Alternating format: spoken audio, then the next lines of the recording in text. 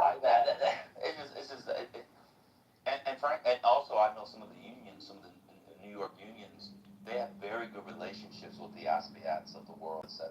You know, from his time in the state senate. He's been in it for a while. To be fair, he's a little older, but he votes the way she's going to vote anyway, and they just feel like it's unnecessary. Excuse me, it's just unnecessary. So that it'll probably be a misstep for him in terms of New York politics, and he'll probably have to take some time building back goodwill. That's what I see. Yeah, it's like unnecessary moves by him when you're trying to get shit done in the city, and then if you start picking people who then become losers, how are those other winners going to be reacting to you along the way? Like, I don't think that's good politics. But it also alienates groups against each other, so there's no reason to alienate labor. So if you are a union worker or a labor leader or whatever,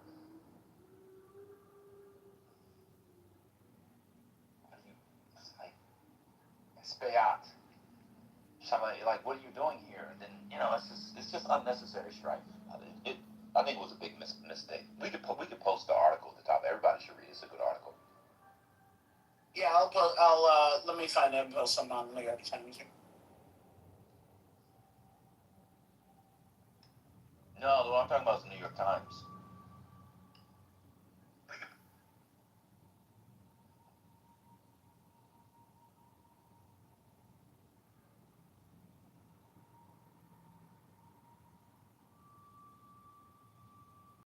So first lady, aren't super PACs crazy? She's probably gone. Okay. What are you eating? Are you eating oatmeal and bananas? It's overnight oats. Yogurt with raspberries and blueberries. That was close. You were. Greek yogurt. Oh, that's great. Wait, why did you put a granola in it? Yeah, I'll put a touch. There's a wonderful vegan granola, maybe it's vegetarian, that you can get off Amazon. It's fantastic. Amazon? I don't know, but it comes in the mail. It's really good. I was gonna say, when the Democrats lost in 24, sometime in 25, Jamie Harrison, who was the old chair of the DNC, was on Twitter and decided to, I guess when he was trying to have that podcast, which obviously is a failure. Or maybe it's not, I just don't know. He got back and forth with people, and it was about APAC. And he tried to explain how a lot of the expenditures that the APAC tracker and other people were pointing to were from super PACs. And the candidate cannot control that, and people just do not understand that. I think many people in here are learning for the first time what I said. I think many people had no idea that the candidate cannot tell a super PAC to not spend on their behalf. I think that probably surprised me.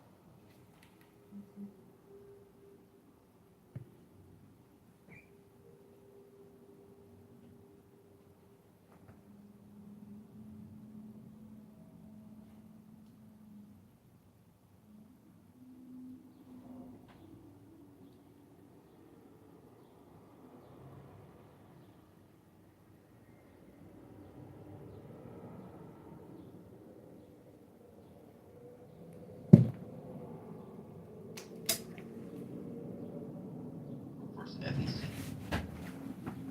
And then I think there's some statutes on it now too. So. And by the way, super PACs can raise unlimited amount of money for a slave. Unlimited. I have a woman in my family who, I'm not gonna tell the girl's resume, but she's a lawyer, and she clerked for Court of Appeals. I won't say which circuit. You know, you have the Supreme Courts and you have the circuits. And it was all the circuits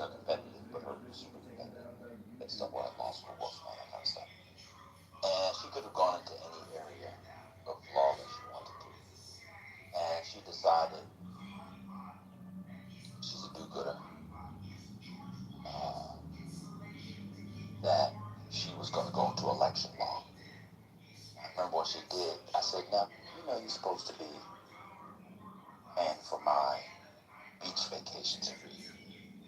Why in the hell would you go to election several years later? Because it's like 8 people that do it. She's making money hand over fist. It's very arcane and complex. And there's a case in here that this room has talked about many times. She won the case against the Trump administration. She's doing that kind of stuff. She's not old, but it's just not a lot of people doing it. And so a lot of people don't know this area of the law. And it's turned out to be very lucrative for her. She's paying for the beach vacation.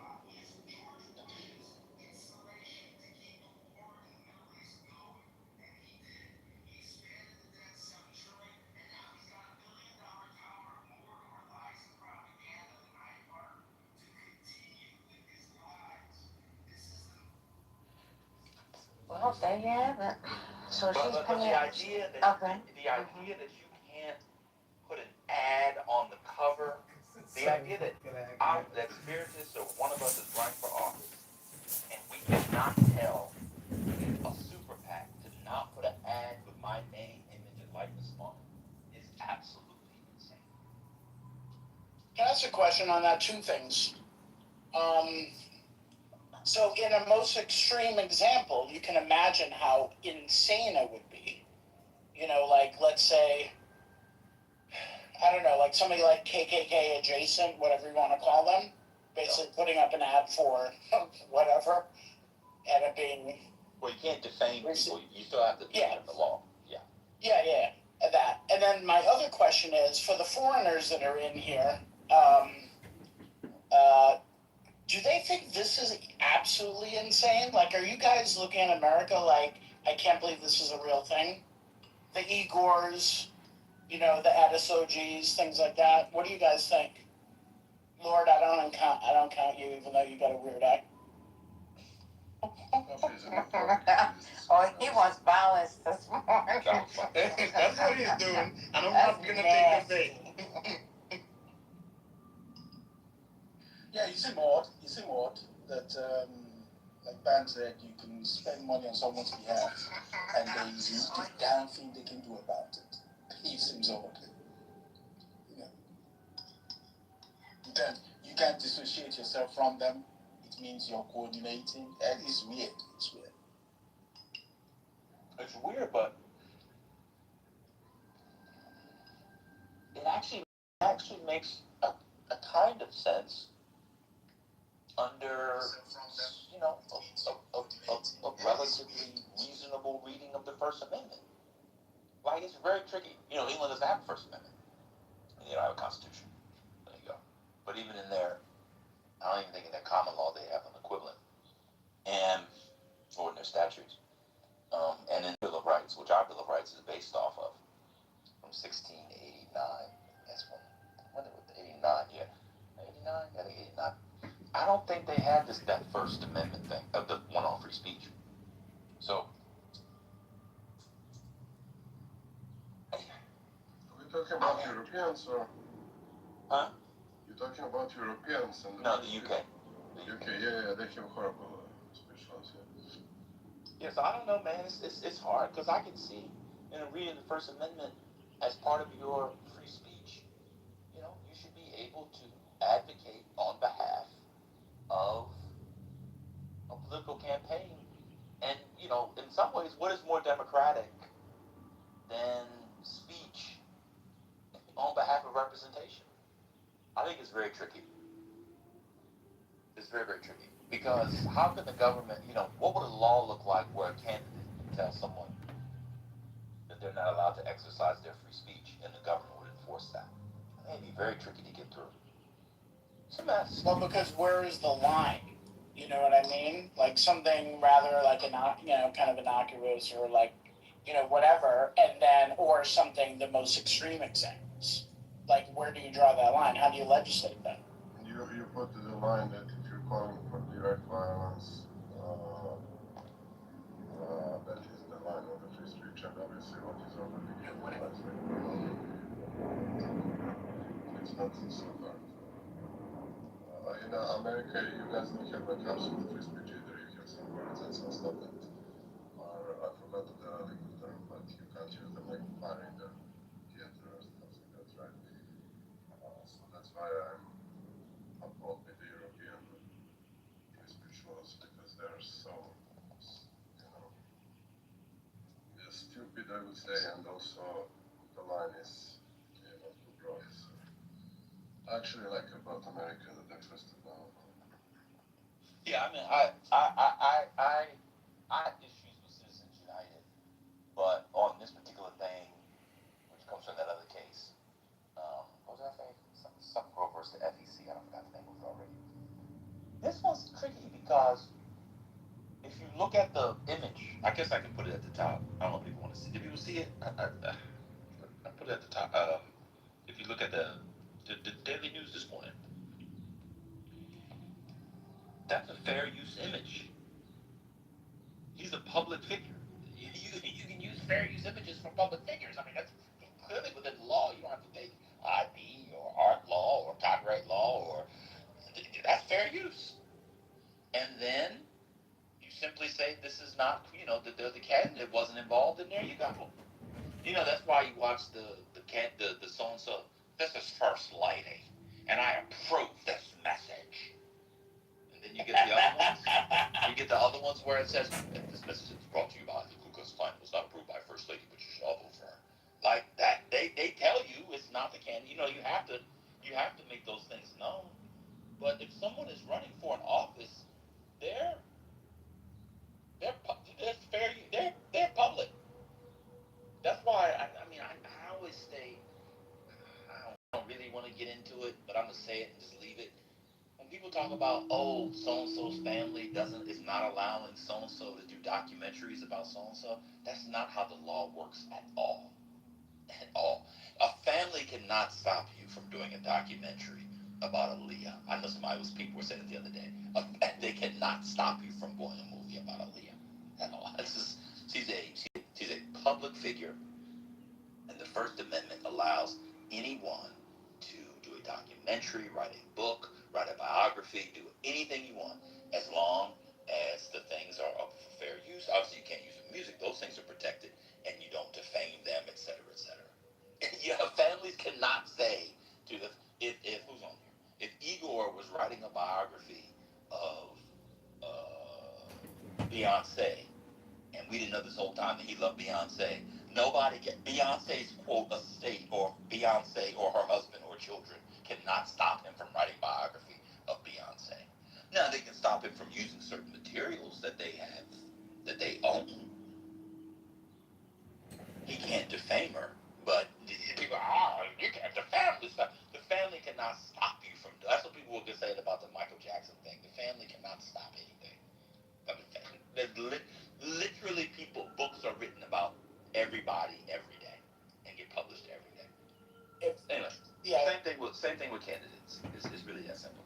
If you go on like Amazon Prime documentaries or Netflix documentary, you know how many documentaries on musicians or groups that are out there that are so bad, and they're bad and they didn't have permission from anybody, because the type of people they're interviewing have zero connection to anybody that was in the band, related to the individual, whatever it is, and they're getting some shitty UK music journalists to opine under bad lighting in front of a camera.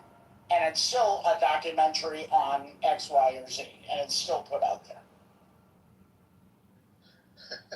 I feel triggered. UK is just gonna have to take it. That's it. No, but generally the European laws, they have like hate speech, and it's very broad. So basically it's an open interpretation, and mostly like Germany, UK, those countries like seriously have like a very broad views of that. I had a case maybe a year ago. Damn. But the right-wing podcaster or commentator called some other left person fat lesbian, and he got 6 months in the prison. And she's actually lesbian and she's actually fat, right? So I mean, you know, maybe that is too much to put somebody in prison. To be fair, he was, you know, regular offender, you know, so, you know, maybe some fine or something, but, you know. Igor, did you need to point out that she was fat? Yeah, It's a fact of the case. Yeah, I mean, that's factual thing. I'm not like trying to body shame or anything. And the second thing, I think the free speech should be free. That's exactly what Ben is saying, right? About the political speeches, I consider the free speech also the right of the assembly, protesting and stuff like that. But I think that is kind of like very stretchy. I understand the reasons, but I'm kind of against that. Also, in most European countries, if you like deny the Holocaust, you will get 5 years of prison. And I think that is like, you know, too much. The morons were denying that. Power. You know, they're sacrifice, you know, so I don't know. I like that is the best thing in America. That's not best, but I really like the First Amendment.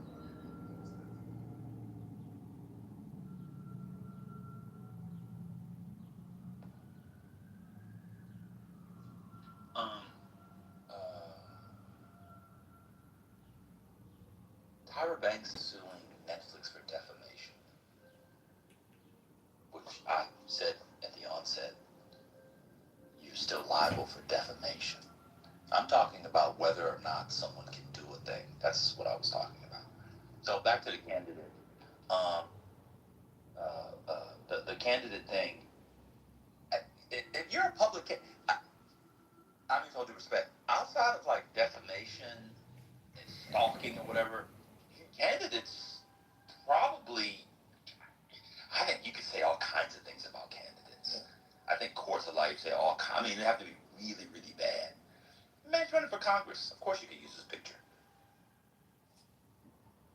You know, Doc, you can come up. I don't know what the funny thing is. I mean, it's open season in the UK here. It's open season on public figures, in as much as you don't cross the line. The line being defamation, slander. I mean, a whole lot of nonsense. This guy recently won one, which was rather odd. What's his name? Harry, against the male group. And if people saw what he went through in order to bring the case in front, I mean, because you being part of the royal family doesn't excuse you from scrutiny, but it was the fact that they went overboard and the kind of underhand tactics that they got up to in order to get some of the stories. That was how he was able to win the case. Here's the concept that's not real, but sticks are. Now, what's that? Disclaimers and biographies are you? I've never seen. I read biographies all the time. I've never seen a disclaimer. What disclaimer are you talking about? I mean, usually if it's not authorized, they have a disclaimer saying this is not authorized or sponsored. Where? Yeah. Somewhere where it's noticeable. I don't. It could be in the back of the book, inside the book. What book? Can you give an example? Is the person alive or dead or has an estate? I mean, yeah. Sure. Okay, so I have it. Okay, so I have the. I have 10. I'm in my living room. I've got 10 biographies right here. I'll just randomly choose one of somebody alive from somebody dead with an estate. So this was the one that came out last year, Ella Fitzgerald. I read this. There's no disclaimer in here. Wait, was it authorized by her? It's unauthorized. It's unauthorized? Yeah, there's not one disclaimer in here. It's just a biography by a music scholar. Like, people write biographies all the time. I mean, yeah, okay. I'm just saying, like, to avoid litigation, if it's not authorized or approved, some type of. What do you mean? They could sue them if they find that some of the things about them is like not true, or. Well, that's true with the disclaimer or not. I've never seen a disclaimer in so first of all, you don't need to get you don't have to have an authorized biography. If you're a public figure, the First Amendment allows you to do projects on public figures. I'm looking at our acknowledgements. There's no it's just a No, it's biography. not. The estate. I hear What do you ask mean somebody. It's the First subjective. Amendment authorizes you to? I said I mean, it you can't allows. I didn't say That was authorizes. The First subjective, Amendment man. allows you just to write. allows. Allows you to write biographies about persons who Censorship is a are concept. public No, it's persons. not. It's As subjective. long It's as you subjective don't defame now. them, you don't need a. Yeah, that's what I'm talking about. Like, could come and sue you, and so to avoid litigation, they just say, well, you know, I authorize or sponsored by so and so. These things that are included in this are of my opinion or whatever, whatever. Like people do this all the time. What do you mean? I understand they do it, but even if you do that and you defame them, they can still sue you. What I'm saying is, I don't know what's confusing. I don't know why people are saying because what you're saying doesn't make any sense. It does make sense. People do this May I all just the ask time. a question? So, No, they don't do it. They don't do it all the time. I read biographies all the time. I've May- never seen disclaimers. may I I have just no ask idea what you're talking about in biography. question, please? So, this is for Ada.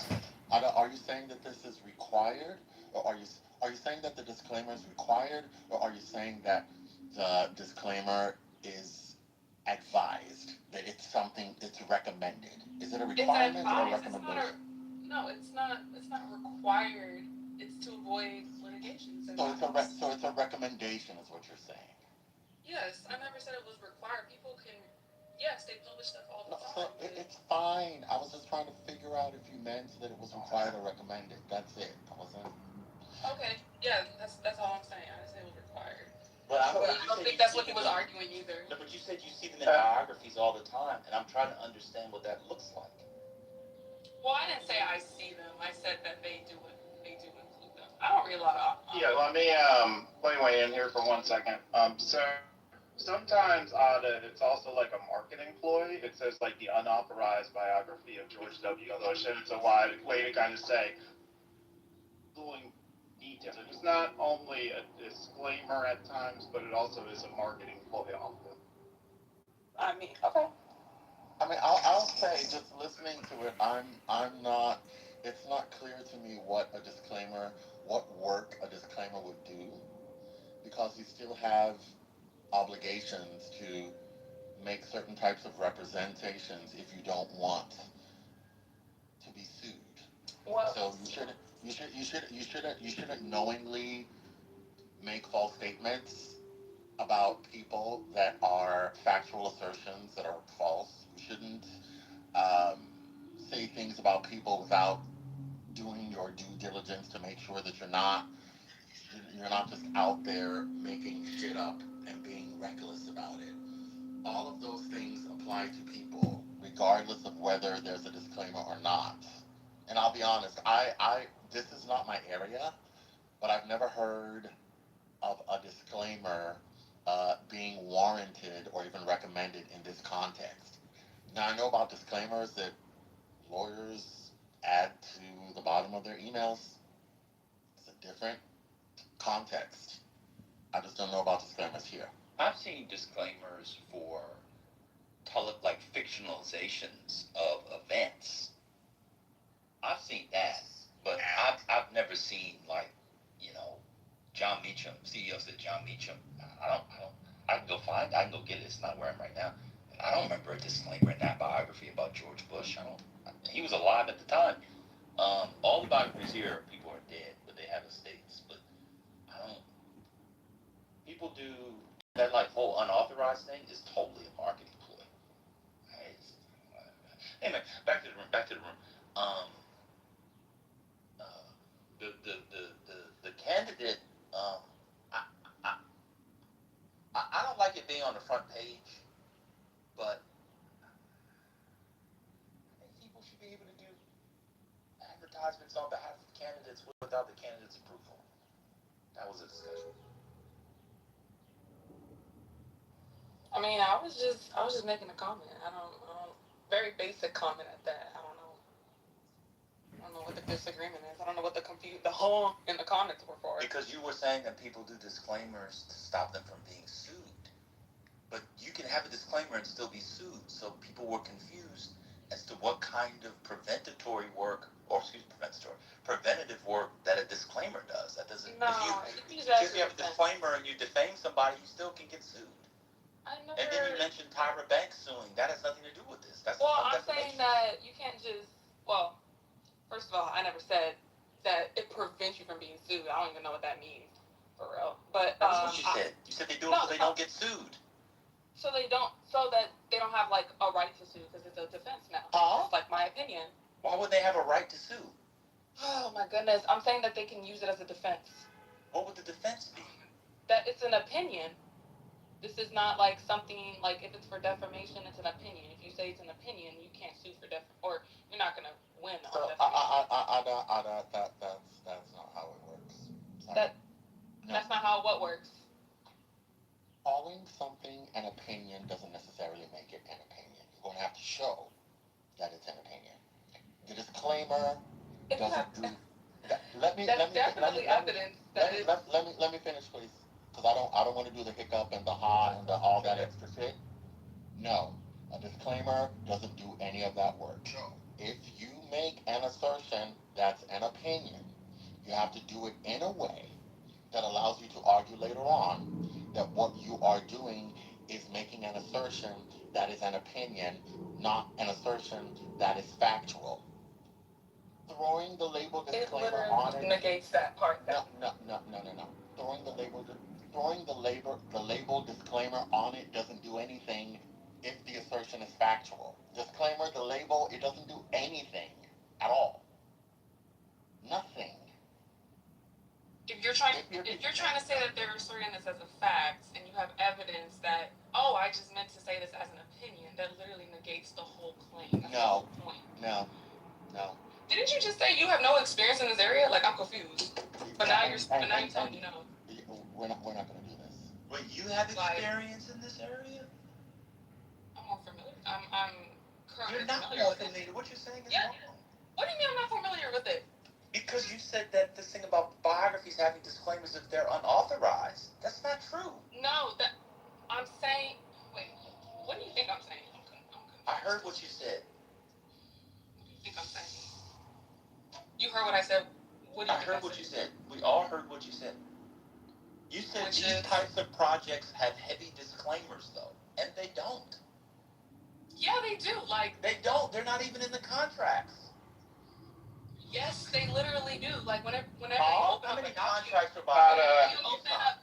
How many biographies for contracts have you signed? No, you can wait. You don't. How many biographies have you worked on? That's a better question. Yes. I don't think that has anything to do with the validity of my claim. The claim was, and I'll repeat it. You said these types of projects have heavy disclaimers, though, and they don't. Have you ever watched a documentary like in the beginning? I said biographies. I didn't say documentaries. You said biographies, documentaries. Yes, and all these types of things that put public figures out into public light. Okay, so I watched a coup d'etat. On soundtrack to a coup d'etat, there was no disclaimer. I don't know. Every single documentary that I've watched always has a disclaimer. Okay. I don't know. I think you're taking your personal experience and you're just like inflating it significantly. I'm not. I actually let me just finish for a second. I've had a literary agency for 16 years, so I've seen these sort of contracts, etc. And only a minority of these biographies have like the unauthorized thing, right? That's like the majority of them. So I never said it, and you said about the majority. I never said about most. You didn't say some. You could have like avoided the whole thing by saying some. You make an assumption that I'm talking about all has nothing to do with me, and I'm not. I actually wasn't asserting my opinion originally. I was talking about the actual law. You also said that the disclaimers help you avoid litigation. Yeah, because you can use this as a defense that, they try to bring some tort against you, like, hey, this is going to fail because this doesn't. No. So if I have the disclaimer, I can. Y'all are saying no, and y'all don't like just understand. It's okay. You're right. Some of us, you're right. You just finished law school, so you understand. Oh my God! I didn't even say anything like that. The man has a literary. One second, ma'am. Let me finish. The man has a literary agency for 16 years. He's been working in the field with books, documentaries, etc. since you've been in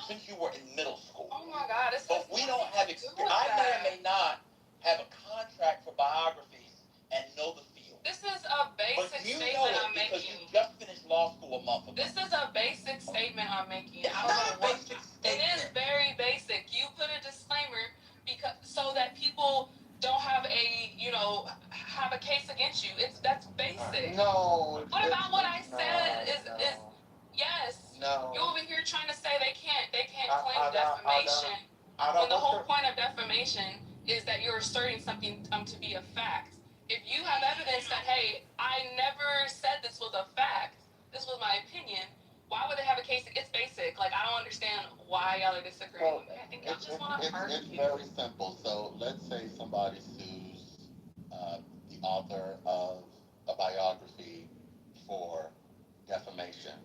You expect this stage to believe that the defense attorney for that person is going to file an answer, and in the list of affirmative defenses, one of the affirmative defenses will be disclaimer. You're not going to see that at all. Oh, really? No, you won't. Why not? Don't you have experience? What cases have you argued on it? I didn't say I had experience. Our experience. I never asked you about your experience. No, I didn't. You said he didn't have experience in it. No, he said that. He literally said that. He said it's not my area of expertise. He was giving Exactly. You then called back and said you have no experience in it. What experience do you have in it? I said. What I experience do you literally have in it? repeat. Oh my God, What you want to argue with me? experience do you have in it? Why are you yelling at me? What experience do you have in it? I didn't say experience. I said expert. I just What repeated what he expertise do said. you have in it? Okay. I don't know why. Because you do a thing where you think you're the only body who knows something. No, I didn't. No, I literally didn't. What didn't. expertise do you have in it? I don't have expertise in Or what the experience type do of you law. have in it? Or wait, I don't have expertise. You don't have any expertise in anything. Oh yes, I do. I absolutely do. You passed the bar. You don't. What does that have to do with expertise in a subject? What's your expertise? That's minimum competence. What are you talking about? Time. You're not spending published. enough I'm time definitely with the published. law Okay. to have You're published. in Yes, I am. anything. In what? Nothing. In what? Yeah, in what? In what journal? You're published in law journals. Yeah, and you don't care You have about that. solo authored law journals showing your expertise. Solo? Yeah. It's not solo authored. What the fuck? Were you the first author Let me on tell it? you something. Obama, Were you after the first author graduating, on it? Obama, Okay, after so can we get back to graduating the from subject? Harvard Law, Can we get back to the subject? and being the president of the You're Harvard Law upset. Review, would never have said that he had expertise in anything after getting his JD. Never. Okay. He never would have. Okay, I don't Because care. he would have been lying. You're the one who said you don't have expertise in this type of law. I didn't use And no. then, I didn't that's use that. literally what you said. Yeah, but that doesn't mean you can't have an opinion on it. I didn't use that phrase. Okay, he's telling me. He's literally telling me no. He's literally telling me no to a basic. I don't use the word experts and expertise that way. I don't. This has nothing to do all with the time. This is basic. This has nothing to do with It's expertise. so basic that you don't understand it. I do understand. No, you clearly don't understand it because you keep disagreeing with a basic part of defamation. This is like, I don't know, like you clearly don't understand if you're disagreeing with a basic part of defamation. One of the main defenses to defamation is proving that it was an opinion. You said that the disclaimers would prevent litigation. Prevent? What do you mean? When I That's say what you prevent said. litigation, That's I what mean you that said. they won't have a case against them. So there's no reason to sue.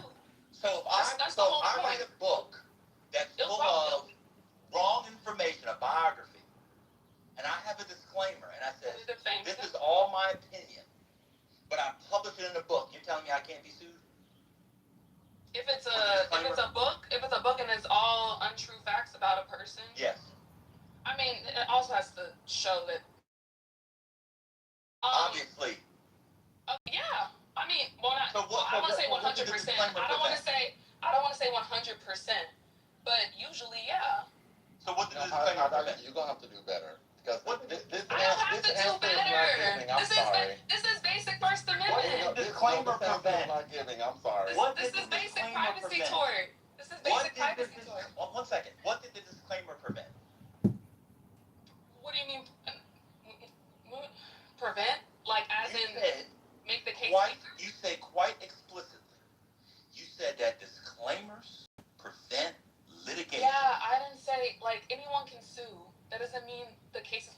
prevail. What do you mean? Like, Right, I'm not so sure I put if a I have to disclaimer. explain that because y'all don't understand. Like, I don't understand what. Y'all don't understand. How do you don't understand what somebody means when they say Hurricane has been prevent. lawyering longer than you've been alive. He doesn't understand it. I'm talking to you. Wait, who? Hurricane. He You're talking literally to me said and he Hurricane. doesn't. He literally just said that. He just said that. And because I said it, I repeated it, now I'm an asshole. You're yelling at me. I simply What said, don't I we simply understand said, that you understand? I simply said this is not my area. Hold on. That's what I What said. do we understand that you don't that you understand? Well, it sounded like earlier you're saying you can say whatever about public figures. No, I didn't say that. I said you can do a Oh my God. I literally said you can do a project on any public figure. Just like with the candidates, it has to be fair use, but you can't defame them. I mentioned defamation 50 times. I said you cannot make things up, but when people were saying the family was preventing them from doing a documentary about Aaliyah, families can't prevent you from doing documentaries about Aaliyah. Now, you can't use things that aren't fair use, public use, etc. You can't use the music. If she's got a set of documents or letters that the estate owns, you can't do stuff with that. But you can do an entire documentary about Aaliyah without their permission. How do we know that? One, we know the First Amendment. Two, there is one. I think it was on TLC or something. So people always say, like with the Michael Jackson documentary, oh, they needed the family's permission. You do not need the family or state's permission to do documentaries, biographies, novels, etc., based off a public figure's life. You don't. I mean, you And can so be I at did risk not of say litigation. you can say anything. I never said anything close. It could be at to risk say of anything litigation. about the subject or those adjacent to the subject. I quite literally said you can't do it. So what don't I understand? Ban is not wrong about Ooh, like, look at the chat. Ban is not wrong about any of this. If Ban, Oh, Lord. no, I'm being honest, he's not. He is He's not. never wrong. No, I was he's wrong. wrong. This is basic. Sometimes. He's not wrong I'm about telling this. you it's basic. Perhaps I'm I telling know you, something so why are you about writing a disagreeing with biography. me? Perhaps. Is Then it why possible? are you I disagreeing know I with didn't me? go to law school, but is it possible I I never know about even writing brought up law biography? school. What? I never even brought up law school. I don't know why you are. Because you're telling me I don't understand how writing biographies for documentaries. I mean, this is no. Actually, Hurricane said Ironically that. Ironically enough, I did take this area in law school. That's a discussion. But go ahead. Okay. Yeah. Yes. I took IP, art law, business law. Took a whole series of courses in law school. Yes, it's just I was interested in. But I Okay. didn't. So I don't know. So, I don't know what don't I why you're understand about what I disagreeing said? with me. What did I get wrong about what I said? You're disagreeing with me. Why don't you What ask did I yourself? get wrong about what I said? What do you mean wrong about what you said? Yeah, just now. What did I say about? I'm So saying can that you anybody can do be a at risk of documentary on litigation. Aaliyah? Can anybody do a documentary on Aaliyah? I don't know. Well, I mean, Legally, can anybody do a documentary on a public figure? Oh, they don't want to listen to me. It's okay. You don't know. Can anybody be a documentary about? Of Can course they anyone can. do a documentary Of course they on can. a public figure? Of course they can. What do you mean can? I mean, Yeah, are they allowed to? Allowed to like. Legally. you're gonna have to answer questions Like, better. yes, You can't be yes. asking Okay, questions like a can a lady. family prevent something? No, because Yes, he's no, being or I don't know. No, actually, no. The whole prevent like stickler thing. Now I have to ask questions because Legally, are they allowed to do a documentary on a public figure? without risk of The litigation. answer is yes or no. It's simple. Everything Without has risk of litigation. I'm just saying. Can they No, do? not anything. But Can a family prevent? Can It depends. Aaliyah's family prevent me from doing a documentary on Aaliyah? I mean, it depends. Also, it depends on what. It depends if what they said is if they bring some type of defamation toward or some privacy toward and they violate those torts, then they can bring a defamation case. No, I didn't say could they bring a case. I'm asking if they can make it. Can I make a They can do documentary whatever on they Aaliyah? want. They can do whatever they want. If they just don't want to be sued, there's just certain things that they might have to, avoid. I'm gonna ask you again. Okay, I answered your question. You're not gonna handle me. You didn't answer the question. I did That answer was the after question. the fact. You Like, answered it what? after the fact question. I'm talking about before the fact. I answered the question. No. I said, can their family? I said they can They'll just have to avoid certain things to avoid litigation. I said that, so the family can prevent me? No, I'm saying they can make They a documentary. is the family. Me is singular. They is many people. Okay, the family, insofar they can't bring a litigation or Can the family some type prevent me from doing a documentary on Aaliyah? No, unless you do something defamatory or you violate some privacy or That's or after something the fact. else. What do you mean after the fact? I thought that's what we were talking about. How can I do something defamatory before I made it? I literally said, are we talking about without risk of litigation? And you said, of course, that's what we're talking about. So yes, we are talking about. I'm talking about to do it, the genesis of it. No, you're not going to get locked up if you make a film. I didn't say anything about locked up. You can't. I'm saying, can they prevent you from making it?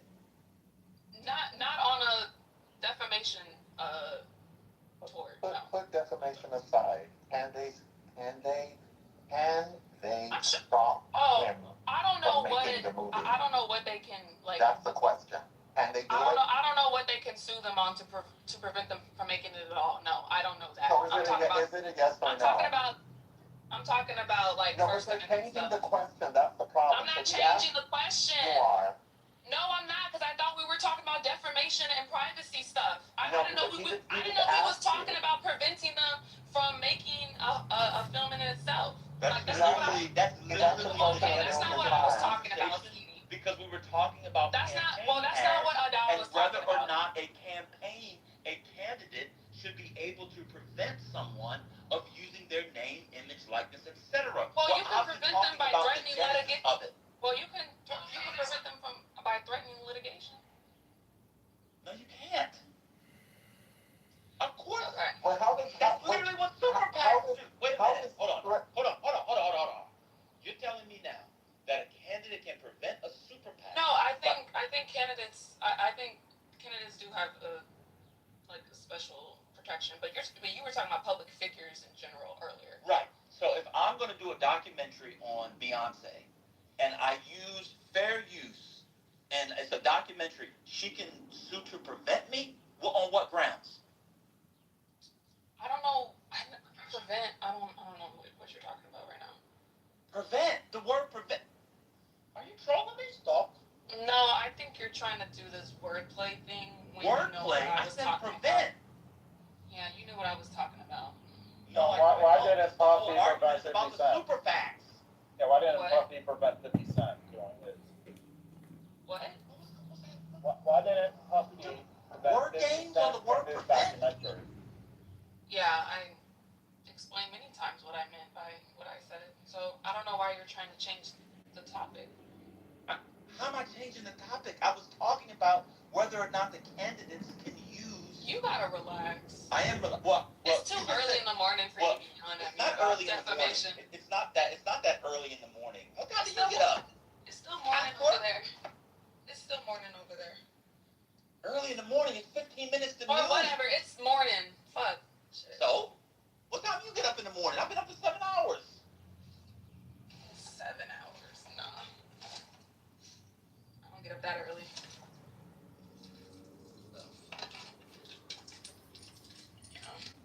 You gotta relax. You gotta listen. I was listening. Because I think the only reason why, because you clearly are trolling. I'm not trolling. I'm I not asked trolling. you, could a family I said something prevent basic. the There's making of a nothing thing? controversial about anything that I've said. I say, could a family prevent it? And you're talking about after the fact. I said prevent. Yeah, and then you said that's it's what I was word talking about. games. That's what I was talking about. That's what Adal was talking about this whole time. So you're confused. No, it wasn't. Yes, it was. How you gonna tell me? It's not what you were talking. So, what does defamation have to do with stopping someone from doing something? Because if you are at risk of litigation, like You're a always threat that at may risk be- of litigation. No, that's not true. No, wait, When are you not at risk of litigation? You're not comprehending him. For defamation, in order to sue for defamation, there has to be a statement made already. So. I already know that. That's why I don't know why he's talking about there being a law preventing anybody I from didn't doing say anything anything. about I never a law. Are you or it from being illegal or whatever. I mean, there are ways to people were like. saying that Aaliyah's family stopped people from making a documentary, and I said, much like that, I brought this up because of the candidate thing that we were talking about. I mean, If you're a public figure, okay. people can do things for you in the public sphere, and there's nothing stopping them from doing that. Okay. I mean, I don't know. Maybe there is a. And they don't. I mean, no. I mean, maybe there's an injunction on it. I don't know. But I'm talking about defamation, so I don't know what you're An talking about. injunction? Yeah. What? On what grounds? I said I don't know. Maybe there is. I was talking about defamation this whole time. I don't know why you're changing the conversation to fit your like mood or whatever. Wait a minute. So when I was talking about super PAC and candidates, you were talking about defamation? Well, you were talking about defamation too. Because that's one of the rules about. In order for someone to put something in, to do a candidate. So then why are you a arguing super with me? PAC? Because what you said was insane. Nothing I said was insane. You said they put disclaimers in biographies all the time, which they don't. Yes, they do. No, they don't. You don't even read what biography. What percentage is all the time, Otto? What percentage? What are you doing? They do it all the time. What biography? What's the last biography you've read? You don't read biographies. What's the last biography you read? Just because you haven't seen it or don't pay attention to it. Otto, what I don't percentage? know anything about the field of biography. Fuck it. What Field of percentage, Otto? biography. Otto, what percentage has I this don't disclaimer? know. I don't know. Give a guess. You're saying all the time. These legal What is people. all the I don't know. Let me call my lawyer and see what he says. I don't know. They Because just. you're the only person who knows the law. What are you talking about? I never said any of that. You Why are don't you know anything projecting? about biographies, girl. Why are you projecting? I never You said don't none know of that. anything about biographies. Just because you girl. go around acting like a know-it-all doesn't mean I do. I don't go to. Yes, you do. When they're talking about food stamps and baby mamas and that, I'm on mute. Oh wow. That's a joke. Sprayed out. A day after. So hold on. So where in the books do they put the disclaimers? I don't know. I'm saying they exist. You said it happens all the time. Yeah, they exist. Yes. So where in the books? In the acknowledgement section? They exist. That's it. I don't know where they want to put it. Probably somewhere conspicuous. And what do disclaimers say? I don't think. Could say something. It's not authorized. This is opinion. All opinions. Not sponsored by. And you read about this somewhere. Where do you know this from? Like, how are you getting this information? I read this in while learning about privacy towards. So while you were learning about privacy towards, He was like, "Oh, you're telling me I'm wrong." When you were reading about privacy towards, 1 second, they were telling you that in biographies they put disclaimers and for privacy towards. One of the I don't want to say main, but one of the major hypotheticals we get when being tested about privacy towards is about, oh, did somebody have like a disclaimer or type of evidence that they can show that it was like an opinion or etc. Oh fuck, I can't park here. Okay. So when someone writes a book, they're usually making arguments. There's already an implication of a lot of things you're saying. But what's fascinating to me, for all of the biographies, someone said in the introductory pages, I'm sorry, I have not seen that maybe I'm reading the esoteric literary biographies and y'all are reading more mainstream ones. Right? I have not seen, quote, all the time, because it's all the time I see it. I read anywhere, and I'm not exaggerating, from 30 to 50 biographies a year on minimum. I know I can call right now 15 people out of my phone who are writing biographies. None of them has a disclaimer. So Ada, what you might be talking about is sometimes publishers become more comfortable if they know someone's going to be very critical, that they have a disclaimer like that, but it holds no legal weight. It's more so it just makes the publisher feel better. Okay. Holds no legal weight. Okay. It doesn't. Okay. So if somebody makes a biography and they assert that everything in this book is factual, and then that causes a defaming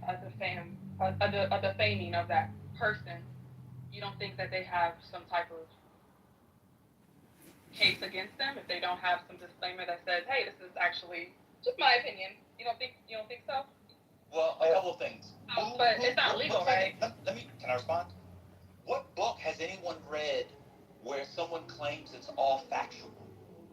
So that would be like a different kind of disclaimer. But Where they're somebody saying, would be saying, "Can I respond?" oh, okay, I didn't know. Why do you ask questions and then start talking about people? I'm sorry, I got ADHD. You do? Probably. Oh, okay. Go ahead. I don't want to be. No, continue. I'm already walking.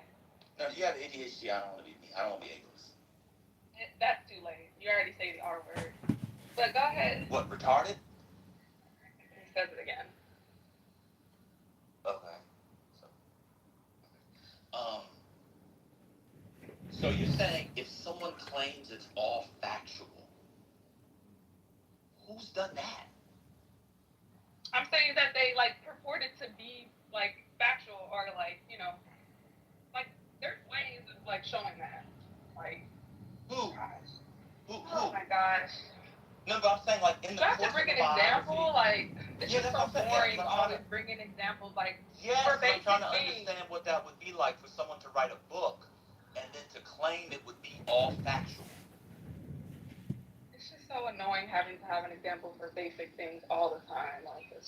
Okay, let's try this. You've never even read a biography. What the fuck? I definitely read a biography. What biography have you read? I've read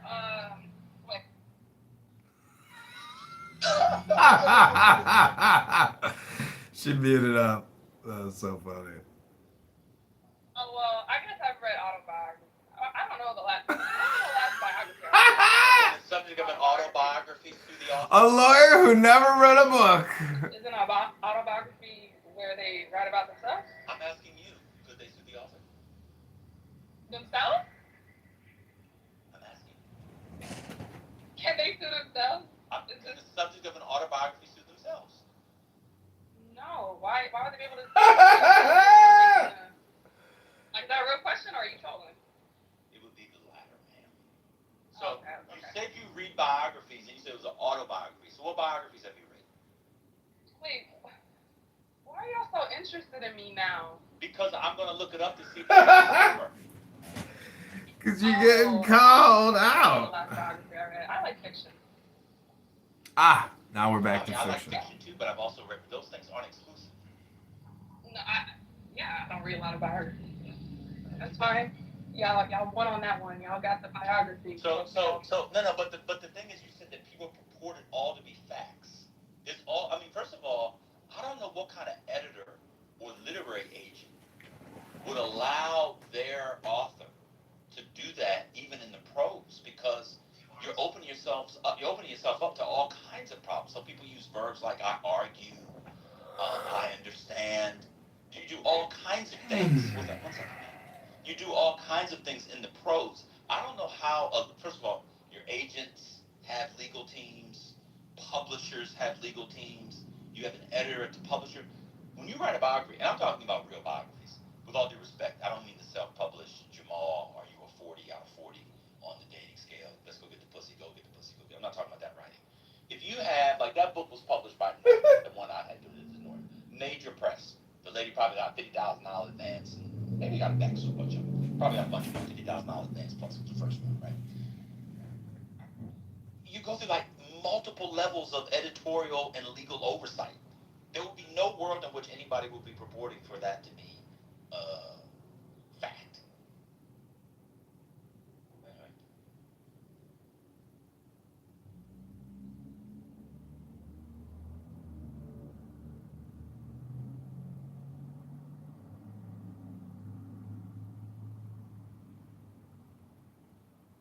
I have to do a better job of recognizing when I'm being trolled. I really do. Why do you think I'm trolled? Oh, breaking news! Breaking news! Oh, okay. Today is the day of big deaths. Alan Greenspan died earlier this morning, and the talking about music. The great music, quote, hit-making titan, Clive Davis just died. Clive Davis just died. Yep, he was 94. He was 94 years old. Well, let me get a disclaimer. I'm reading from the New York Times. Give me the source. They're right.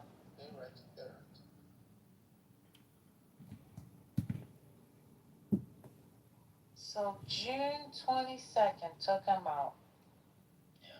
He was 94 years old. That's a long life. Yeah. Who do you think his biggest act was? Whitney Houston. No way. Celine. No. Michael Jackson. Wait. Clive Davis? No. Did he have Clive Davis? I didn't know he had. I don't think so. No. You ever cough and it just fucking stinks? You're like, oh, I never knew my cough. A sneeze could smell so disgusting. And it kind of has a similar odor every time. You ever notice that? Ever notice that? Ooh! Ooh! You know who else he had? Ooh, that sneeze stinks! Ew! Your sneeze stinks! Gross! Ew! Yuck! Okay. Just because you and your mom bought Whitney Houston albums all the time, it didn't mean different people was buying it. Huh?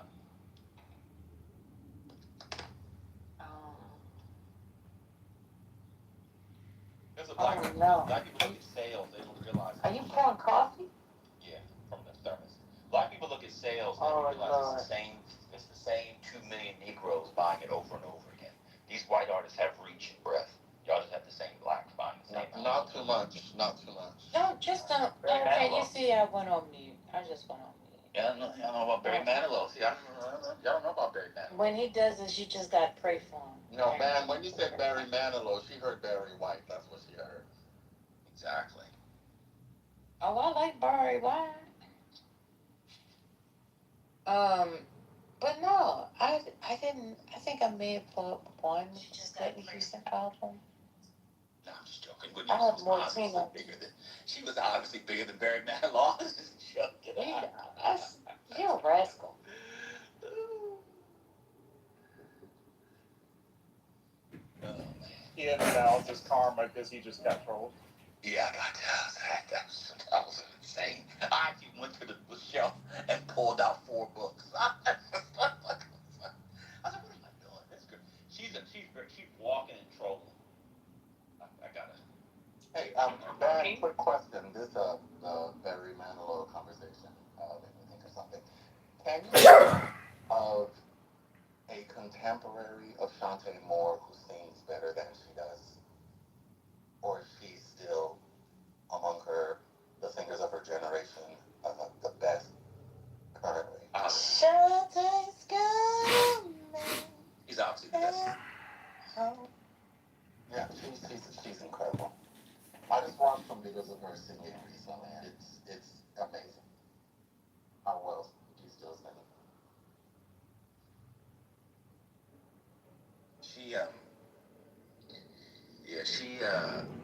She didn't have the songwriting that the others had, but pure vocal talent, it's pretty unmatched.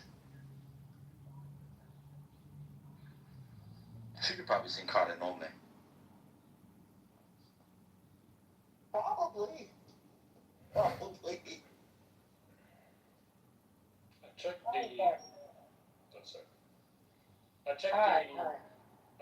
checked the Elon Musk biographies and downloaded the Trump one. Any legal disclaimer I can find is the standard nonfiction disclaimers, especially with finance-related books that are meant to protect the publisher from the readers, not from an author. Exactly.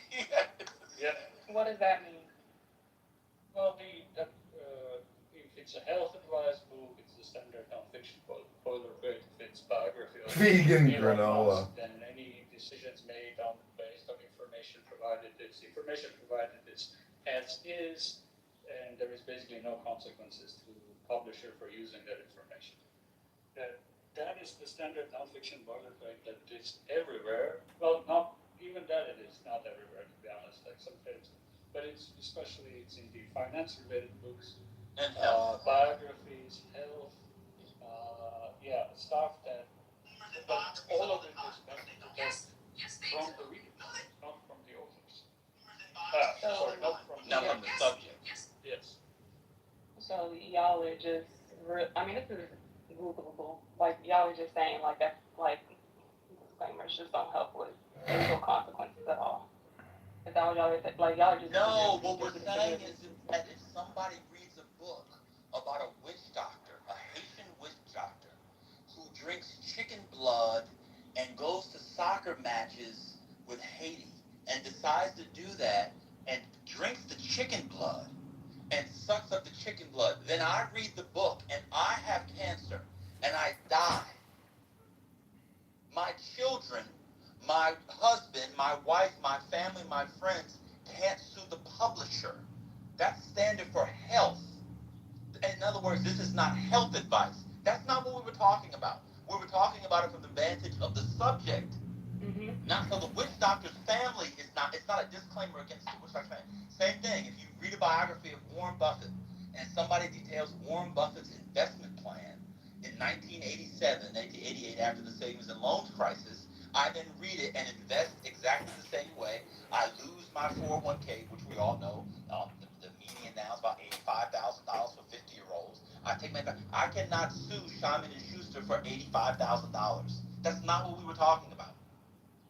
Hello? Hello? And frankly, What? Hello? Well, Hello? that's not what you were talking about. And frankly, Hello? they probably, Hello? to help the people out. Hello? If you read a book and find Hello? something in a book, you'd be very hard pressed to find a court that's going to give you $85,000 back. I think they're just doing it just to be nice to the people. That's not what we were talking about. We were talking about being sued from the subject against the author, not the reader.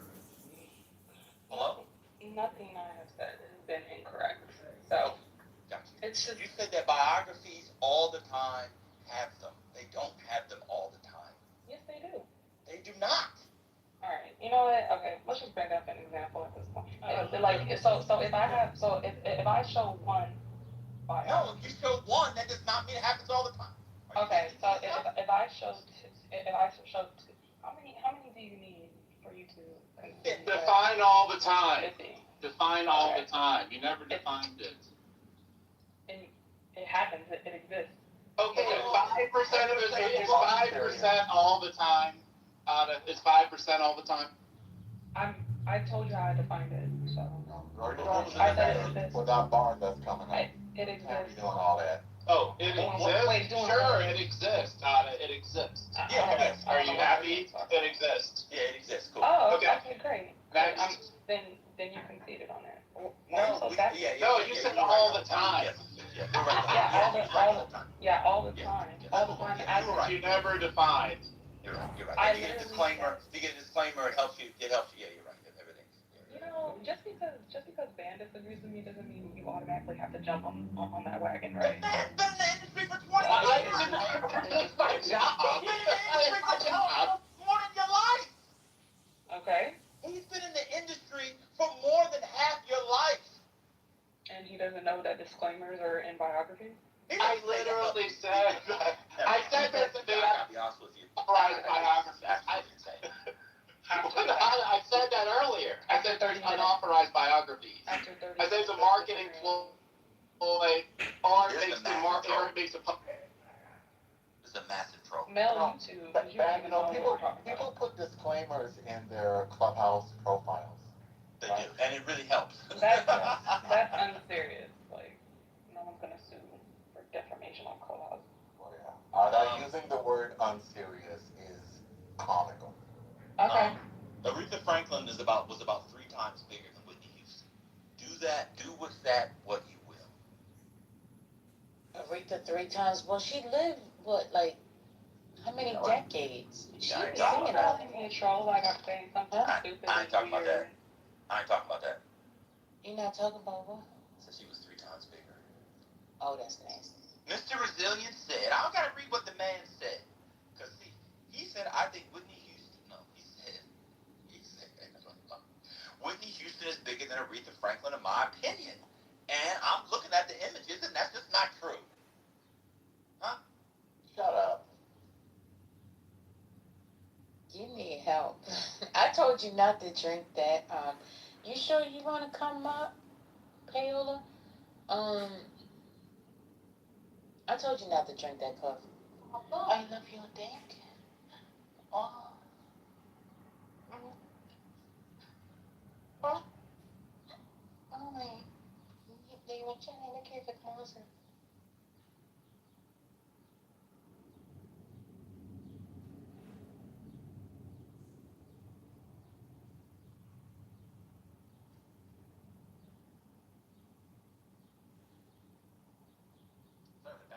Back to the thing. So do y'all Which believe thing? to the original point was about preventing it. I see y'all's argument about candidates being able to prevent or be able to have a say, but I think I'm a side with the court on this one. I think that people should be able to make political ads without the candidate's permission. So I had a scenario that I was thinking about before I left. I had to take a call. And I'm like, okay, what if, I'm running for, I don't know, whatever. I'm running for mayor. And someone picks it up, a super PAC picks it up. Mm-hmm. But they are KKK associated. Mm-hmm. And then they go picking it up and say, yeah, go and support her. She's going to do us right. I don't want my name attached to that. Like, I don't want my face. Like, what's going on? Well, they have to have, watch this, a disclaimer. They have to say that the person is not affiliated with the campaign. So they do have to say that. But the problem is that gets you into a land of defamation. Because there could be real damages on that. But you don't know. But that's the thing, that it could be an innuendo. I could be saying she supports us as Americans, not as the KKK. I know, it's tough. That's what I'm saying. Election law is very, very tough. Yeah, that's what I'm saying. When you say you side with the court, I'm like, I think the ability to come in and talk about it and then have someone judge is the most likely thing that I would like to see happen. Not that it's an automatic, the super PAC has the power to do so. If I want to be disassociated with it, there should be a process to allow me to do that. No. Especially if I can't contact them and you're tell them take this shit down. No, you're a public figure. No, so when you decide to run, all of that is on offer. It's all on offer. Everything's available, from the rooter to the motherfucking tutor. So let me give you an example. Grant Plattner. I'll give a better example. When I run for Senate, all of the back channels of me getting titty pics, requesting titty pics, the videos, the meetups at the Whole Foods for hand jobs, the trips that I've taken with about 5-6 women on here, the foursome that I had on here was a female, male foursome. All of those things, all the Kitover recordings, all of that is on offer. Once I open myself up, to that sort of scrutiny, it's all Graham Plattner's texts. If that lady turns those texts over, well, that may also have to do with what's it called when you have two-way consent, both party consent, or whatever that's called. That may be a little different. See, it all falls into different types of law, telecommunications law. Like, it's kind of messy. But all this is to say is that somebody can have a super PAC and say, look, there was this guy named Van. He was in the back channels. 3 of us met up with him one time. We had some bourbons, and next thing you know, we had the leaning tower of pussy, and and he was going up and down the three of us in a bed. That's all available. It's all available. The Leaning Tower of Regina. No, pussy. You need alliteration. Leaning Tower of pussy. No. It's too early for the cat word. The Leaning Tower of pussy. They'll call me the Don Giovanni of Clubhouse. No one have hurricanes in Madamina. They're like, a mille tre. Mille tre. He got 3,500 hoes in different areas. Yes. So different clubhouse houses and rooms and privates and all that shit. 3,500 Yes. and counting, okay? In Turquía no va tuna in España. In España son ya mille tres. Huh? That's I got the whole Rolodex. That's all gonna be available.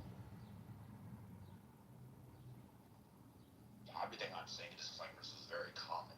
Just show me one. I've got multiple biographies here. None of them have disclaimers in them. Also, before you go back to that. So remember, Ben, she's cheating because if 0. Oh, sorry, go ahead. Yeah, 0. I'm looking at articles. But I mean, you never define the number. So if it's 2%, then you're I don't have to define a number. But if it's 2%, then you're correct. Right? All the time does not mean a fixed number. It can mean 2%, right? It can mean 2%. I mean, correct? it could mean like it happens. Like But it could mean what? It happens. It happens. It could have happened 21 times out of a million books. Okay, right? I don't really care what you're talking about right now. I'm reading articles by lawyers. Yeah, but you want people to care about what you're talking about. You want people to care about what you're talking about. I mean, if you don't, it's not going to affect me. She's just making it so she can't be wrong. You're You're arguing so you can't be wrong. The person that you're talking to, you don't care about the person's assertions. But you want the person to care about yours. Okay, well, CEO has already been rude to me, so it's fine. And Ben, you asked me to come up to talk about this stuff. I don't know why. I know, but You're talking to the room, Hope. No, you're not. You're still talking about it. Well, you see it. We agree. It happens, but it does not happen all the time. Okay, well, I'm reading articles by lawyers that say that it is very common. Well, It's not a complete. Lincoln.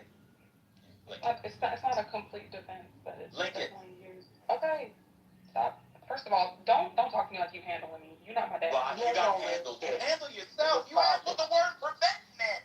You said you didn't know what prevent meant. No, I didn't say I didn't know. You said I was playing word games on the word prevent. Oh my God, you're yelling in my ear. Let me turn Because you you are a troll. I'm not trolling. I said can it prevent? You said I'm playing word games. The word was prevent. Oh my God. Go to work. Don't study. Okay, bro. Hey, let me do you like we did in Kalisha. Go study. Get off the app. Go pass the test. Get off the bitch. Go. We want you to win. Stop talking to us. We're old. He passed the bar. I drink at 1. Go. Get off of this. And stop talking to Sandata on here. It's going to mess your brain up. Go. That is true. Isn't the bar exam like in a week or so?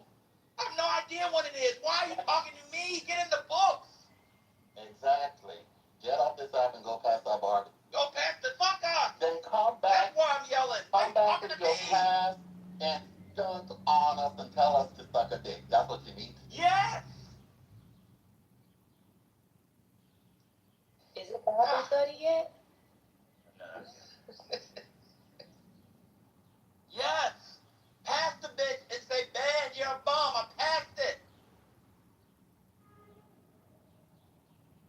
I had to move her down. In fact, how can I block her off the app? Block her until July 4th, because she really does need to go and study. Yes, get off this bitch. God, first lady. I have nothing. Gotta come back in for a Van Clip crash out. Go read a book, retard! But I think the benefits outweigh those kinds of negatives. And I think think the benefit, not the benefits, what the First Amendment is trying to do. I just don't think I don't think a candidate should be able to control my speech. So, okay, so you talked about all the back channels and all that. Obviously, a super PAC can use it to be against you, right? Yeah. I'm talking about what if, like, they're being positive about it, and I don't want their support. You can't control their speech, though. But I don't want it. It doesn't matter when you're an I don't want it. I should tell you go to court. Like, I do not want these people, singing my praises. I get it. Ain't nobody singing your praises. Speech, but what they stand for is. What if I don't want it? I don't want to be associated with the KKK. Hello? Hello? Am I audible? Bitch, you a racist. You laughed your ass off with Charlie Kirk. Hello? So would that be just during the campaign? I mean, because I could imagine, like, I understand what you're saying, but I think the implications of that could be really expansive, right? So do people in a public setting get to talk about, like, how far does that extend, right? So at a public event, you can't say, hey, I'm supporting so-and-so. Is it just in commercials or video, like how far would that speech go? I think that would be really hard,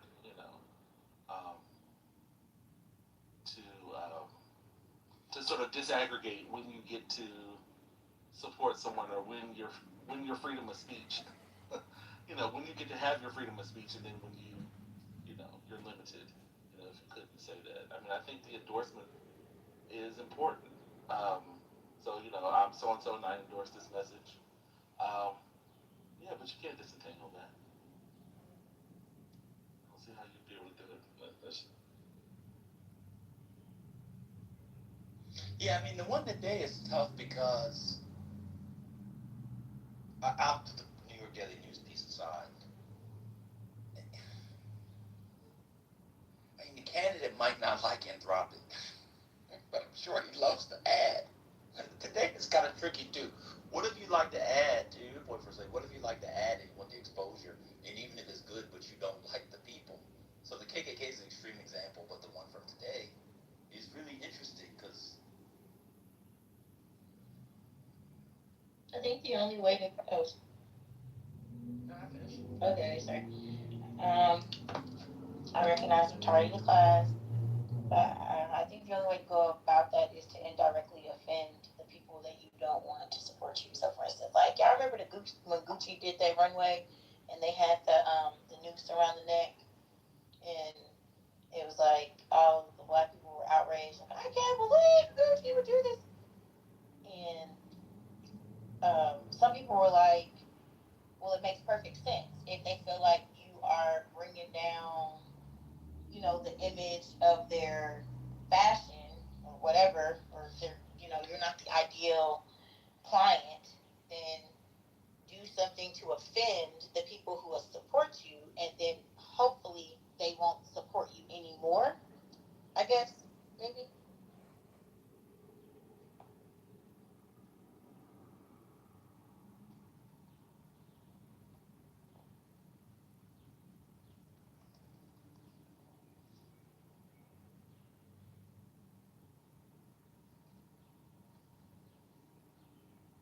Not. Sorry, Penny. I didn't hear your submission. I only heard part of it. So no, I'm just saying I guess like indirectly disrespect the people that you don't want supporting.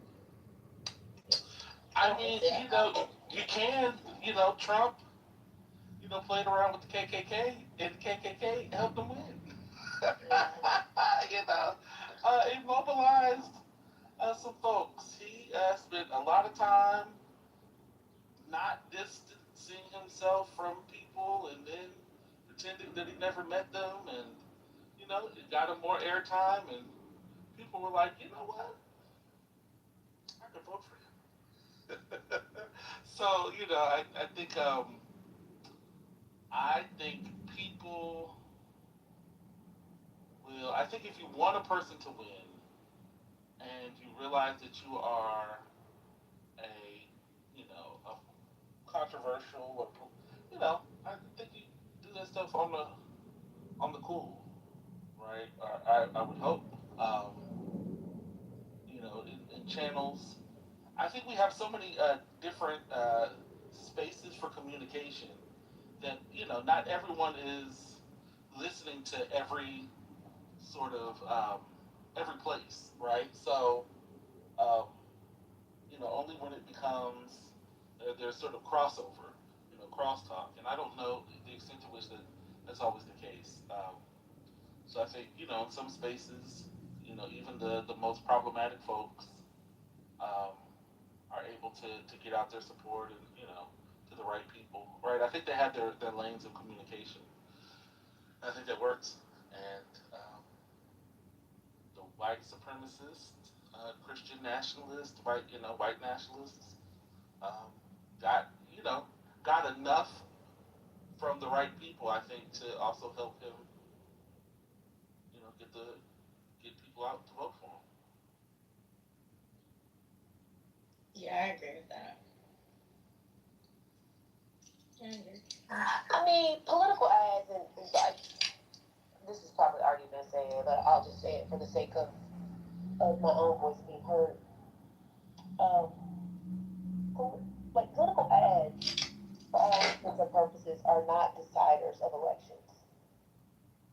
And so, like, while they can shape impressions and may feed to sort of the worldview of particular voters, they don't actually, like, normally it's the people who are persuaded by an ad are people who already had a worldview that sort of aligned with that ad.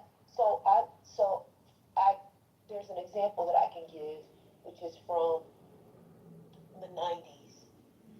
There was an ad maker, a political ad maker by the name of Alex Castellanos, and Alex was the guy behind the ad with the white glove. There was a white glove in the ad.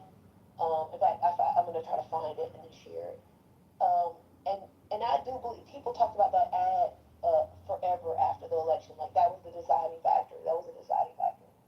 Similarly, in 2006, I think, 2005, 6, um, Harold Ford Jr., he was a then congressman representing the congressional district that included Memphis, Tennessee. He ran for the United States Senate against a guy named Bob Corker. And the last few weeks of an ad, they ran, or weeks of the campaign, they ran an ad that made Harold Ford Jr. look as if he was courting a bunch of white women. He was unmarried. At the time, um, he there were rumors that he dated white women. He eventually married one, but at the time he was not married. And people remember that ad as the thing that sort of like tipped the scale. And I think maybe theoretically those ads that I'm referencing probably did in sort of like a generic, sort of a general way, maybe have tipped the scale. But the voters who were persuaded by that ad already believed that worldview, already had that worldview.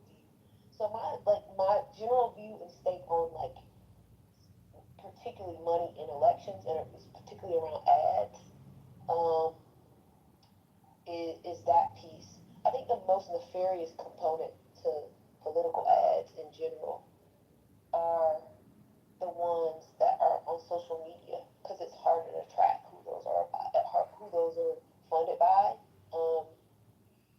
and so I don't really take a whole lot of stake in, like, oh, it's really the funder that supports the thing. Like, the people who would like that ad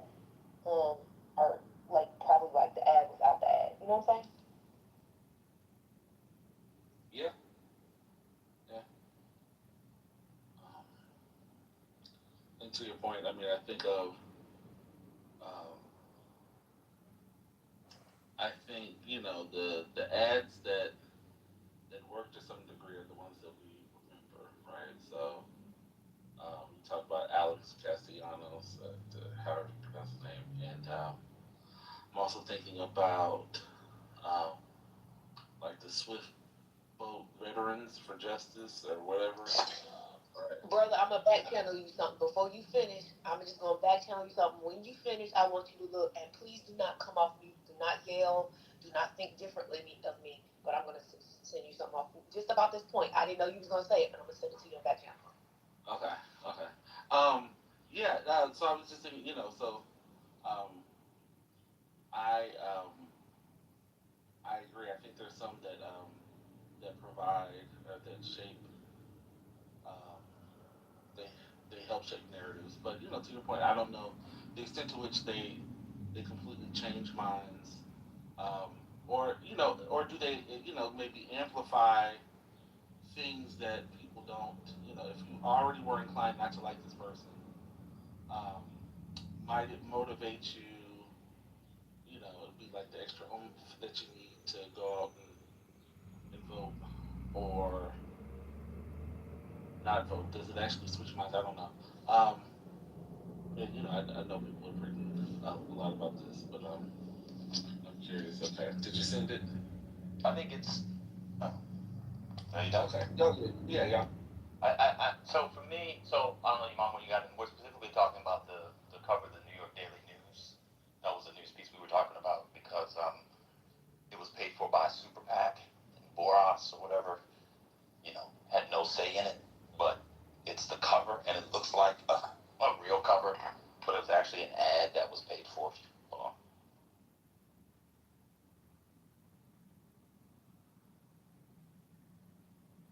But it was actually an ad that was paid for by a super PAC that's really anthropic. And so this is my view on ads. I've read a lot of articles on it. I've talked to people who studied it for a living, and I can find someone that agrees exactly with what your mama says. I can find someone who agrees, who disagrees with everything she said. I can find 80,000 people in the middle. I think it's one of these things where if it works, it worked. If it didn't work, but you have to spend the money so that it works. It's like running a trick play in football. Trick plays oftentimes don't work. You have to, they're abortive, you lose 15 yards, but if they work, they work. And so you got to run a trick play. And the other thing about it is, one thing I dislike about it is a lot of the research spends a lot of time, not all of it, but a lot of it does on the presidential election in the general. I'm interested in a lot of this stuff in primaries, local races.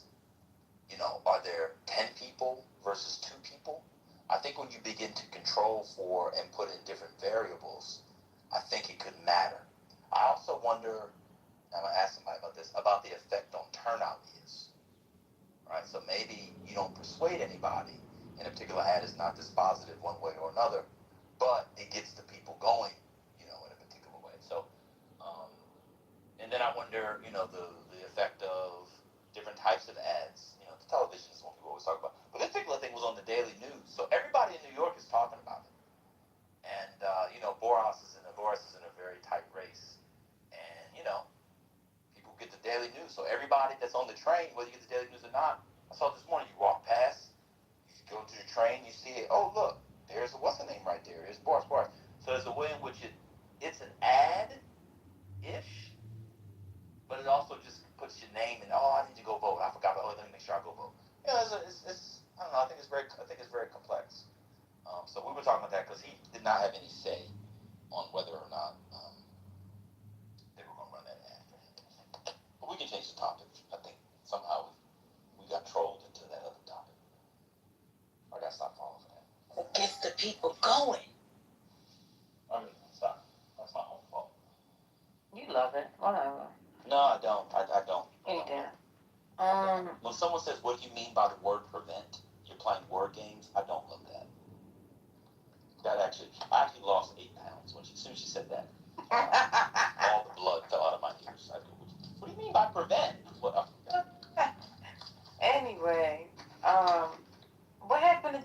free. Yeah, I'm playing this afternoon. I can't play it right now. Oh, I mean, like I'll be able to play it in like 25, 30, like 25, like 20 minutes. If people want. But Patty's here. She might want to play her. Okay.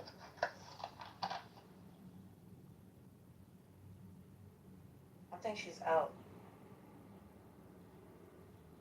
I don't think she's audible today.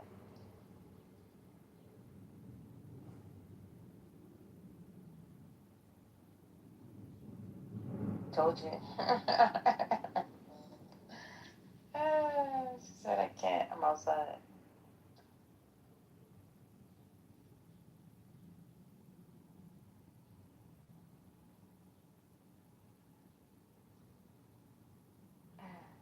Well, brother, I don't know if I got a chance to say Happy Father's Day to you yesterday. I know I said it to the space, but Happy Father's Day. Hope you enjoy. Happy Father's Day to all the wonderful men that are here, whether you have kids or not.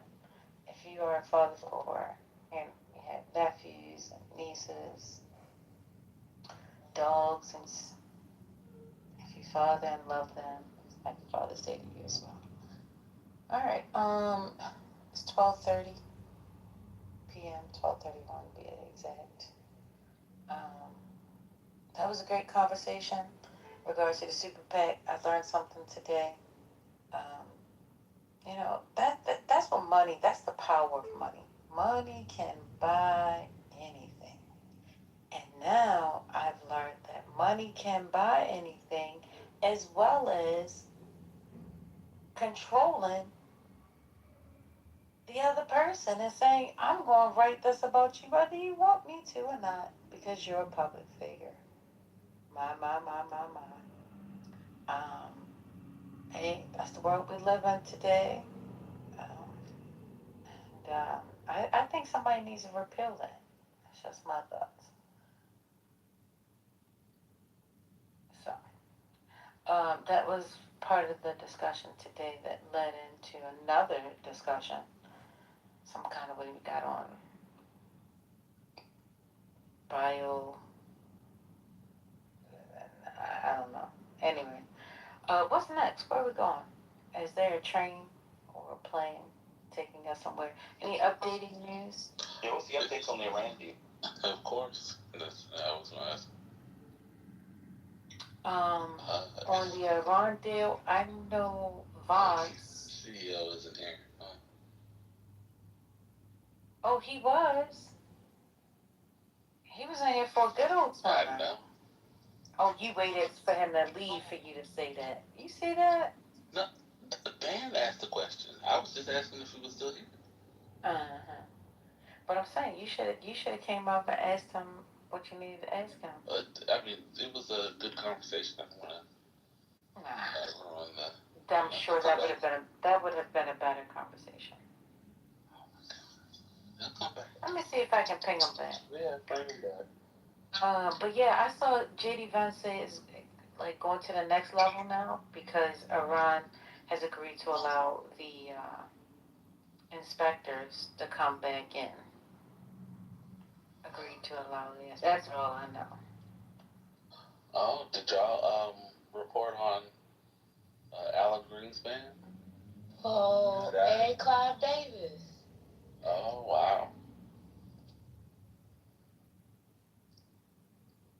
Oh, is that why y'all started talking about Whitney? Yes. Oh, okay. Y'all know, Van probably knows this, but y'all know that Andrea Mitchell is Alan Greenspan's wife. Yeah. Yeah. That's wild. And for those that are new to the space, Clive Davis, at the age of 94, on June 22nd, 2026, is no longer amongst the living. I haven't seen that come across CNN yet. I've been waiting for that. Is this for certain? Yeah. It's major news outlets have broke the news. Okay. All right. Cool. Another piece Yeah. of So. news. Go ahead. Hey, Evans. Yeah, another piece piece of news is that a deconfliction mechanism has been established for the ceasefire in Lebanon, which excludes Israel. Remember what I was saying about the Qatar, Egypt, Turkey, and others take momentum away from Israel in Lebanon? Seems that that's happening.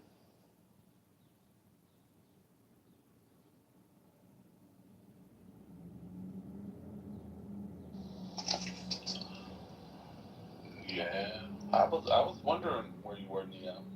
I figured you were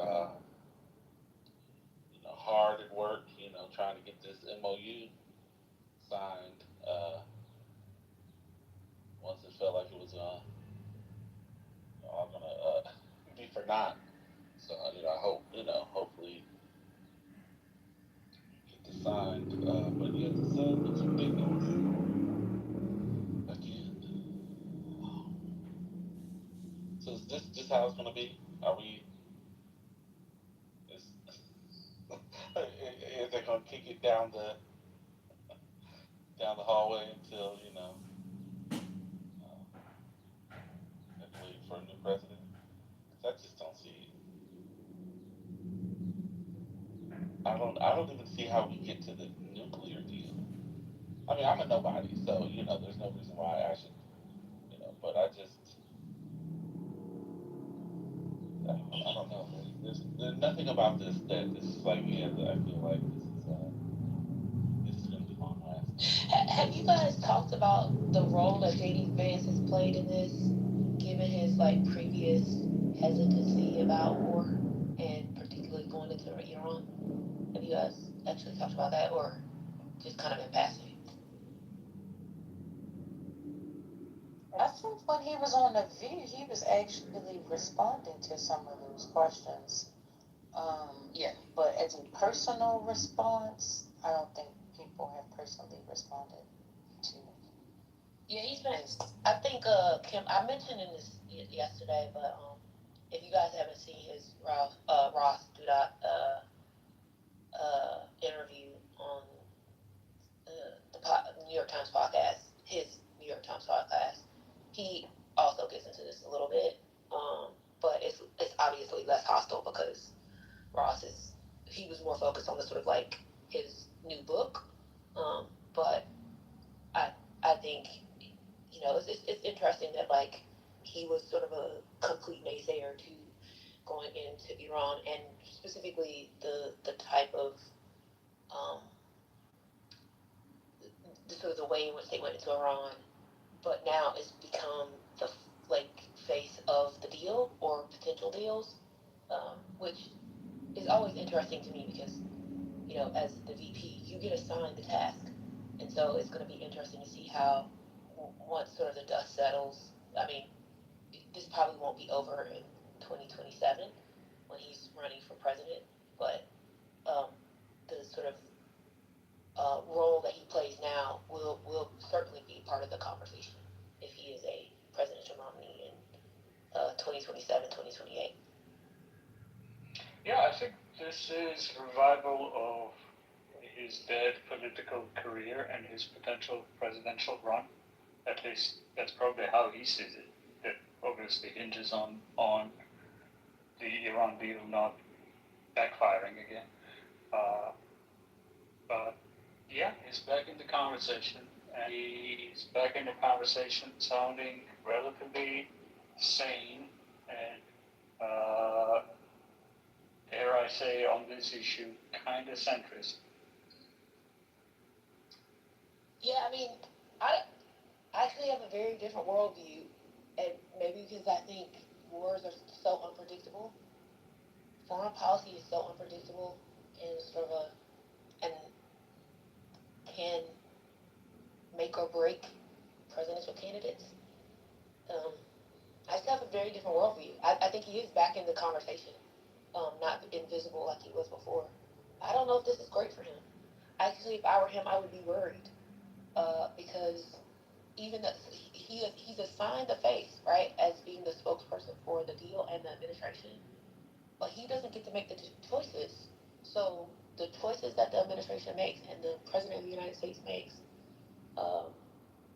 ones that will decide his fate as whether or not this sort of like impact taints or helps his worldview on or his campaign as he runs for president. Now, the one thing that always happens in U.S. elections, as you all know, about all presidential candidates, there's always about like, oh, they don't have foreign policy experience. So this does give him that. But I think it's largely contingent on like the decisions that's made and whether this deal is actually seen favorably or not. And I think we've heard a lot about this sort of previous week still. A lot of Republicans from both sides of the don't agree with the deal. And so it's interesting. He also inserted in the New York Times interview, he inserted Obama's name and the JCPOA numerous times in the conversation. Yeah, it's an interesting thing.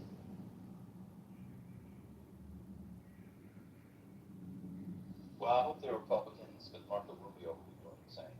I hope the Republicans do nominate someone whose main portfolio or dossier is foreign policy. No one's ever won the presidency, and it's one of the great ironies, and I don't know why people in the media, like you just said, I don't know why people have foreign policy experience. No one cares. No one cares. Those with the most foreign policy experience in our lifetime never win. Ever. Ever. Except 88. It's so funny because you say that because the best, I will not say who the best person was, but on paper, the most qualified person on foreign policy in 2004 couldn't get out of Iowa. Yeah. On paper, in terms of like their career, not just on foreign policy, but as like their full career. I know who it is. Want me to say? Yeah. No, you say. General Clark. No. Bob Graham. Oh, I completely forgot. He couldn't even make it out of Iowa. 2-term governor, United States senator, sat on foreign policy, wrote the 9/11 commission, was part of the 9/11 commission, couldn't make it out of Iowa. Did Bill Richardson ever run for president? He did. Same thing. Yeah, that's what I'm saying. I hope they run on this. I mean, it would be amazing if J.D. Vance decided to run for president on an Iran deal in which, as Jarl wants to remind us, although we talk about it all the time, they killed 156, and we were literally talking about it yesterday, 156 schoolgirls, what's the name went up, gas price. I would love that. And then you basically get, I mean, he said yesterday that did you see it, Neoliberal, what the big breakthrough was yesterday? Neoliberal, are you there? Or are you marinating me? I think he's on the phone. Oh, okay. Did you guys see what he said today? In his country, they don't have a cell phones. Oh, he's on the Soviet landline? Oh, he's got to go through. He's got to get permissions from Comintern to be allowed to, it didn't make me mad, Jarl. We talked about it yesterday. But it's exactly right. If people want to run on that, like, that's all going to come up. It's going to come up with the AI discussion. I really hope they do, because Americans, I mean, it's horrible. No one's mad, brother. No one's mad at all. It was just good timing that you said that with the conversation. We know you're not listening to the conversation, but it was good timing nonetheless. But the big breakthrough yesterday, for those of you who didn't watch the J.D. Vance press conference, and you said this, I apologize. I was taking care of an ablution. Was they're going to agree to UN inspectors. Anyone see that? Anyone see that? Yeah, I saw it. Yeah. No, That say was the that big again. breakthrough yesterday. What was the big break yesterday? Iran's going to agree to UN inspectors. That's. So when I heard I that, just said that. I just said that. Oh, okay. I said I was away. If someone said it, I apologize. Oh, whatever. You heard me say it. You just want to say. Would you like to know what the ablution was? Is that why you want me to tell you what it was? No, fine. Just go ahead. Just say it. But anyway, when I heard that, I cut 2 toes off. Yeah, it done. That was the whole problem with the Obama deal.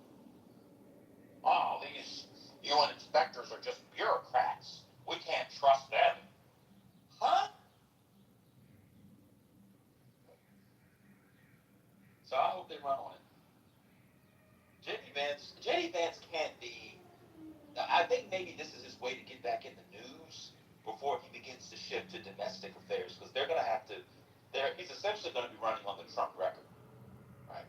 Domestically, and that's what people are going to be voting for.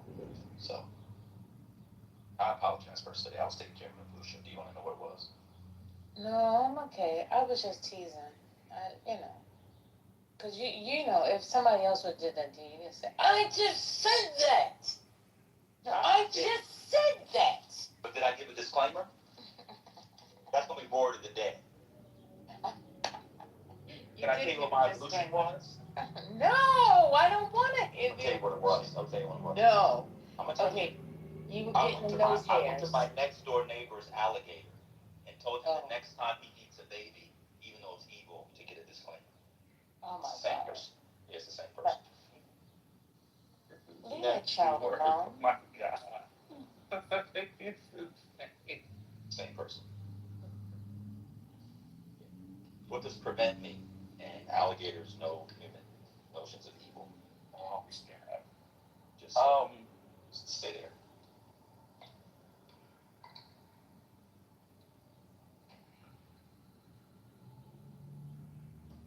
So what have they gotten that's different than the Obama deal?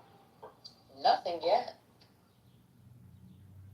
Well, what's improved besides, I guess, the threat of bombing? They keep saying threat of bombing. Is there anything else that's different? I know. No, there is something major that I don't think we actually discussed. Oh, good. And that is the fact that this will not be coming out of the U.S. tax dollars to pay them back. They'll be getting just their sanction money that was held. Isn't that different? No, that was true for Obama, too. That's not different? No, Obama, they just say that it was like $300 million that had been frozen, and it accumulated a bunch of money, their own money. I don't think there was any tax dollars. Yeah, but why would we be giving them tax dollars if we didn't destroy infrastructure during the Obama administration?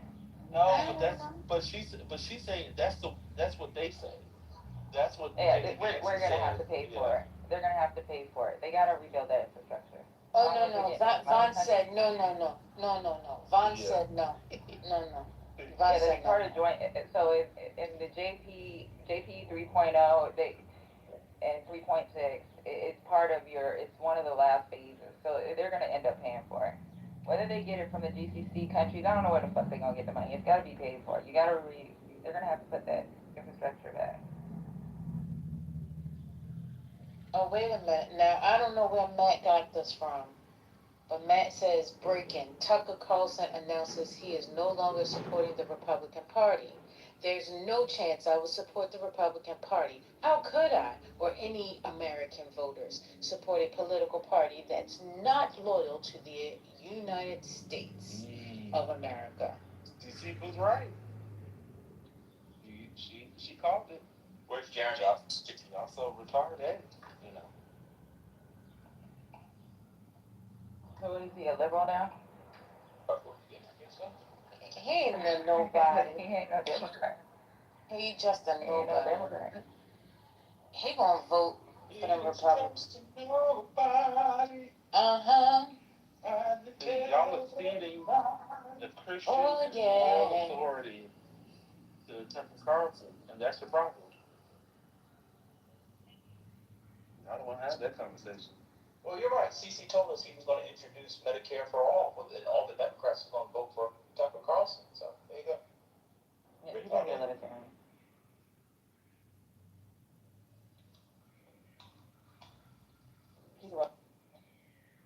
He'll be right back voting for Exactly. the party in 2028. Hello. He will probably support J.D. Vance. I think his son actually working for J.D. Vance or was working something like that. They'll do that thing where they'll be like, Trump did so much, so important, but, I think he lost his way there, but we can really pick up MAGA. Yeah, but you're right, JD. You're right, Marco. Okay, I'm back on it. I mean, I can't vote for a Democrat. I can't vote for John Ossoff. I mean, this guy. And so they'll do the thing where they'll say, like a lot of quote independents do. I mean, both sides are bad, but I'll spend my 5 minutes bashing Democrats and not saying anything about Republicans. It'll be that sort of thing come election time. I was thinking like retarded, and that's your problem. That's true. I want to be retarded.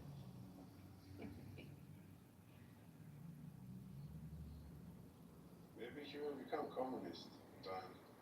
He's a socialist. Yeah. Could you imagine? Oh God. She tried to act like she didn't say that either. That was the craziest thing. Oh yeah, that was wild. I'm gonna be honest with you. That was the thing I did here. I couldn't understand that one. Y'all were using her bag. I couldn't hear shit, but I heard retarded. I was like, oh. BWA called me retarded for a month after that. That was hilarious.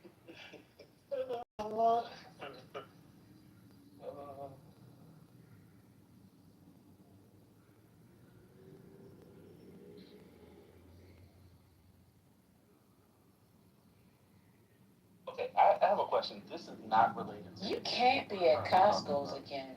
You just can't. I'm not, ma'am. And if I am, I'm helping stimulate the economy. What are you stimulating? What am I gonna eat? Well, I help to stimulate. You took the PTR. I mean, they're great. Oh, no, I'm sorry. I apologize for that. That was inappropriate. I need to clean my patio furniture. What do y'all use to clean like the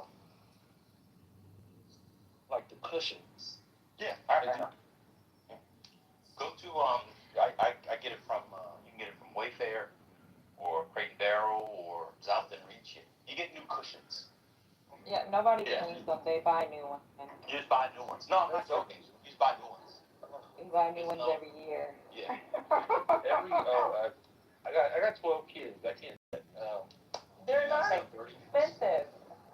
The one that I have are yes. Well, you should have covered them or took them back in the house. I did, but I used it. I normally take them.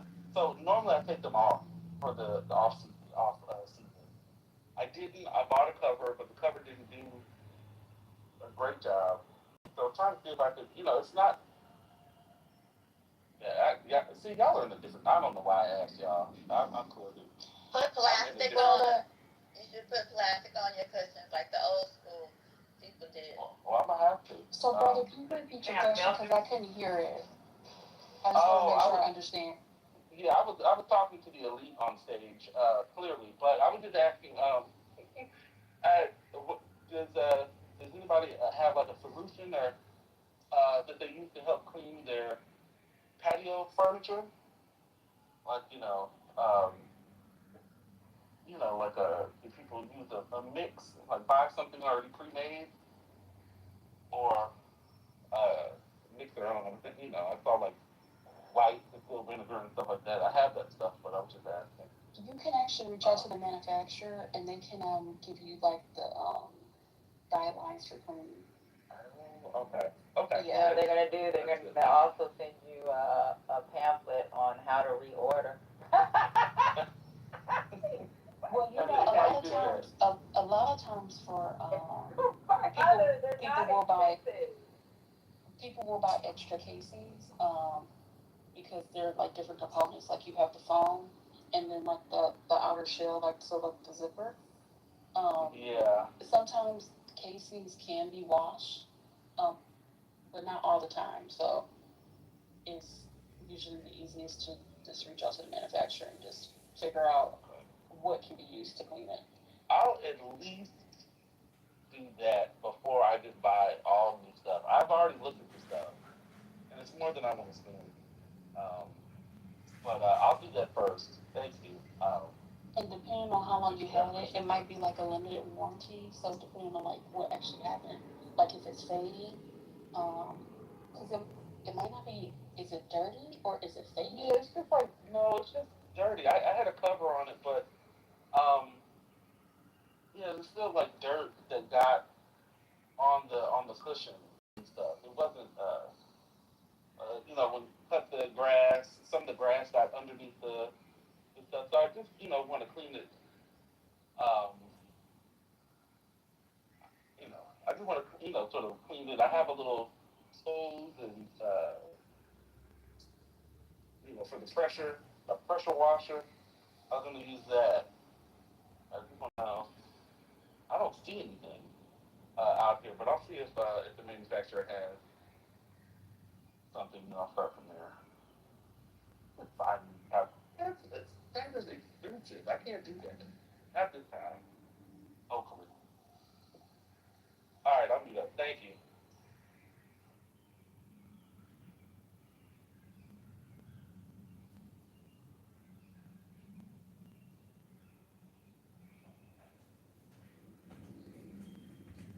Well, for the fourth time, because it's under the chat again,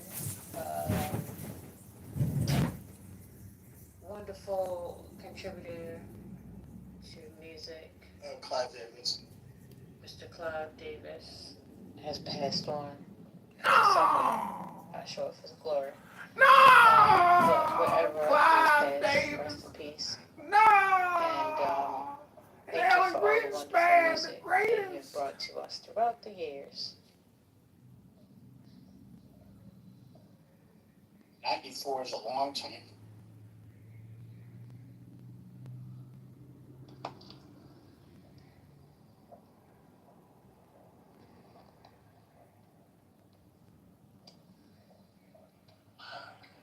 Somebody got the horses coming.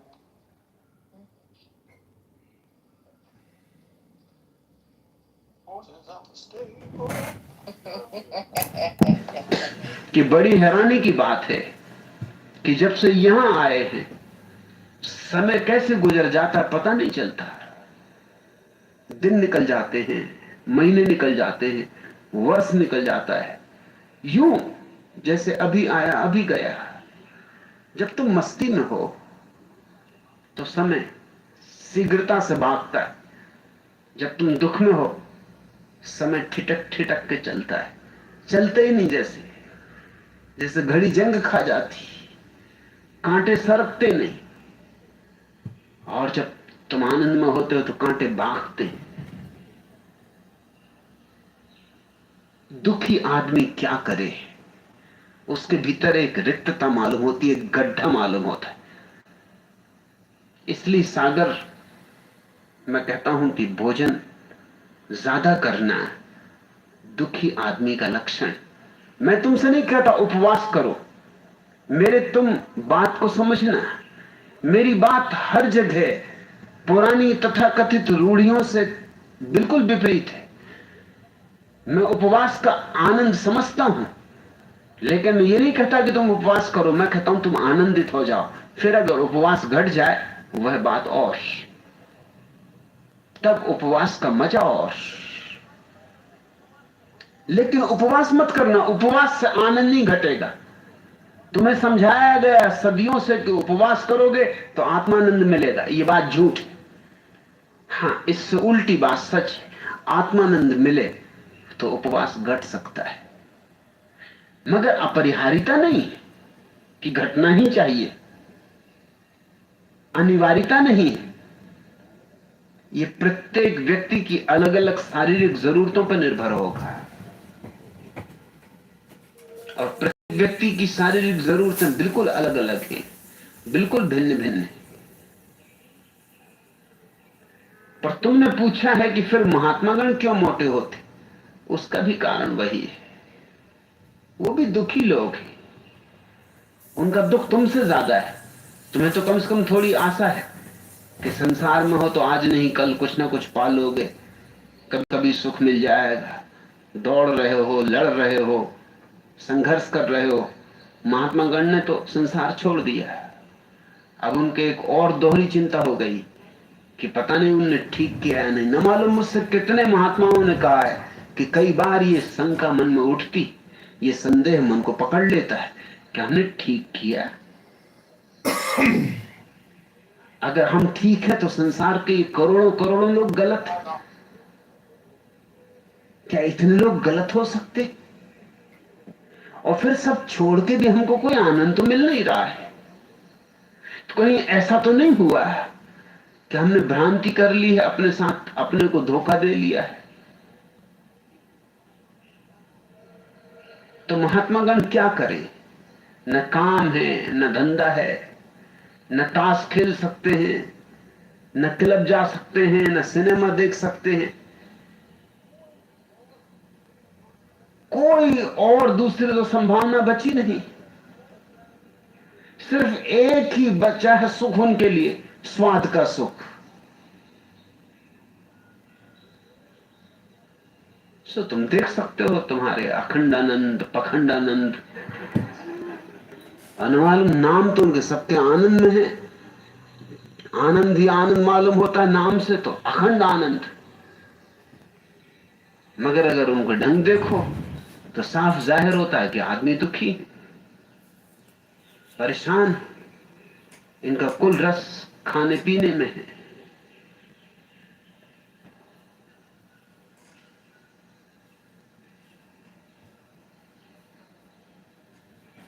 Matkanath ब्रह्मचारी 15-20 आदमियों का भोजन हजम कर चुकने के बाद बोले, यजमान पानी लाओ। यह सुनकर यजमान के प्राणों में प्राण आए। उसने पानी का लोटा दिया। तब मटकानाथ ने कहा, वत्स, मेरी यह खानदानी आदत है कि जब तक आधा खाना ना हो जाए तब तक पानी ना पिया जाए। यजमान पर जो गुजरी वह तो तुम समझ ही गए होगे। खैर, पानी पीने के बाद उन्होंने फिर उतना ही खाना खाया। तब अपने घड़े जैसी तौन पर हाथ फेर कर वे बोले, अब इस बस में सवारियां ठसाठस भर चुकी, अब कुछ नहीं खाऊंगा। यजमान ने औपचारिकता बस कहा, नहीं नहीं महाराज। अब यजमान को डर भी नहीं था। यह एक रसगुल्ला तो और ले लीजिए। अब यजमान ने सोचा कि अब थोड़ी उदारता ही दिखा दो। जब महात्मा ने इतनी उदारता बरती है, तब अपनी तरफ से भी क्या कंजूसी दिखानी? अब बर्बाद तो कर ही चुका है ये।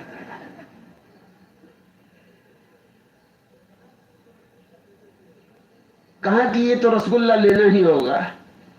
पक्का भरोसा था कि वो नहीं लेंगे।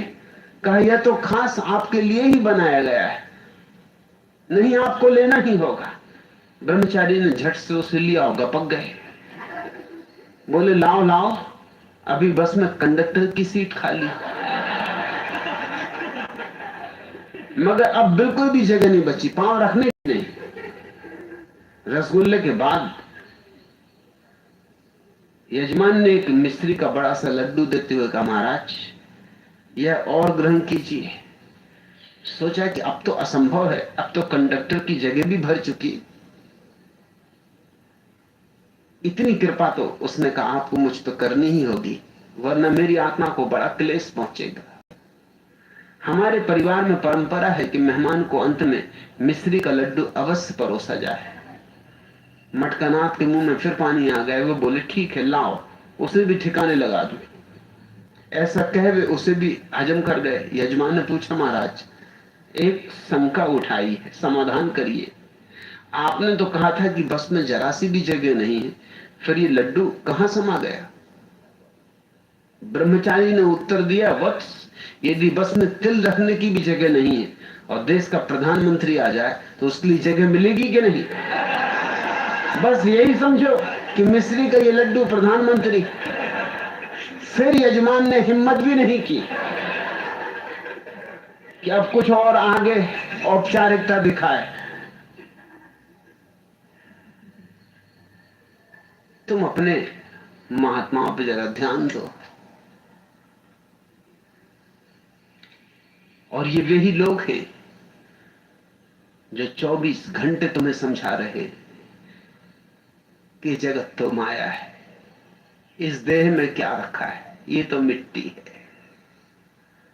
ये तो सब सपना है, स्वप्नवत। और इनके शरीर देखो, और और इनका भोजन देखो, तब तुम समझ जाओगे कि इनकी बातों में कितनी सच्चाई है, कितना अर्थ है। तुम्हारे महात्माओं में और तुम्हारी स्त्रियों में बहुत भेद नहीं है, इसलिए दोनों में तालमेल भी बैठता है। तुम्हारे महात्मा तुम्हारी स्त्रियों के सहारे ही जी रहे हैं, और तुम्हारी स्त्रियों के लिए और कहीं कोई जगह नहीं जाने की, क्योंकि और जगह तुम्हें शक संदेह, एक महात्माओं पर भर नहीं तुम्हें शक संदेह होता। महात्मा तो महात्मा है, सो वहां तुम स्त्रियों को जाने देते हो। संगीतज्ञों के पास जाने नहीं दोगे, नर्तकों के पास जाने नहीं दोगे, कवियों के पास जाने नहीं दोगे। बस एक जगह तुमने छोड़ रखी, मंदिर, महात्मा। क्योंकि तुम सोचते हो कि महात्मा तो पहुंचे हुए व्यक्ति संसार को माया कह रहे हैं।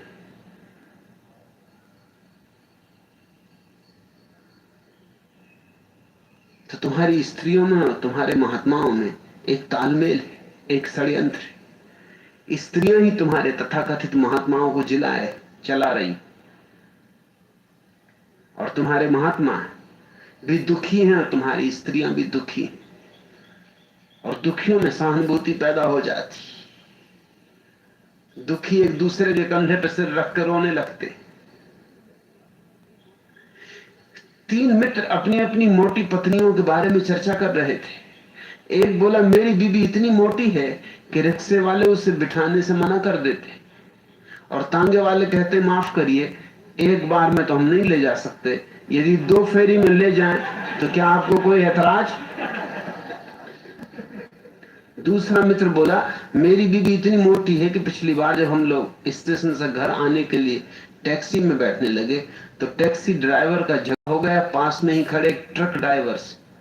कुछ मामला यह था कि ट्रक ड्राइवर कहता था कि भाई तो हमारा धंधा चौपट की दे रहा है, ट्रक की सवारी टैक्सी में ले जा रहा है। तीसरा मित्र बोला, यह भी कुछ नहीं, तुम मेरी बीवी के किस्से सुनोगे तो सुनकर दस्त खा जाओगे। परसों शाम की ही बात है, मैं उसका पेटीकोट धुलवाने के लिए धोबी के यहाँ गया तो धोबी ने कहा, क्षमा जी श्रीमान जी, हमारे यहाँ टेंट तंबू वगैरह धोने का काम नहीं किया जाता।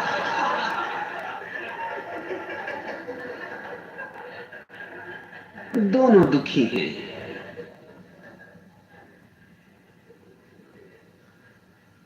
स्त्रियां महात्माओं का सत्संग करती, महात्माओं की सेवा करके उनको सांत्वना देती, और महात्मा पौराणिक कथाएं, व्यर्थ की झूठी कपोल कल्पित कहानियां सुना सुना के स्त्रियों को सांत्वना देते।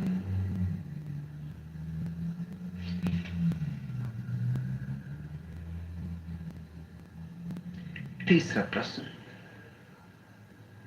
भगवान, मैं आपका संन्यास लेने से बहुत ही डरता हूं, कृपया अपनी शराब कुछ ऐसी पिलाएं कि मैं साहस कर सकूं। देवराज मेहता।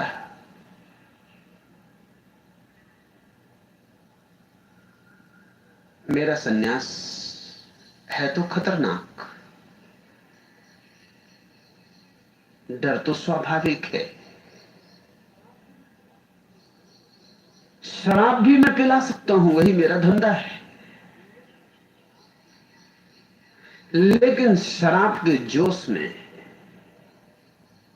तुमने अगर संन्यास ले लिया तो वह उचित न होगा।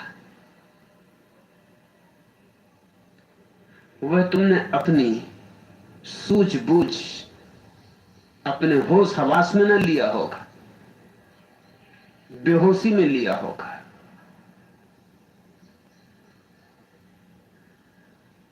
और शराब जब उतर जाएगी फिर क्या करोगे? यहां से जब घर जाओगे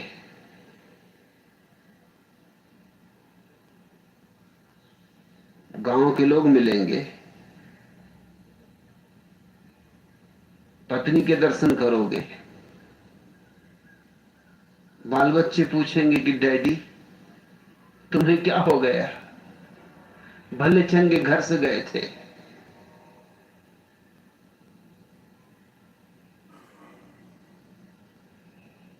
उन सबको देख के नशा तिरोहित हो जाए।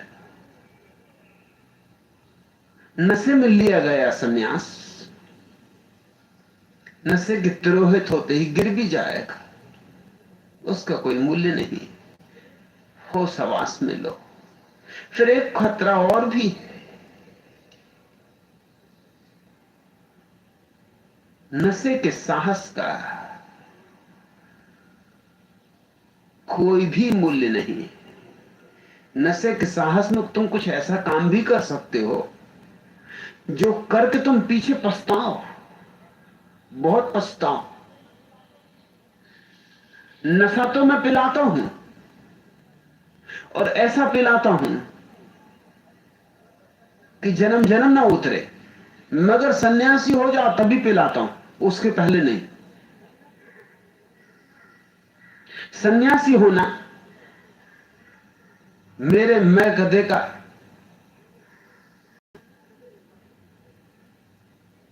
प्रवेश पत्र है। उसके पहले सुनो मेरी बात, समझो मेरी बात, होश हवास से सजग होके, सोए सोए नहीं। सन्यास लेने तक तो तुम्हारा होश हवास में चाहता हूं पूरा कायम रहे कि तुम कुछ ऐसा काम ना कर गुजरो जिसके लिए पछताना पड़े। एक शराब घर में एक बिल्ली थी। एक दिन वह चूहे के पीछे दौड़ी, चूहा भी भागा और भागते हुए एक शराब से भरे हुए बर्तन में जा गिरा। बिल्ली काफी देर इंतजार करती रही, तलाशती रही, मगर चूहा न मिला, सो न मिला। दूसरे दिन शराब घर के मालिक ने चूहे को बाहर निकाला। चूहा गरज कर बोला, कहां है वह हरामजादी बिल्ली? क्या समझ रखा है अपने को? लाओ मेरे सामने, कर दूं चारों खाने चिट्ठ। नशे में कुछ उल्टा सीधा काम न कर बैठना। फिर नशे का भरोसा क्या, मैं तो पिला दूं। सन्यासी निकले नशे से ये कोई जरूरी नहीं। हिम्मत आ जाए तो पता नहीं हिम्मत का क्या परिणाम हो। हिम्मत आ जाए और तेजी से भाग खड़े हो। हिम्मत भागने की आ जाए, ये भी तो खतरा है, ये भी डर है। नशे की हिम्मत क्या करवाएगी, इसके लिए कोई पहले से निर्णय कर नहीं सकता। सज्जन आदमी को नशा करवा दो, गालियां बकने लगता है। कोई सोचा भी नहीं था कि गीता पाठी एकदम गालियां बकने लगेगा। सोचा तो हमने ये था कि नशा करवा देंगे तो गीता का उद्घोष होगा, और ये बकने लगा मां बहन की गालियां। गालियां भीतर भरी थी, गीता तो ऊपर ऊपर थी। वो तो होश रहता तो चलती। होश में हो तब तक तुम्हें ख्याल भी आ रहा है सन्यास लेने का, बेहोश हो के क्या ख्याल आएगा पता नहीं। भीतर क्या क्या पड़ा हो, क्या ना पड़ा हो, जन्मों जन्मों का कचरा इकट्ठा है। इसलिए जब तक तुम सन्यासी ना हो जाओ तब तक मेरी शराब के तुम पात्र नहीं होते। हां, सन्यासी तुम हो जाओ, फिर मैं राजी हूं पिलाने को, फिर कोई मेरी तरफ से कमी नहीं होती। मगर जब तक तुम सन्यासी नहीं हो तब तक मैं तुम्हें बिल्कुल मुक्त छोड़ रखना चाहता हूं। सुनो, समझो, विचारो, विश्लेषण करो, तर्क की कसौटी पर कसो।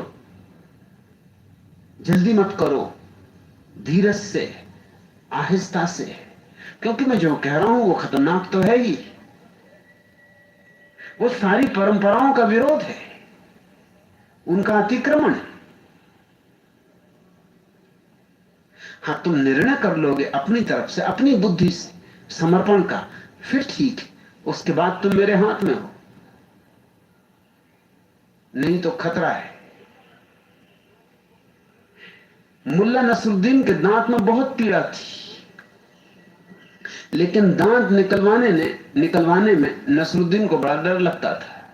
दांत के डॉक्टर ने उसे बहुत तरह से समझाया कि नसरुद्दीन, दर्द बिल्कुल नहीं होगा, बस 2 मिनट की बात है। लेकिन नसरुद्दीन बड़ा घबराया।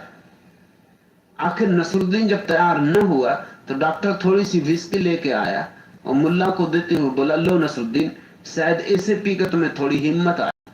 विस्की पीने के 2-4 मिनट बाद तो नसरुद्दीन एकदम खड़ा हो गया और गरज कर बोला, अब आई साली हिम्मत, अब जरा कोई हाथ तो लगा कर देखे मेरे दांत। अरे हाथ पैर तोड़ दूंगा जिसने जरा सा छुआ मेरे दांत को। अब कैसी हिम्मत आ जाए तुम में पीने के बाद।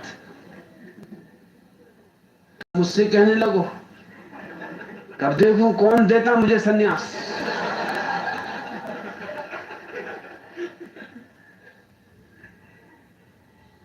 या नशे में ऐसे भागो कि फिर कभी लौट के ही ना आओ।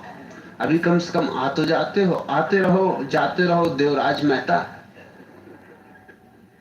आते रहे जाते रहे, बात होने वाली देर अबेर, मगर जब समय पक जाए तभी होनी चाहिए। कच्ची बात नहीं होनी चाहिए। कच्ची बात ठीक भी नहीं। कच्चा फल गिरे वृक्ष से तो सड़ जाएगा, किसी के काम ना आएगा। पक जाए तो ही सार्थक है। 2 शराबी एक झाड़ पर बैठे हुए थे, डट के पिए हुए थे।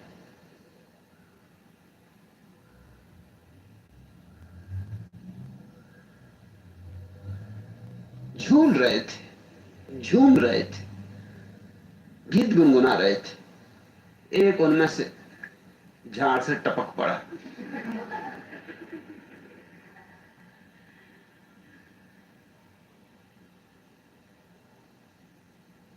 उसके गिरने से जो धड़ाम की आवाज हुई, तो दूसरा जो अभी भी झाड़ पर बैठा था, उसे जरा होश आया। उसने नीचे झांक कर देखा और कहा, भाई मुझे बड़ी पीड़ा हो रही कि तुम झाड़ से नीचे गिर गए, चोट वगैरह तो नहीं आई? उसने कहा, तू फिक्र मत कर। अरे तू गिरता तो हमें दुख होता, तुझे दुख करने की क्या जरूरत? पहले ने पूछा, तुम्हारा मतलब? उसने कहा कि अरे हम तो पक चुके हैं, तू कच्चा है।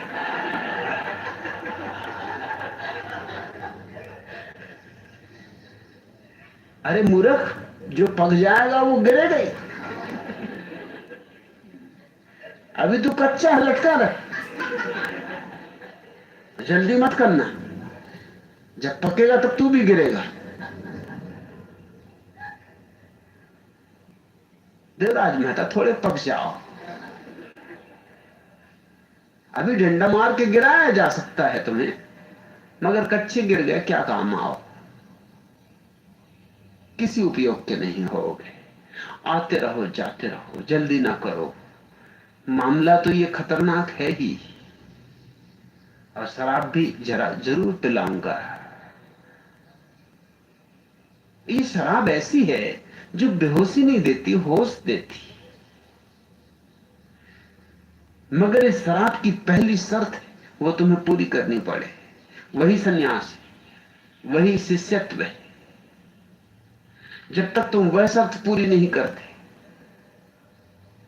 तब तक तुम पात्र ही नहीं हो कि मैं तुम्हारे पात्र को भरूं। तब तक तुम दर्शक हो, तब तक तुम इस तीर्थ के अंग नहीं हो। मगर भाव उठ रहा है तो लगता है धीरे धीरे पक रहे हो, गिरोगे, समय आ जाएगा। और जो समय पर बात होती वही ठीक, और हर चीज का अपना समय। जल्दबाजी कभी भी शुभ नहीं।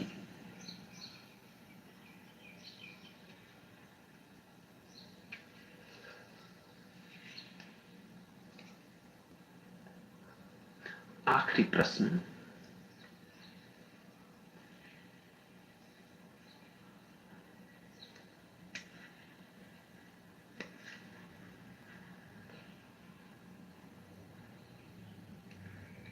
भगवान,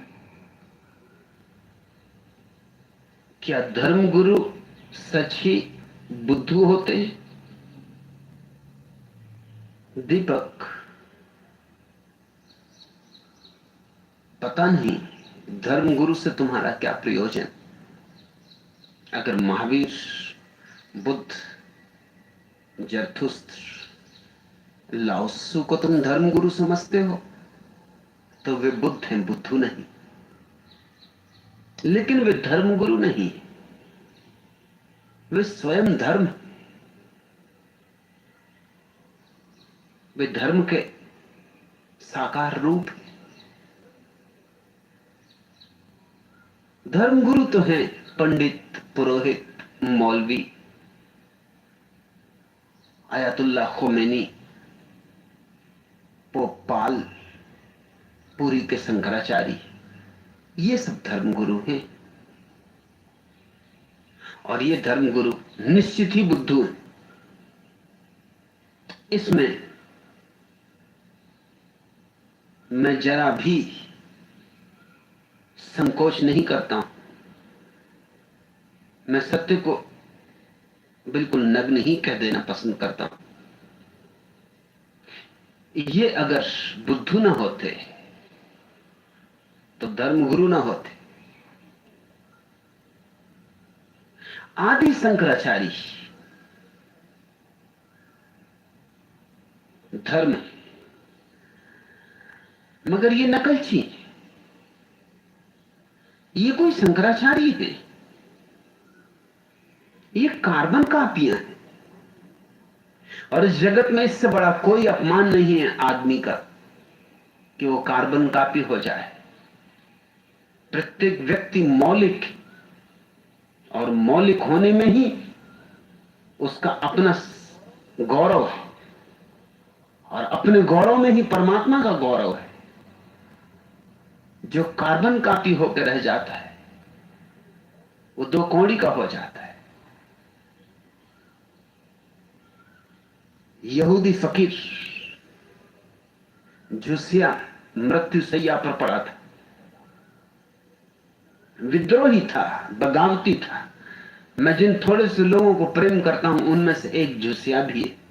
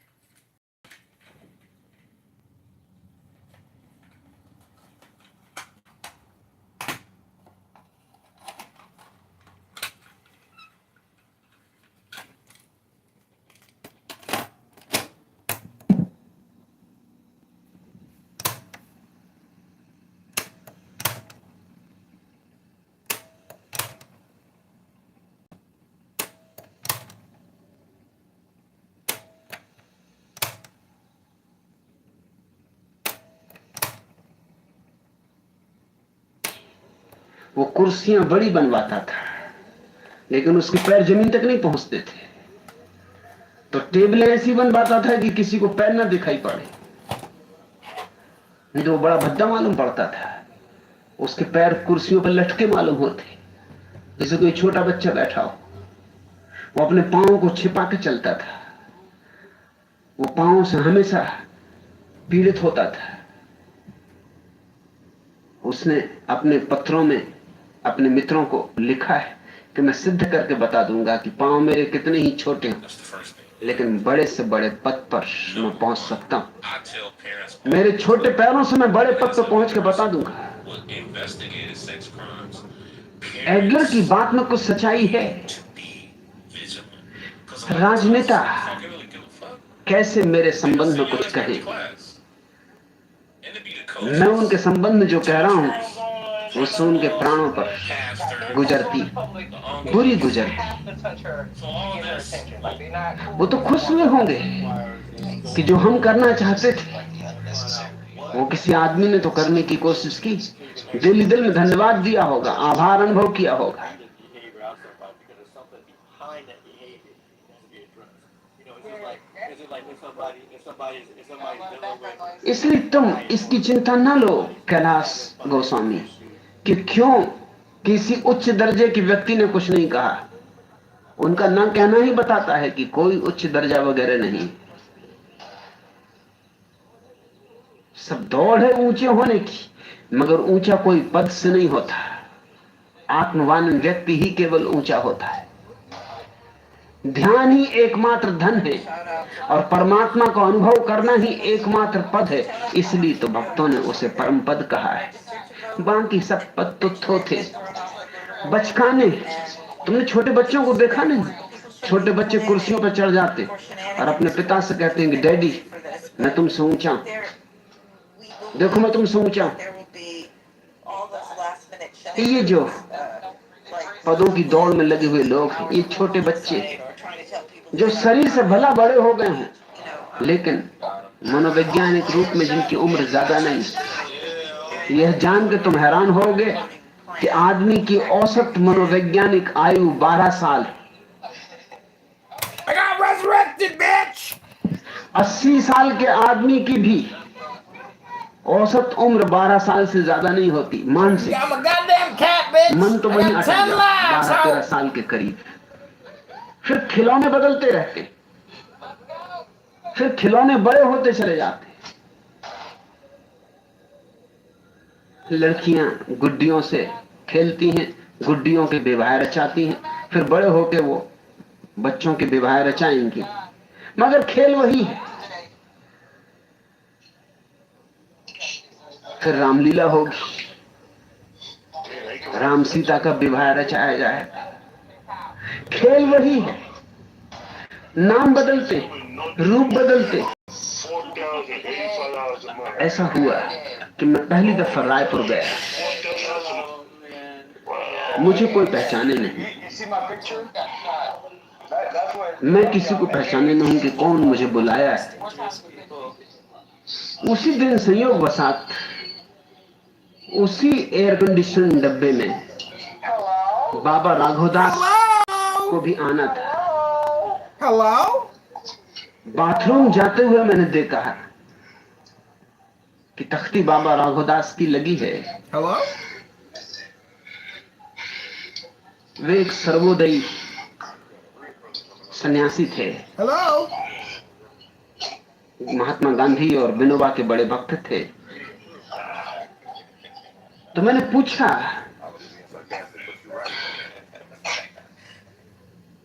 कि वे हैं यहां या नहीं। डब्बे में पता चला कि वे तो नहीं आए। बात आई गई हो गई। फिर रायपुर स्टेशन आया तो मुझे जो लेने वाले थे वो तो नहीं पहुंचे थे, लेकिन बाबा राघवदास को लेने वाले डब्बे के सामने ही फूल मालाएं लिए खड़े थे और मुझे देख के बोले कि बाबा राघवदास की जय। मैंने भी सोचा कि भेद भी क्या है, नाम ही रूप का भेद है। चलो बाबा राघवदास सही। मैं कुछ बोला नहीं। उन्होंने फूल मालाएं पहना दी तो मैंने भी पहन ली। उन्होंने सामान उठा लिया तो मैंने कहा उठा लो। मुझे कोई और लेने आया भी नहीं था तो मैंने कहा आखिर मुझे कहीं तो जाना ही पड़ेगा। फिर बाबा राघवदास आए भी नहीं है, इनका भी काम बनेगा, मेरी भी झंझट कटी। आखिर मैं कहां जाऊं, कौन मुझे लेने। वो लोग मुझे को दिखाई नहीं पड़ते जिनको मुझे लेना आना चाहिए। मैं पहचानता नहीं उनको। आए होते तो वो खुद ही दिखाई पड़ते। उनकी कार को रास्ते में ट्रैफिक में कुछ अड़चन पड़ गई, पहुंचने में 5 मिनट की देर हो गई। जब हम स्टेशन के बाहर निकल रहे थे तब वो भी आ गए फूल मालाएं लिए हुए। एक आध ने मेरी तस्वीर देखी थी, वो बड़ा चौंका कि कौन लोग इनको ले जा रहे हैं। वो मेरे पास आया, उसने कहा कि आप कौन हो। मैंने कहा मत पूछो। फिलहाल बाबा राघवदास।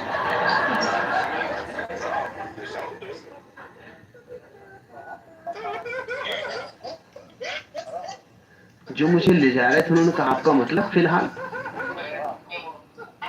मैंने कहा सब नाम रूप है, आदमी जन्म जन्म में क्या क्या नहीं होता, अलग अलग जन्मों में अलग अलग हो जाता, 84 करोड़ योनियों में क्या क्या नहीं होना पड़ता, इसलिए कह रहा हूं कि फिलहाल।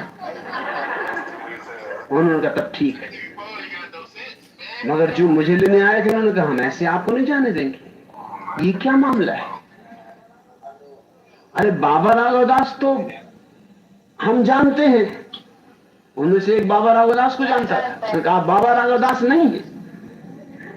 मैंने कहा इस संबंध तुम आपस में तय कर लो कि मैं कौन हूं,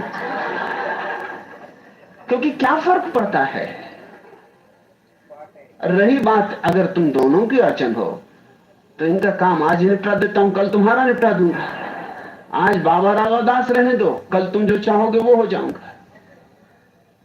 वो बाबा राघवदास वाले लोग भी चिंतित हो गए कि इस व्यक्ति को कैसे ले जाना, ये आदमी तो भरोसे योग्य भी नहीं, और कहीं बाबा राघवदास किसी और डब्बे में ना बैठे हो।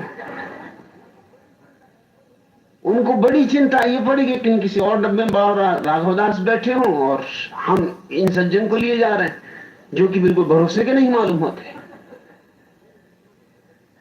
और मेरे मित्रों ने तो जल्दी से उनसे सामान भी ले लिया और उन्होंने कहा आप चलिए, ये रही गाड़ी,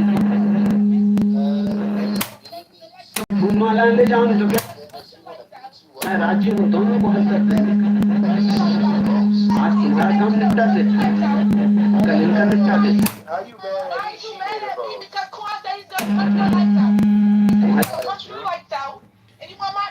I ain't mad at you. Angry.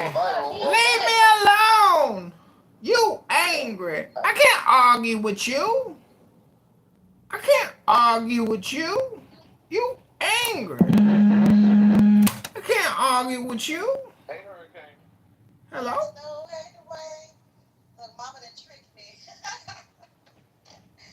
Hello? Hello?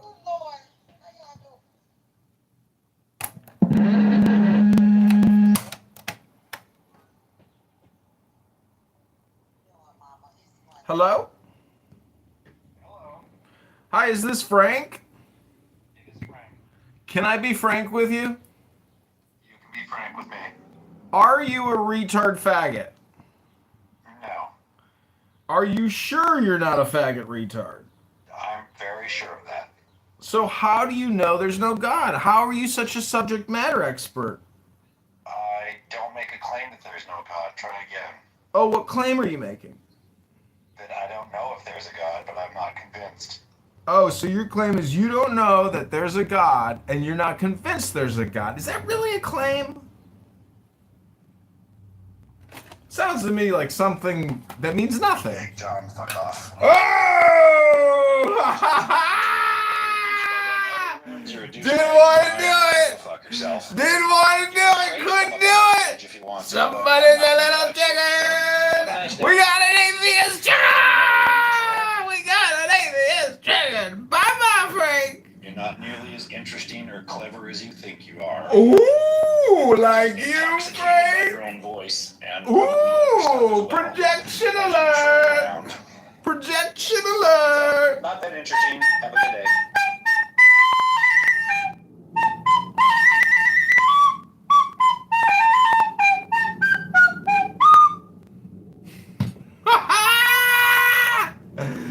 Uh-oh, somebody got a little triggered.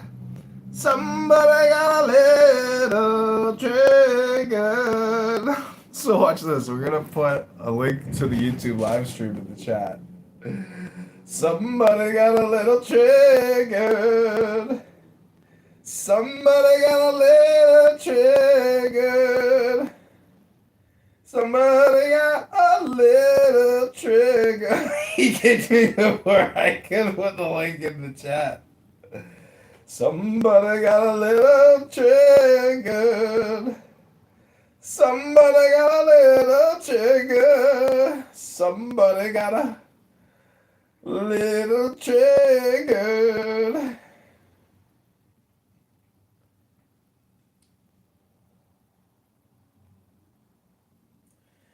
Somebody got a little trigger. Somebody got a little triggered.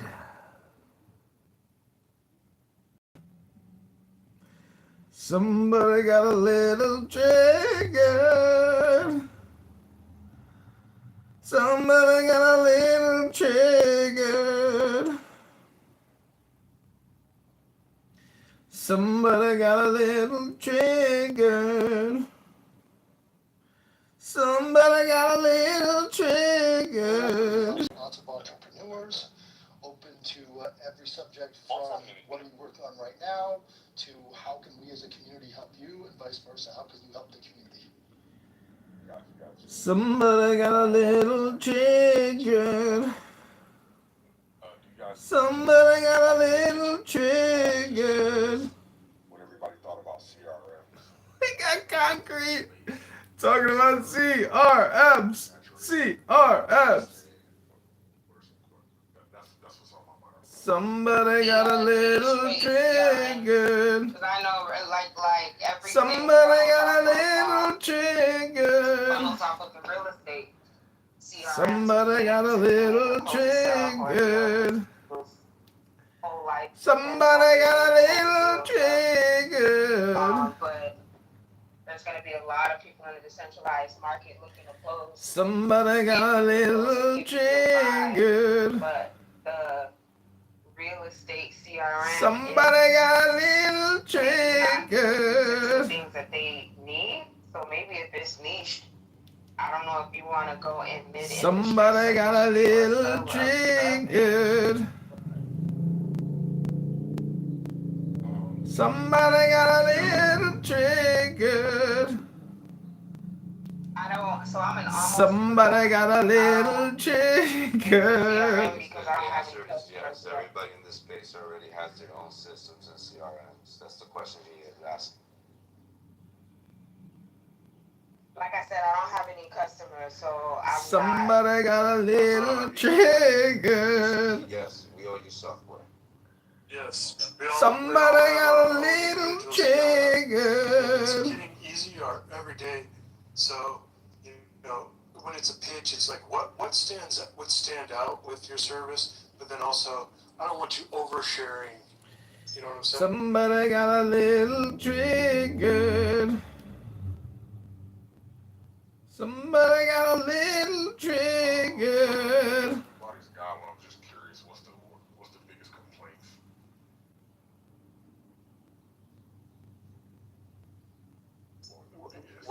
Whether it stays updated or interoperability, or maybe could you fire a task off from the dashboard? Gotcha. And I imagine you guys are using like premier CRMs like Salesforce. I know HubSpot's got one. HubSpot, yeah. Homeburner or one. So, gotcha. Those all have the same problem with interoperability, and I guess you mean like between. Somebody got a little triggered. Before, but now you just give it to your. Somebody got a little triggered. Operating system's gonna handle it for you. Somebody got a little triggered. Earlier when we started launching this room, I was talking about launching your own cloud operating systems. This is how everyone's. Or self-hosted operating system. Yes. Influx has its own self-hosted operating systems. Oh, okay. So Influx. We all do. Okay, I got it. So I'm trying to wrap my head around this. So pretty much everybody comes from a tech stack world, right? Me as a software developer. Concept is based on. Oh, we found a winner room. We found some winners. You need to maintain. Some real winners. That very basic. That. Is always going to lead That. to oppression. You can't manage a population by numbers and not. I think that's policy, though. That's not foundational to Zionism. It is because how how can you create a Jewish nation and keep it a Jewish nation if you don't have a Jewish demography? And the term, I think in the a future demographic binational threat, state, it's still Jewish in character, no? Like, it's still... again, we're not talking about Jewish Again, character. We're talking let's about talk about. institutionalized supremacy. That's very, very different. And any ethnocentric state, especially that of a closed society like Judaism, is bound to end up morally rotten. You can't manage a population according to the ethnical characteristics. I mean, what Danny said, Danny left already, was talking about Islamic Republic doesn't mean all the Muslim, and it's correct. Just because you're Islamic Republic does not mean that all the Muslims can live there, and that they never claim. And the thing that he missed. I object to the concept of an Islamic Republic just as much as I object to the concept of a Jewish state. I believe church and state need to be separated. Well, that's a fair point, but what I'm saying is that the whole concept of being a state only for a certain group of people was never an idea of Islamic Republic. So only half the people. But theoretically, neither is Zionism. They don't claim to be only for Jews. Yeah, that's the opposite of what they claim. This is how they whitewash it. But the only thing is that the country used to be called Persia. There was a reason why the Shah at that time changed the name from Persia to Iran, because Iran is more inclusive. Persia only belongs to the Persians. This whitewashed Iranian diaspora can call themselves Persian. That's fine. You can be ethnically Persian. But there are many Arabs, many Armenian, many Kurdish, Azeris live in Iran too. They're not Persians, but they are Iranians. So that's why they changed the name of the country from Persia, so that not to get into the same trap of the Zionists. But then they changed it to the Islamic Republic. So they changed it to that happened like 70 years. Yeah, but adding the Islamic Republic after the Shah is doing the exact horseshoe theory. It's the same thing. But that's a government system. You can disagree with that, but there's nothing that only has to be. Again, but the same goes for Zionism. A state that claims to be pluralistic and democratic cannot inherently uphold any group, whether it's based on religion or ethnicity, above all others. You simply can't. Once you do, and not to mention the fact that not separating church from state is a bad thing to begin with, but especially if you're trying to incorporate religious beliefs into the state system, that's where you get an oppressive authoritarian regime. And it doesn't matter which religion it is.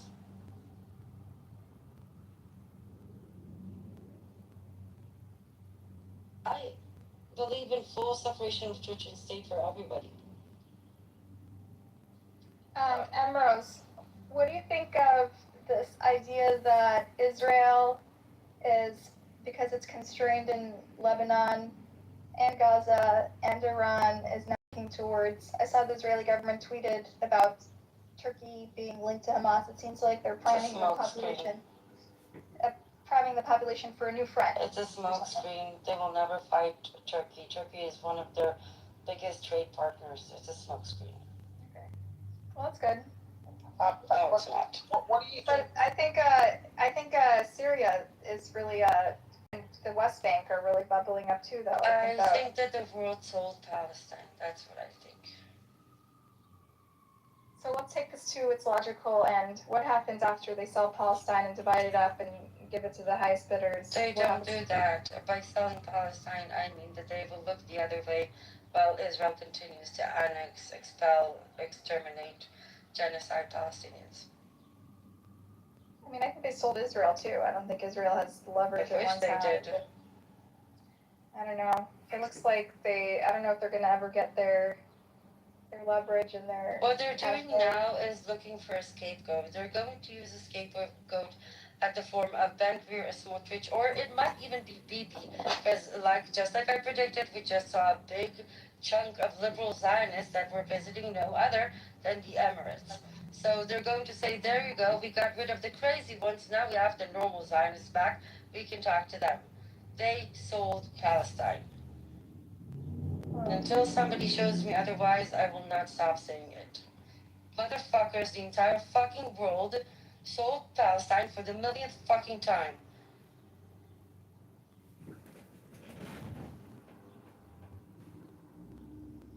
Ceasefire my ass.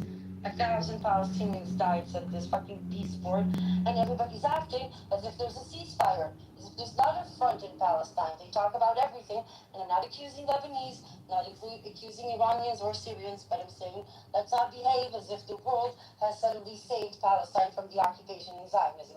It has not. What do you think of Standing Together Party? It's not something that you can talk about in this setting. People won't understand the nuance. We barely can understand the nuances. I mean, I think the room has kind of died down, so I just wonder if you think there's spoilers for the left, which is already deflated and weak. I don't know. I don't have an opinion yet. I'm still debating. The room clears out because it's no longer a spectacle with a pinata to punch one side or the other.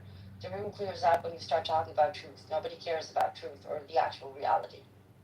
So, I mean, earlier we were talking about sort of, I was pointing a parallel. I'd be interested to hear your view on this, but, you know, to me, in America, that we chase phantom enemies, and that's how we define our reinforce our Judaism, because we don't have any other way to distinguish ourselves from our non-Jewish neighbors if we're not like observant, right? In Israel, you're more Jewish because just by definition of your Israeliness, right? But Israel also is constantly seeking enemies and war and creating conflicts in sovereign states that never attacked it, right? And I think Israel has shown this pattern of when it's constrained in one of its fronts of going into a new area where there is no enemy and legitimate threat and just like creating it out of thin, you know what I mean? And I just saw, to me, that's like an interesting parallel of Jews in order for continuity and wanting to preserve some sense of unique identity. Yes. Chasing ghosts and finding enemies where there might not be it. And I don't know if that's an apt parallel because of the existential shit we face. I think it's you can say that politicians like Netanyahu opens fronts just to hold on to his political power and because it's a diversion or whatever. But I don't think the fact that the existential fear is manufactured, yes, I agree. It doesn't have to be there, and that's the motivation behind most Zionists, not the religious one. It's more this manufactured. The best example is this bomb that's always 2 weeks away, right? This is a phantom threat that was created by Netanyahu. Yeah, but Netanyahu, half the country laughs at that threat as well. But now they support the war. They believe it. So suddenly they've been conditioned to change their mind. Like that's the absurdity. This is where Zionism comes into play. This is why we say it has nothing to do with yes Bibi, no Bibi, because they would flank him from the right, like we saw with Iran, just to go against him, to be under. That's why it doesn't matter. They're all the same. They're all Zionists. So we need to start talking in terms of Zionists and anti-Zionists, not left and right Zionists. Did you ever watch The Gatekeepers, that documentary about the folks Years who were... ago. And like they talked about how when the threat was over, they were like looking for threats and they were... Yeah, but they were trying to pin it specifically on one side of the Israel society when they're just as complicit in it. That's my problem with it. Oh, it's not that it's not true, but it's across the board. I understand. I think it's a pathology and a maladaption of Jews in general post-Holocaust, where we don't face the same level of anti-Semitism that we did pre-World War II. It's what they need to justify. It's not to create enemies. Israel needs anti-Semitism to justify its existence. Zionism needs anti-Semitism to justify its existence. This is why we say Zionism is anti-Semitism. Zionism doesn't exist without anti-Semitism. Okay, so perfect. And so what is that? What's the natural conclusion that if it doesn't exist, we must find it, or you can't justify your existence, right? In America, we've enjoyed a level of prosperity and acceptance that we've never experienced before anywhere in the world in history for like 50 years. There's zero discrimination. There's zero like even institutional barriers, right? And we've decided to like expand the definition in order to create hatred, because without it, not only does Zionism not exist, but secular diaspora Judaism doesn't exist. And so we cling to haters. And and ghosts and like someone, the mayor of New York City's wife's like on October 7 because it's all we have to distinguish ourselves, and that's sort of the point I was trying to make. But yeah, but this is part of the Zionist doctrine. The entire idea, and you can see this in the state of Israel, is Zionism is aimed at replacing Judaism. This is why the symbolism is so important. This is why the flag is intentionally designed to look like the Talit, as you the flag. This is why the parliament is called the Knesset, because you create a situation where Judaism is the Zionist state. You annex the symbols, that becomes your religion. And, along the way, you actually ignore what Judaism really is. Yeah.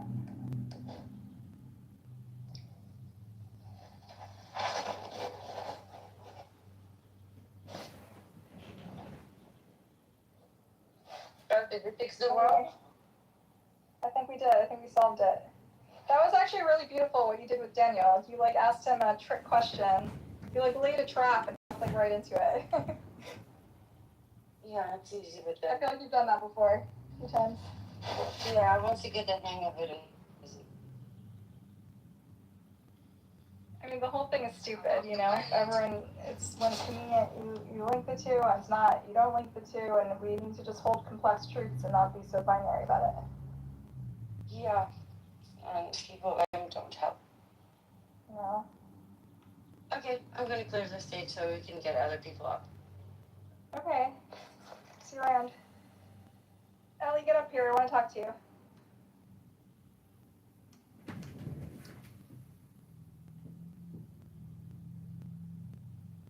Daniel is really brainwashed as fuck. Seriously, since he was baby, I think he was drinking milk and brainwashed at the same time. Like he is obsessed with Qatar, Muslims. Like I don't think he's being honest.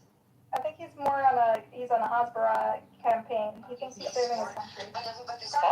I've actually seen a documentary about those people actually done the courses of Hasbara that come out and they talk about it. I mean, they talk against and had it, the whole thing. Is it called Israelism, the name of the show? Yes, that's the one. We talked about it many times.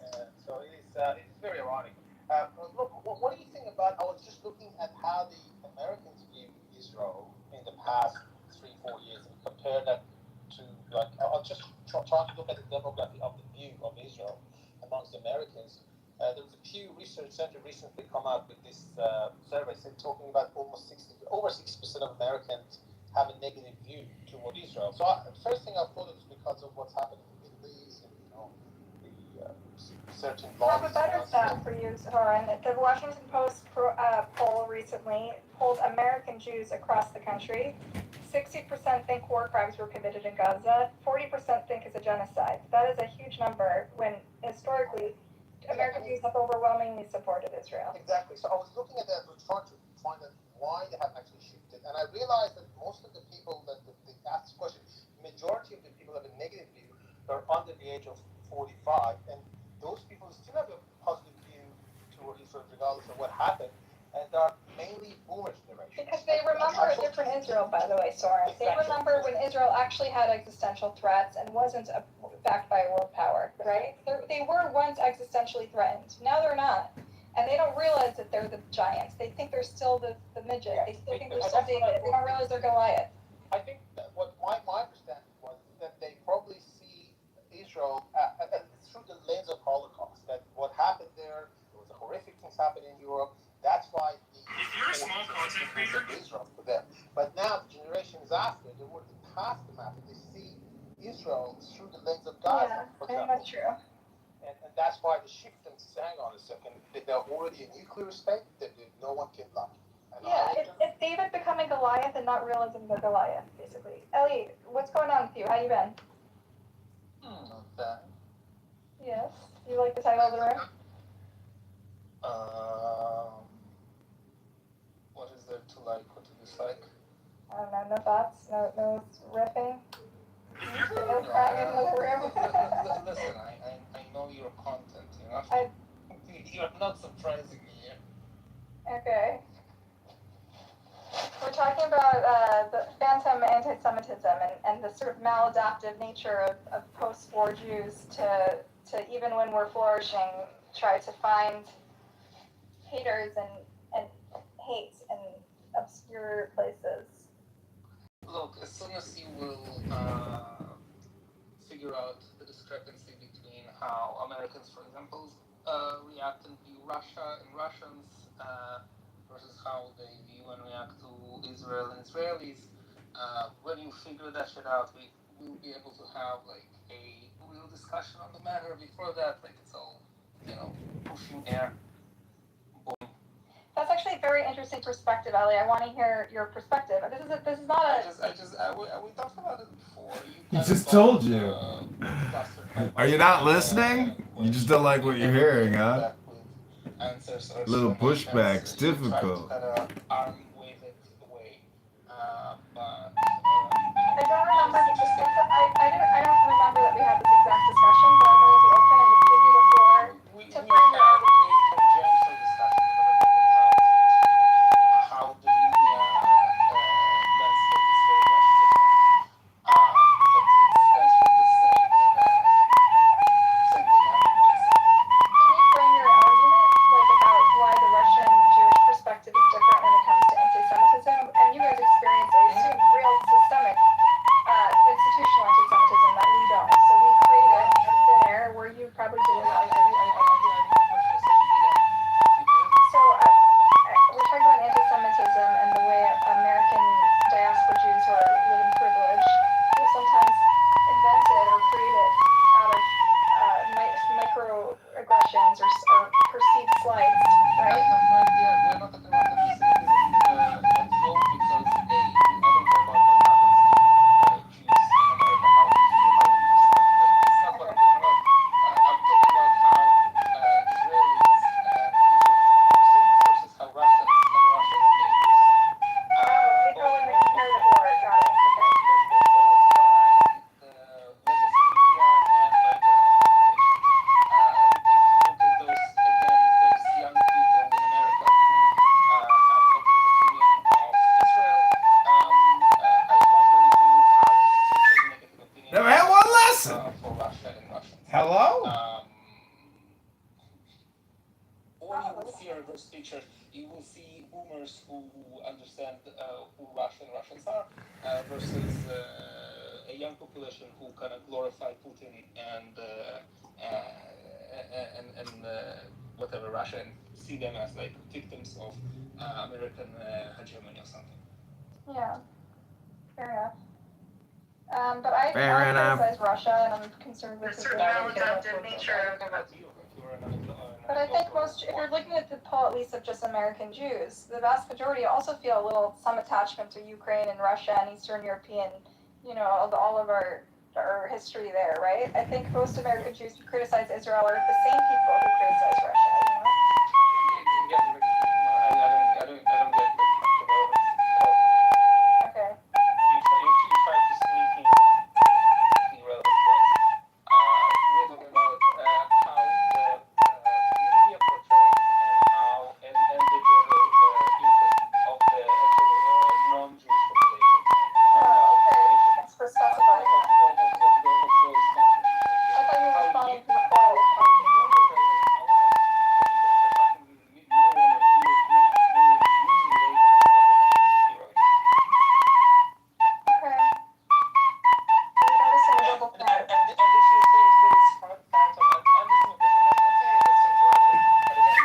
Never had one lesson. Another 2 for 2. Disparity to treatments of the media between Russia and Israel. Both media. Listen, I concede on that. Another 2 for 2. So I personally, as much as I love Ukraine and have roots in the Eastern European region, I'm more emotionally invested in the story of Israel-Palestine, right? But again, you are a Jew, okay, so you can claim that you have some whatever. I'm talking about the fucking average American that you said like, Pew Research shows that their relationship, their relationship to Israel changed. Let's say, okay, I'm saying, okay, how do you explain the fact that Russia had like several cities in Ukraine turned into much worse condition than, for example, Gaza, okay? how many of their own population at this point. And those same people do not give a fuck. So your criticism of the media's airtime and the ink that's spilled on Israel versus Russia and other conflicts, I mean, South Sudan is also a way more horrific situation that nobody's talking about as much. Again, you can excuse the South Sudan by it being like in a place where nobody cares. Okay, you can say that you can compare Israel and Ukraine and have both kind of world powers, or powers. I'll hand you that. But the disproportionate. You can criticize the amount of. She's gonna hand you that. She's gonna hand you that. Similar like horror stories, right? And I think that's a valid point, Ellie, right? But that's just that doesn't change the criticisms, right? It has no relevance. We are not talking about the criticisms. So you know that I'm on the side of Israel and I'm on the side of Ukraine, okay? So for the criticism, you can have whatever criticism that you want. That's not the point. No, you're talking about shifting public opinion, and you're saying it's either media or shaping their projection alert. The projection alert detection system has been activated. Idiots, okay? And the news media who's surveying this whole situation are complete hypocrites and amateurs, basically. No, not amateurs. I don't know how you call it. Most people don't know that much about it, and they just go on headlines. The projection alert detection system has been activated. What is your point? Say it in one sentence, please, because you're kind of muddling. My point, there is some reason that you have to explain. Okay? And Jew will say it's anti-Semitism. I don't subscribe to this point. But anyway, there's some fixed reason why the same people who gladly hate Israel, okay, and whose opinions have shifted against Israel, don't give a fuck about much bigger issues and much, like, any way that you spin it, okay, much more horrible consequences and cost of life or whatever in the Ukraine-Russia war. And you have to explain this with something. You don't subscribe to anti-Semitism. Subscribe to anti-Semitism. Think of something else. Wait, What is the reason? What is the reason for this disparity? Disparity in interest in one war versus another? Yes. And why there is a moral duplicity? Never had one lesson. A two for two. We've had this conversation before, and I'm not discounting the fact that Israel. I told you that we had this population, and you never come up with an explanation that satisfies either it's logically consistent or whatever. Another two for two. Life is not logically consistent, Ellie. Okay, like people have taken interest in using words for different reasons. I'm telling you that Jews Israelis claim this anti-Semitism. If you do not subscribe to that, Do you see that as anti-Semitism? No. I told you many times what I think it is. What is it? Political. It's you fucking socialists. To blame. The socialist, you said? Yeah. Well, okay, I thought it was the media. How about you blame the media? It's in the Southern Fascist Socialist Alliance, basically. Okay, if I'm being more precise. Do you think I'm a fascist socialist? No, you are the socialist. The Southern Fascists are your friends. Why do you think I'm a socialist? I actually am pretty moderate economically. I believe in social democracy with the social safety net and capitalism. Your moral framework is socialist. Well, see, this is like this new branding of the. Listen. There's been a bunch of like think pieces and articles about this.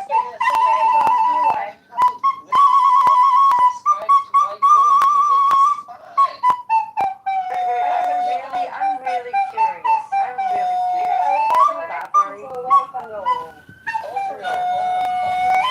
So, can you explain this Slavo-fascism to me? No, I don't care to. Why? She asked me, like, because she asked Ellie, try to be nice. But I'm your fellow Jew.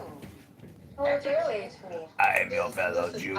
Educate me about Islamofascism. What is it? Give me the definition. I refuse to use Google to try to get a definition. I want to be political with you. I am a communist, socialist, fascist.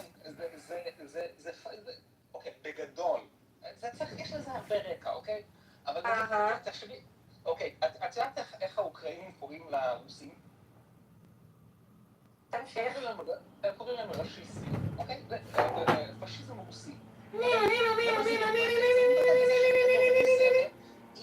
אין שם חופש ביטוי, הם לא יכולים, יש להם... He's my old bitch! I know all about Islamofascism. I know all about the green belt. I'm just really curious in here because I was surprised when you say I don't label it anti-Semitism. That was curious, but that's my bad because I should have expected you to attack it from the Islamophobic angle. So that's your argument, Islamophobia. What is Islamophobia? How do you explain charity? Yeah. Islamofascism basically was the kind of Islamic way to do fascism in the whole Islamic world. It's how they treat their own people, it's how they treat other ethnic minorities, other ethnicities, and so on and so on. And it's a pattern of thought. You know what? I will agree. And that applies to all. I want to agree with him. He's right. And he's correct. The Islam countries, they expel Muslims and they treat them shit like what they did to the Jews like 80 years ago. He's right about that. But unfortunately, he's also part of the brainwash. I think you believe in Taqiyya, right? You're the one who believes in Taqiyya, right? No, I do not believe. No, he's not that kind of Zionist, don't worry. Okay. Does Islamofascism, Ali, in your mind, does it apply to all Muslims? Is it like an inherent thing to Islam? It's like Russianism does not apply to all Russians. It's just how their society in general operates. I don't see a problem with that statement at all. What do you mean? Do you think that Islamic countries are not in their nature fascistic? I think that any country that doesn't separate church and state is fascistic in its nature, including Israel. But I don't think the root is Islam or Judaism. I think it's not separating church and state and institutionalizing religion.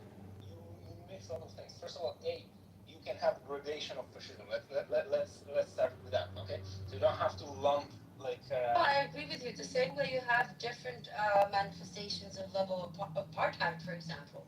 Yeah, fascism can manifest sometimes more severely, sometimes less.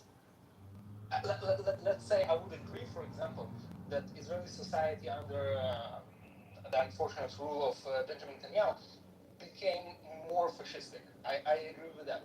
Where I would put Israeli society on the fascism What you mean is that it's the first time that the fascist oppressive tendencies have turned inwards, but in fact those same tendencies and practices have been the root of this country since its birth, only not against Jews. It's the first time. It's the first time it's been. Why not? This is exactly the problem. No. Because again, this shifts the conversation. Islamofascism. Why not talk about Jewish fascism? Zionism. Because this is not the point of the conversation, and AKA I do not agree with that. Why? You claim that Islam is in nature fascist. Wait. If I understood you right, you said that their societies. Didn't you say that's how their societies? I said that Islamic countries manifest themselves today. What do they have in common? What do they and that? That thing they. That thing they and that. That thing they and that. That they are that the fascists. That the Zionist Jewish fascism versus that Islamofascism, they don't know what that they doing. Are labeled fascistic. Hello? First of all, you have semi-Islamic countries who are much less on the fascistic gradation. When I asked you, does it apply to all Muslims, you said, well, that's what their society is. That's what they say. They don't know I that. asked you, does that apply to all Muslims? You said, well, that's what all their society. That's what they say. Point to the least fascistic Islamic country. Turkey. Or no, Turkey is considered a secular state.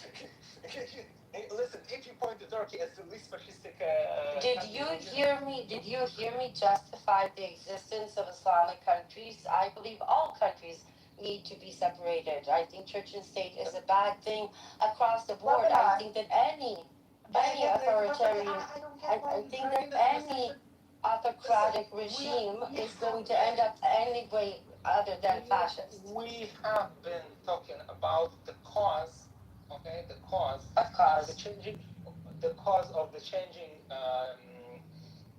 My cause is liberating Palestine. What cause are you talking about? We're having two different conversations here. I had a nice conversation with Buttercup. Like you try to pull the conversation to something that is your. Are you not interested in having a conversation with a fellow Israeli? What? Listen. No. I'm your country. No. Okay, so congratulations, Asma. No, but Ellie, I wanted you to meet her too because she's very interesting and you're very interesting. She's an you're an out-of-the-box Zionist. I think you guys would have an interesting dialogue about. This is boring for me. And yeah, Why is it boring? Because I heard this a million times. Okay. Yeah, you heard what? The what? What shtick? What is my shtick? About all Muslims, such a separation of church and state. So first of all, and by the way, your tendency to kind of subscribing to things that I haven't said and do not believe in. Like, come on. Okay, approaches will go with Ellie is boring, not interesting. And the fact that Baraka has to defend. What is my shtick, Ellie? You had been subscribing me, okay, to whatever notions that you like have. the classic Zionist narrative talking point. No, I literally repeated your own words. When I asked you, does it apply to all Muslims?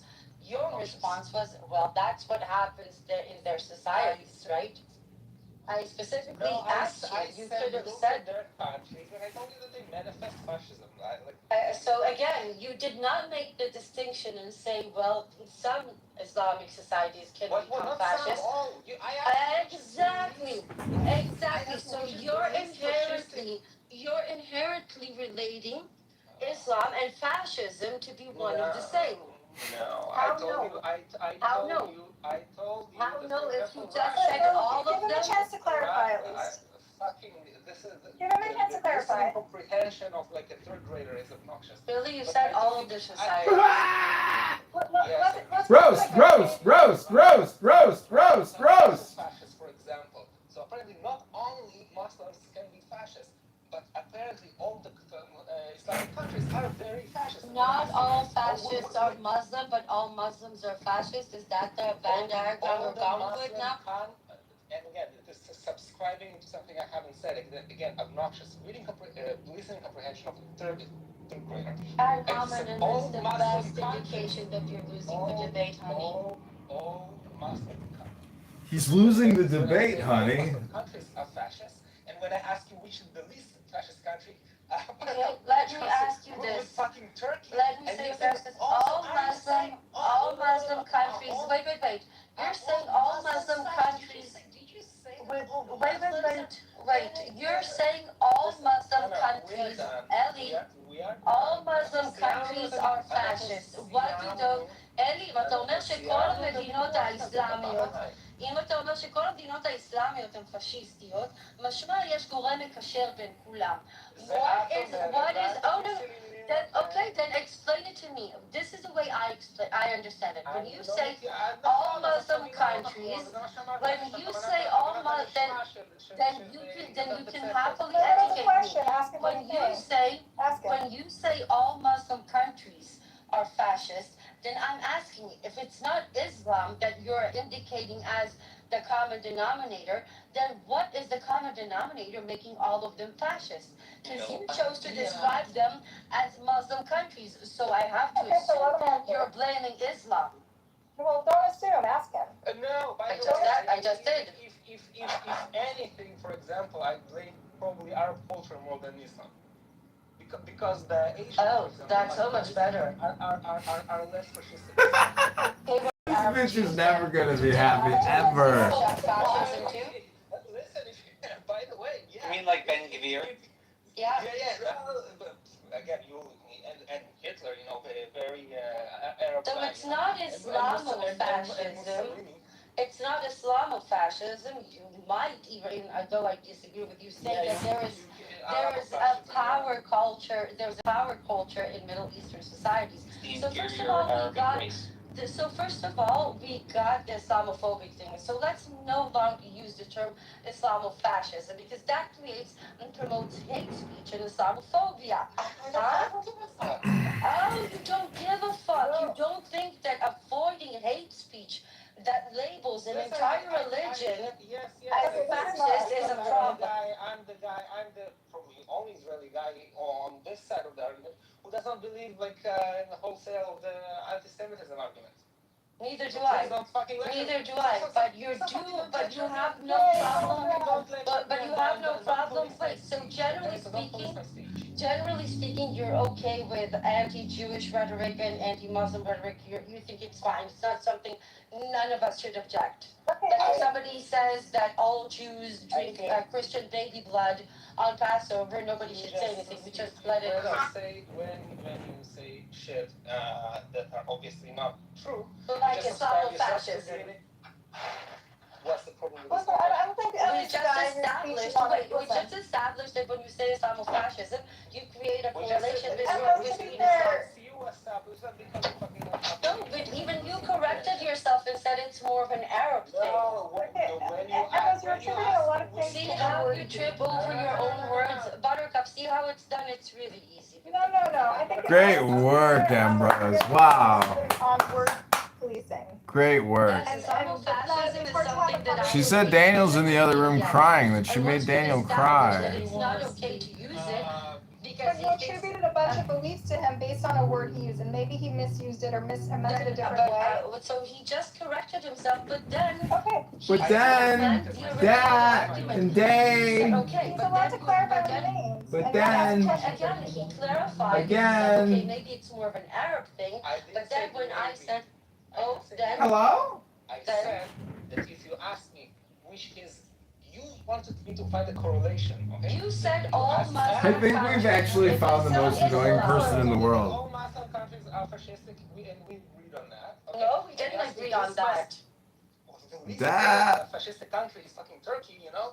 We didn't agree on that. I just didn't engage in it because that's not the conversation I'm interested in. Do you want to engage in it, remember? I want to know what is the common denominator between all those countries. I want to know what is the common denominator making you group them together. Which is the less fascistic country than Turkey? What is the common denominator? Emrose, Ali, one second. This conversation, guys, less fascistic country than Turkey. Okay, listen, let me say something. I think that there, as you know, because you're both really smart people, that there are many geopolitical reasons why. I don't know about Ambrose here. Right? And to contribute to one cause is overly simplistic. We're not gonna right now solve why specific countries are or not fascistic. I don't think it's constructive. Okay. At least let's just know why. But I think it's and you don't have to solve it. You can't. You certainly can't attribute it to one factor. We're not. But that's what he does when he says Islamofascism. That's what he does. And that's what he clarified. He walked it back. I didn't walk it back. There you go. He did walk it back.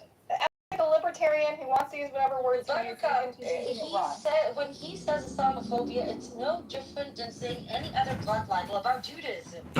And allowing it and letting it go unchallenged, the same thing as letting blood libel against Jews go unchallenged. I'm sorry, but it's not a word that is acceptable to be used. You're labeling 1.8 billion people as inherent fascists. Listen, earlier today we were hung up in fact that Madonna used the word monsters to describe AIPAC, okay? When we get stuck in one word, doesn't use Jews, Muslim, Christians, or Buddhists in it. But he uses Islamofascism as an acceptable term. And it says that every Muslim country is inherently fascist. Just look at their societies. Do you understand what that type of rhetoric leads to?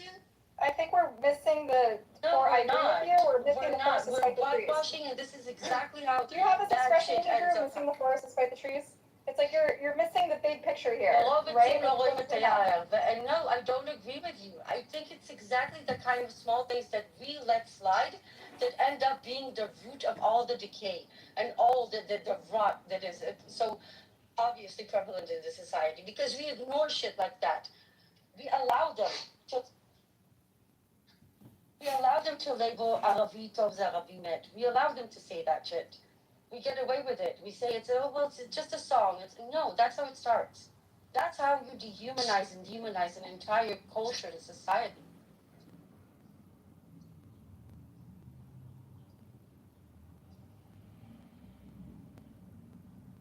Are you finished?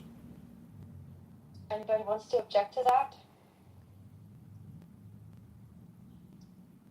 It goes off on the fascist Muslims, and I don't know if you lived in Arab countries before. Have you ever lived in an Arab country? Do not talk about it! Don't be specific! Ellie's sensitive to fascism from growing up in the former Soviet Union, right, Ellie? Like, I feel like his perspective is a little different than coming from the sort of classic Zionist narrative about demonizing the Arab world. Ellie, do you want to jump in? Listen, I'm tired of arguing with stupid people, so I don't know, like, when shit will come down. Stupid people? Honey, you're the only one having a tantrum. How am I stupid? Do you want to debate other things with me? Come on, I dare you. Pick a topic. I dare you. Pick a topic. Pick a topic, honey. If you dare me, like, I dare you. Pick a topic. You want to talk about the green belt? Do you? Do you want to talk about what the Bundists? Do you want to talk about the genocide? Do you want to talk about the starvation policy? Do you want to talk about annexing the West Bank? Do you want to talk about what they do in Silwan? Okay, so do you want to talk about what they did in Taipei or Tel Aviv? Do you? No. There's a reason you don't want to talk about it. About what happened in Ukraine. He wants to talk about the disparity and the oppression. I'm sorry, don't you live in Israel? Are you not aware that there is a genocide happening in your name? Okay, that's what you think? No, that's not what I think. It's what the scholars and experts think, not me. Oh, the scholars. Okay. Yes. You don't want to talk about it. Why? We've debated it many times. I do not want to talk about it with you because you're stupid, and I don't see the point of talking with stupid people. Okay, no ad hominem. Having to explain this for the 10th time. Again, when you go to an ad hominem, you're showing to the room that you lost your argument. Stop it. You're embarrassing yourself. Express my preference to who I want to speak and to who I don't want to speak. Your argument for not wanting to speak with me is you're stupid. Like a 4-year-old. Argument. I'm just giving you my reason. Saying you're stupid is the reason of a 4-year-old. You kind of need a better reason than that. Anyway, I think the point Ellie was trying to make is he gets confused. He's been long confused about why people who have negative views of Israel are not similarly affiliated with Iran. You are being confused because you don't have your own. My own what? Theory. Theory about why people are more fixated on Israel? I do have a theory. You want to hear it? Yeah, thank you. Okay. So historically, if you follow Jewish history, Jews have always been news, and since the founding of Israel, the story of Israel is a very riveting story, which is why listen, I work in the media, and I know what makes an interesting story, and the Jews are an interesting story, objectively, right? These people who were chased out of, persecuted and murdered, and chased out of every country, and then by some miracle created as a state, and have been by some miracle survived all these attacks from people, from their neighbors, right? And because we spent billions of dollars as an extra on their weapons in the last couple of years, as an extra layer of their relevance to the lives of people in the West, okay? So it kind of sounds like what you're describing. Actually, that's a good. To be fair, we give billions also to Ukraine, right? So it should be similar. Yeah, no, but what you were saying. But in the case of Ukraine, we're giving it to the victims. In the case of this, we're giving it to the perpetrators. You understand the distinction? what you're describing is basically what Jews call anti-Semitism, but without calling it anti-Semitism yourself. What do you mean?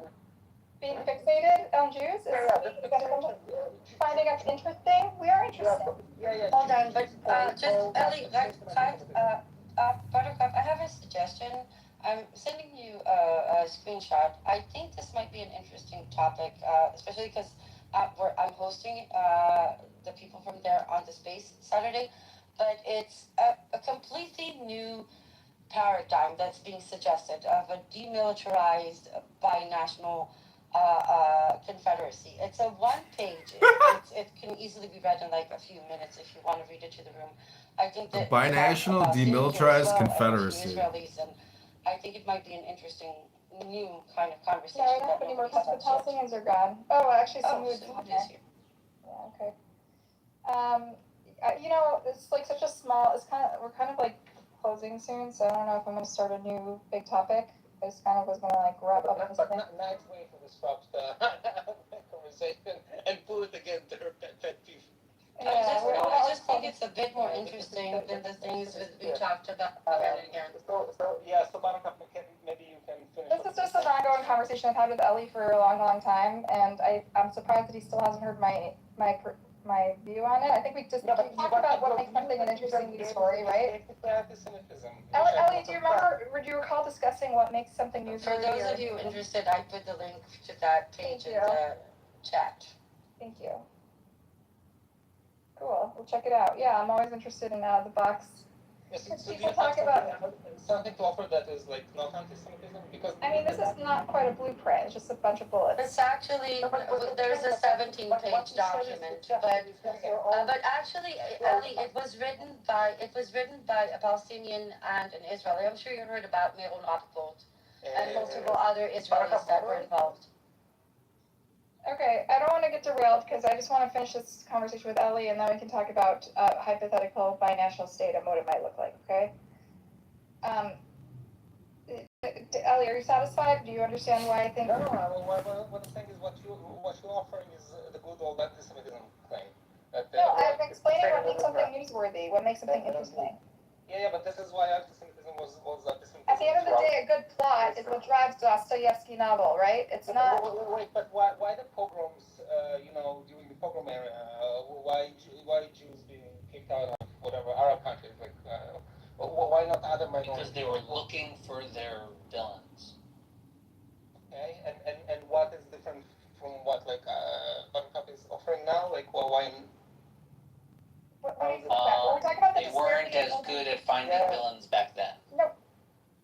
First of all, we live in a different media ecosystem, right? And the story of Israel is a new story, right? It's a new. Yeah. It's a modern story of the last century, okay? And we have been linked to it in the West financially, militarily, and countless other ways, because we also are a host to the other large Jewish population. And so as a result, we have we're riveted. We have a morbid fascination with what happens there. Wait. Do you think that there is, do you think that there is such a thing as anti-Semitism as a unique phenomenon? So, a unique phenomenon, it is unique, yes. But all types of hatred are unique in their own way. Let's roll that. Anti-black racism is also unique. Yeah, of course it is. I'm not saying it's unique in the sense that there is no other thing that is unique. But you think it's eternal. You can never get rid of it. It'll always be there. It's a living force. Let's say you see it as some mystical force in the universe. I don't know. Like magnetism? You'll have to explain. You're like the cold heart. You're like the. I'm surprised to hear this from you, Ellie. He really believes in some sort of like mystical, anti-Semitic evil force in the world that'll never die. Like a demon? Wait. Yeah. That's cool. You think it's eternal, you think it's living, Ellie. You think it's. I believe that. Not everything eternal is living. You think it's eternal, right, Ellie? Squares are eternal. No, I'm not living. Listen, no, I'm just trying to figure out what you believe in. I don't believe in anti-Semitism. I think there are social contexts for anti-Semitism. One was the protocols of the Elders of Zion. Another was the way Jews, the way our religions evolved, right? And Christianity evolved and separated us. And then there was the Enlightenment movement. And the Enlightenment movement, ironically, made us even more, led to the Holocaust, right? And so when Christian anti-Semitism died, then it came up and the secular anti-Semitism reared its head, and so it took many forms. Sounds like you're agreeing with him that it's eternal. No, it's taken many forms, but it doesn't make it eternal. I'm just saying, whoa, slow down. As I understand it, So doesn't mean it's always around the corner. I didn't hear Ellie specifically say that it was eternal. I think he was commenting. All right, now what do you think, Ellie? Go. You said it was some kind of like long argument you've been having. I heard you say it's definitely not eternal. Then I heard you explain how it's been around for as long as humanity has been aware of the Jews. So not subscribe to the whole anti-Semitism argument at all. This is not my topic. What is the whole anti-Semitism argument? Why do you ask? What? Yeah, so people who I don't understand, Buttercup. It sounds like you're saying it's eternal. Stop talking. I wasn't asking Eli. I was asking you. Okay, so when I asked Buttercup about why people are fixating on Israel, okay, I'm assuming that she does believe. Why not? 1 second.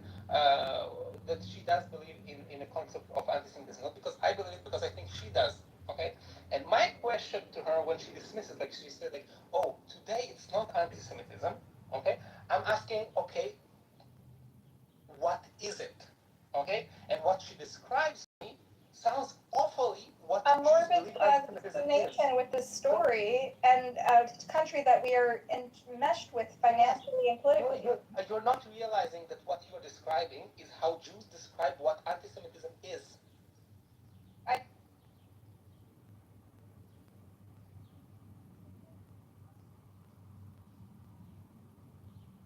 Is it? Mike is gone.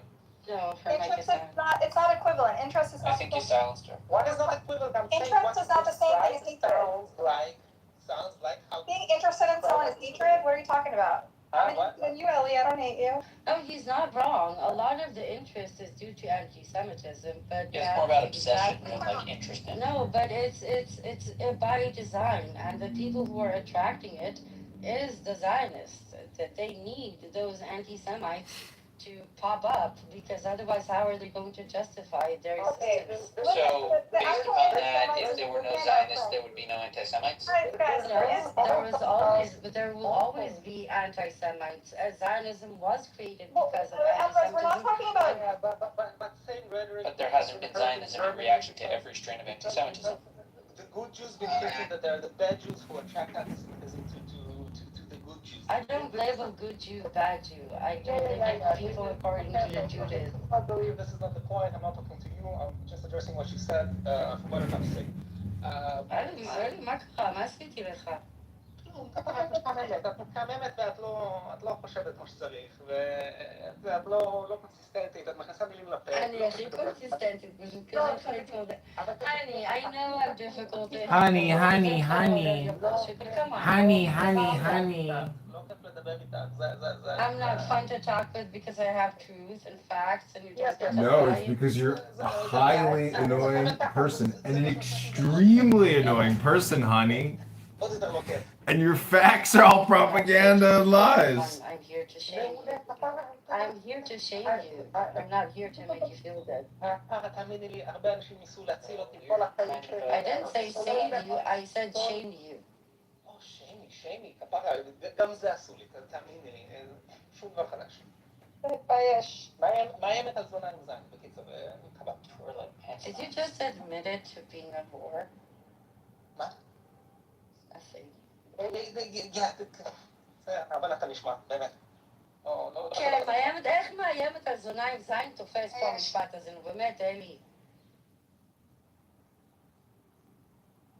אין לי כוח עליך.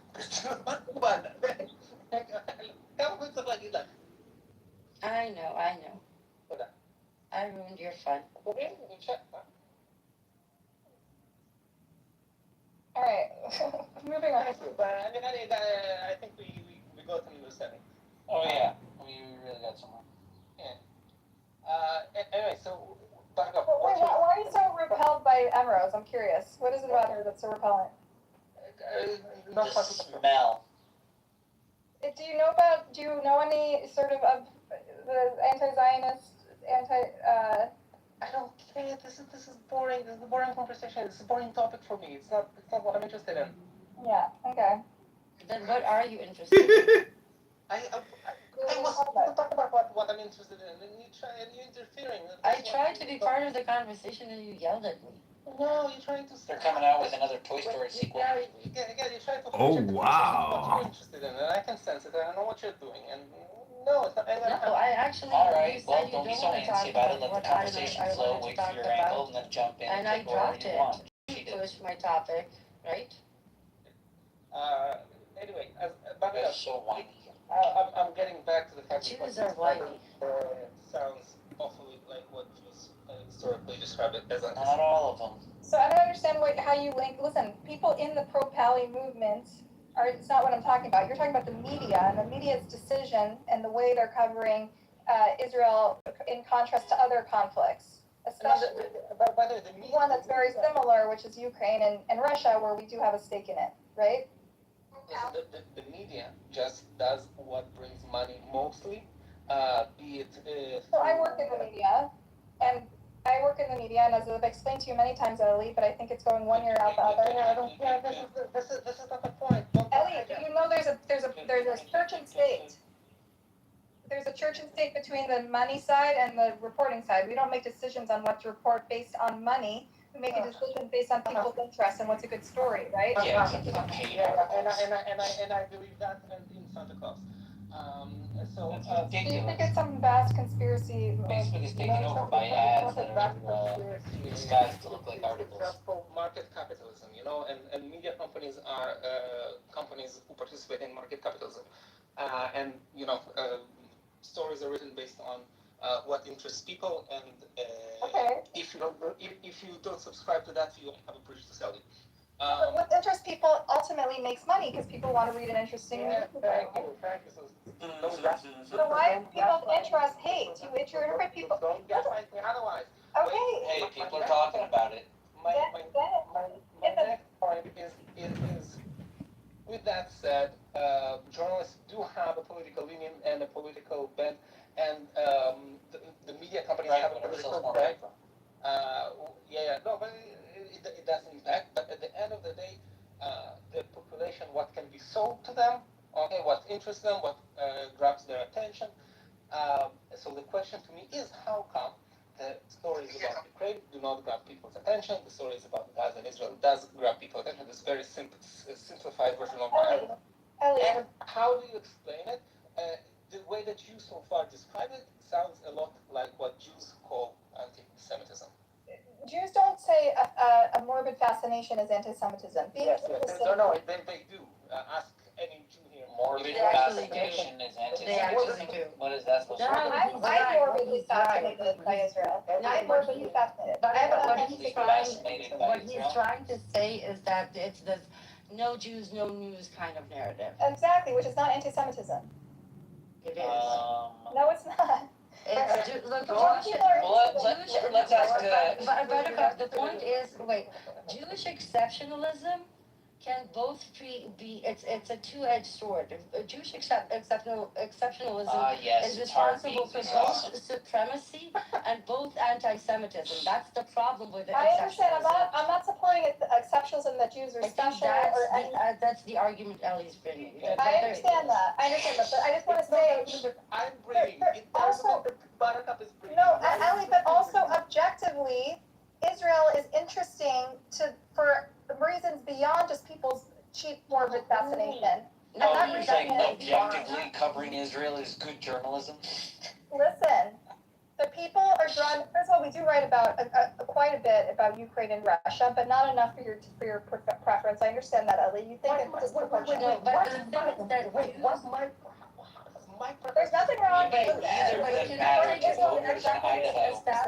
Can I take a stab at this? I think Ellie's trying to say that this whole no Jews, no news is what Buttercup is. Feels a little anti-Semitic, hold on. I'm not advocating for it. I'm just saying it's a fact. I know, I get it, and Ellie's acknowledging that that's the argument you're bringing. But I think if I'm trying to understand, it's a fact of life. It's been that way for centuries. So you're claiming that one of the reasons that people are super interested in covering the whole Palestine-Gaza genocide is because of the Jewish aspect. Now, what Ellie's saying is this is the Zionist argument when it comes to this. But he, I think, is claiming, and on this I will agree with him, that it actually roots in many other reasons, like Islamophobia, like anti-immigration, like white versus brown, West versus the global South, not necessarily the Jews versus the Muslims. That's exactly the point I was making, Emrose. I said, okay, so I think objectively, this the is story... what Ali didn't under. I know this is what you think. This is why I kind of went on a Otef road, because I think he doesn't understand that that's what you're trying to say. I think the story of Israel is objectively an interesting story for one, geopolitical reasons, two, our domestic policy and politics reasons, three, just the story of the Jews is genuinely a moving story of twists and turns and drama and peaks and falls. And but it's not because of that. Because Israel is considered to be look at it as a gladiator battle. Israel is the West, the white, Palestine is the brown, the immigrant, the Muslim, the non-Judeo-Christian. It becomes a representation. So That's literally describing a fight poster of marketing. But it's not the It's a marketing fight. necessarily the Jewish angles. The fact that Israel is considered to be the white Western representative in this. All you're describing is marketing. That's not what's his name? Amir projects his Al-Aqsa fantasies onto it, right? Everyone. What does he know of Al-Aqsa?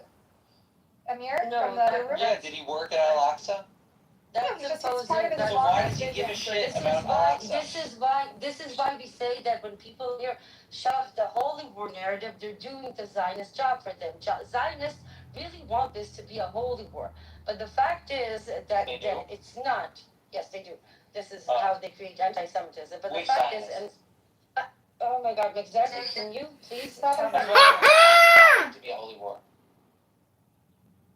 Okay. I think what Ellie was trying to say, and Ellie can correct me, is that this Palestine-Israel genocide occupation is often looked at as a representation of a battle between white and brown, West or global South, so on and so forth. That's just marketing.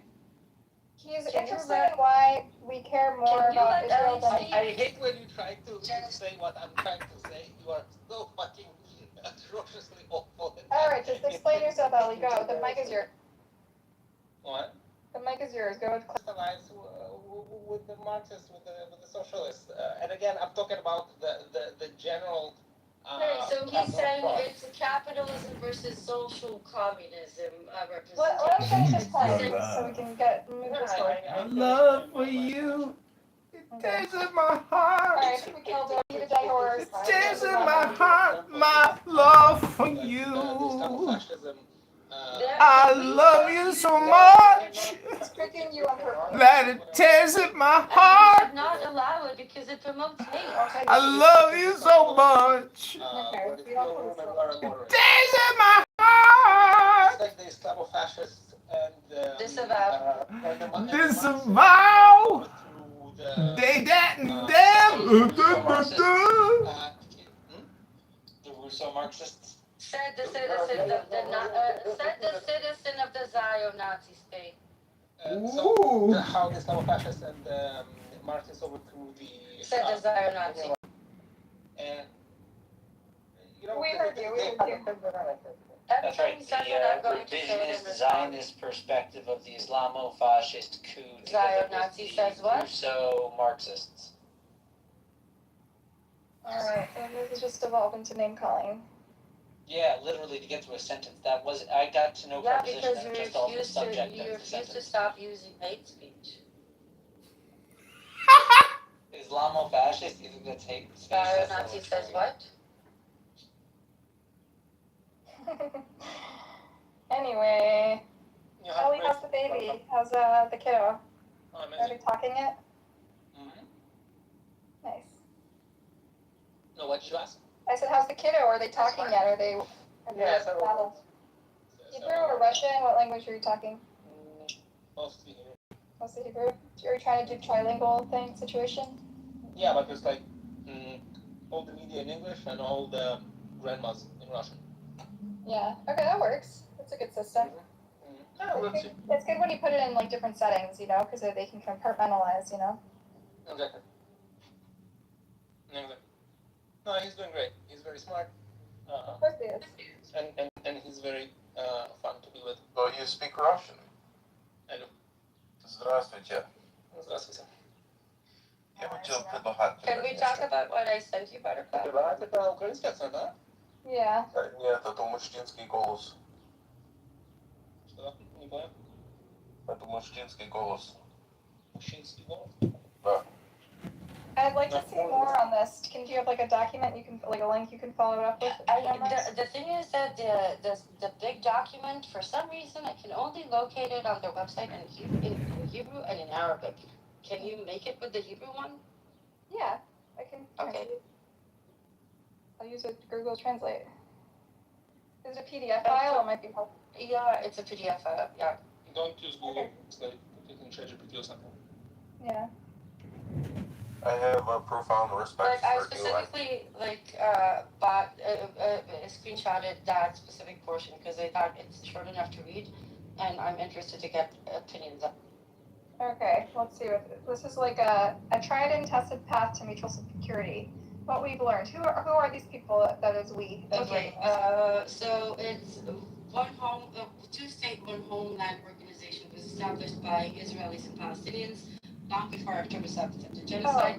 And this is their shortened bullet point about mutual security, that specific topic. Okay, this group is called A Land for All. It's a joint movement of Palestinians and Israelis who share a simple but transformative vision.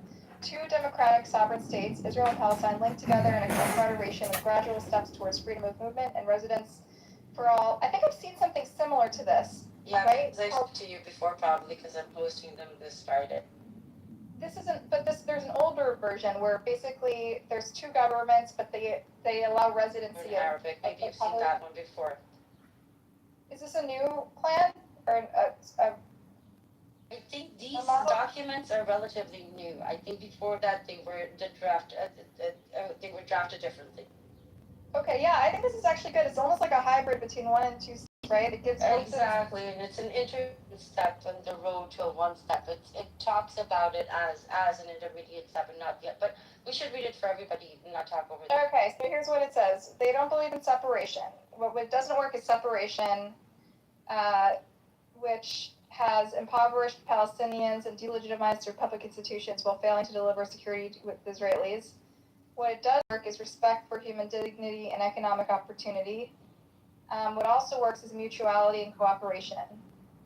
And then they outline what they propose. Their vision, each state would have a sovereign authority over its own internal security, while both would commit to partnership in managing borders, shared intelligence, and cooperating to prevent violence and bring perpetrators to justice.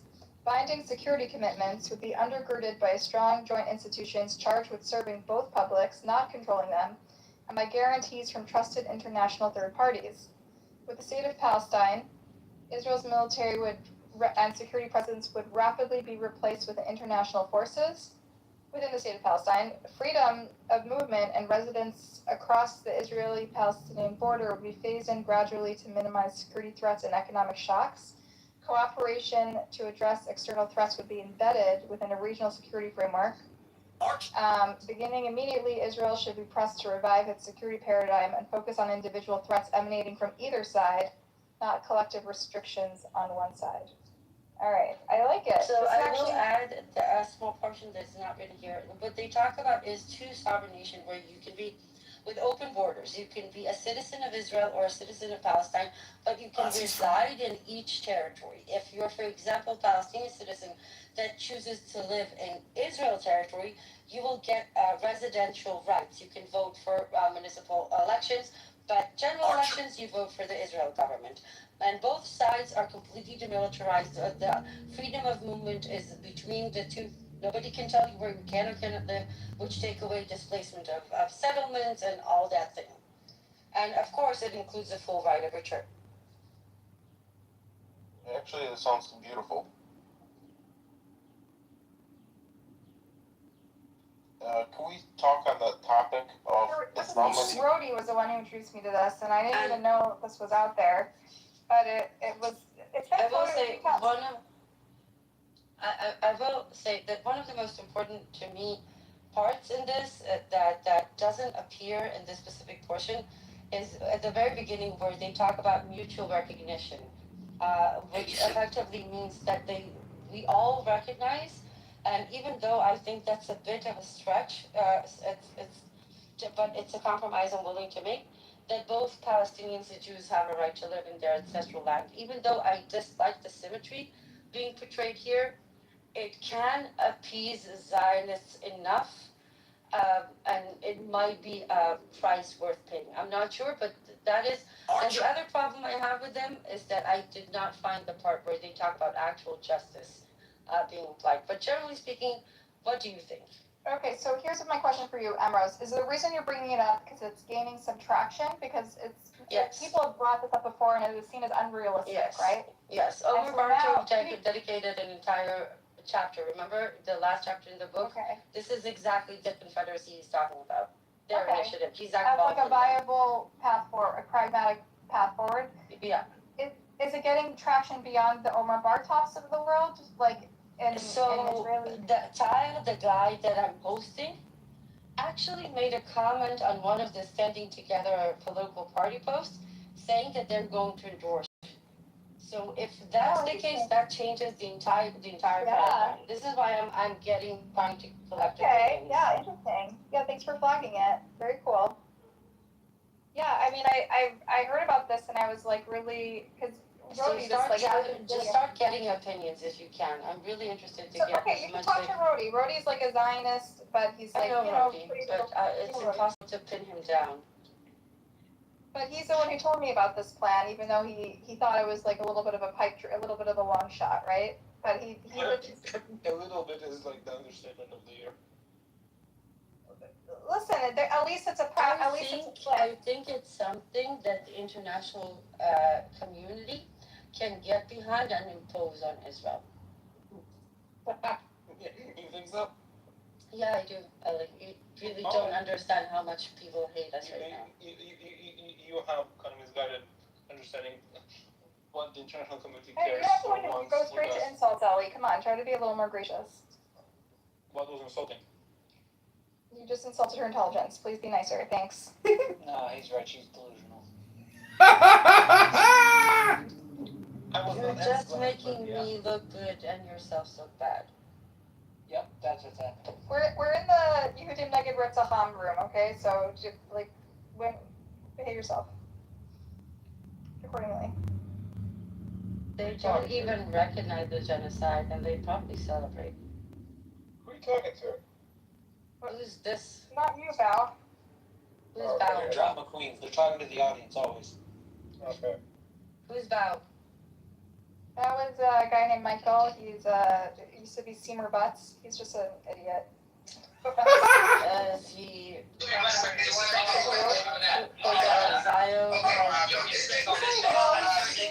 He's like a provocative Jew. He criticizes Israel. He's a little bit of a Nazi though. Like he embraces some white supremacist views. Ooh. Interesting. Fuck the Jews. Like he's a little bit in the. He's just a little bit too on the internet. He's a little too online, so he absorbs a lot of conspiracies about Jews, but he is critical of Israel and thinks all the Zionists are like he kind of doesn't care about the rules. No. Let me. Let's rephrase It's not a coherent point of view. I am what I believe to be a proponent of me physically in the natural world that we live in today. Oh my God. I'm a proponent of America first. Oh my God. Spiritually, emotionally, all that. Okay, am Israel hot? Okay. But I live here. I was born here. I was raised here. This is my house. This is my home. Makes sense. America. So. Yeah. Alright, thanks for Are you against the genocide? That doesn't sound like a Nazi. No. Are you against the genocide? Am I what? Against the genocide. March. We define genocide. Are you against what's happening Creating in Gaza? conditions of life aimed at the destruction of a population in whole or in part. Are they indigenous? Okay, so he's one of those. He's one of those. You can't even communicate with him. I mean, it will be interesting if this plan gets traction. That would be cool. Oh, it's going to get traction. I'm sure an international peacekeeping force will be descending upon Israel, conglomeration, confederacy of a demilitarized binational occupation force. You're either against the genocide She's delusional. or you support it. That's the box. You're either with us against humanity. or you're against us. You're either an anti-Zionist or a Zionist. Then you're one of those that relates. You're one of them. You're part of the problem. Yes. Part of the problem. What if I don't even know what's going on? What if I'm not intelligent enough? That's right. Your ignorance is part of the problem. You're ignorant problem maker. What if I am not intelligible enough to make a decision or to have an opinion for those? You just did. Well, then you're just ignorant and explainable because you you're just stupid. did. You're a stupid, ignorant troublemaker. Did you just say Israel Chai? You did. Like a stupid, ignorant It's not troublemaker. inherently offensive to say Jews should live. No, but you know exactly what that stands for, so that's why I continue to ask. I'm sorry, one second. Am Israel Chai is offensive to you? In order to make sure, I asked him about the genocide. Did I or did I not ask you about the genocide? You figured it out. Did I or did I not ask you about the genocide? Is that a dog whistle then? Yes. You're either against the genocide or you're not. Some people are just morons, okay? Some people are just allowed to be morons if they want. You're afraid that you exist. If I represent my country, United States, and I fly the American flag, does that make He hates APAC. He hates our American Israel I don't care. It doesn't matter if you're American, Japanese. They play both sides all the time. You either stand against murdering 22,000 children or you're not. I got a better one for you, Ambrose. What if I'm Puerto Rican? Doesn't matter. Are you human? Then you are the problem. Are you human? Do you believe there's any justification for starving any child anywhere ever? What if I were to surprise you and tell you that I'm actually an adult? It has nothing to do. I ask you whether you think there is justification for starving children anywhere, everywhere. No. Then why are you not speaking against what is being done in Gaza? Starving children. Starving children in America too. Because that's the only. America also has starving children, okay? That's true. That's wrong. We're going to fix every starving child. That's wrong. But and he's America first, so he's worried about America's children. Can we focus on starving children? That's fine. This is why I asked him. I didn't ask him why he's not acting against the genocide. I asked him, does he support it or does he or is he against it? Apathetic. And what was his response? And his response was, "What is a genocide?" I gave you the definition of genocide. You still didn't answer me. I'm borderline retarded, so I have no idea what's going on. There we go. True. So you see, this is the you said that earlier. when we You talk said that about. you were stupid. See, this is how I fit. No, this is how I fit you in a box. Still condemned. Because when I talk about genocide, starving children, and 22,000 dead, murdered children, you talk about Nephilim and jokes. This is how I know which box to put you in. See how easy it was? Wow, good one, Ambrose. You got him! I think she condemned you. You're in the box that would be quiet when the Jews are in gas chambers, the same way you're quiet when other people are being starved to death. Right. He already told you he's in the retard box. No other boxes, just the retard. Talking about jokes when we talk about starving children puts him in a very, very specific box. Not a laughing matter. Listen, we all care about starving children. There are starving children all over the world.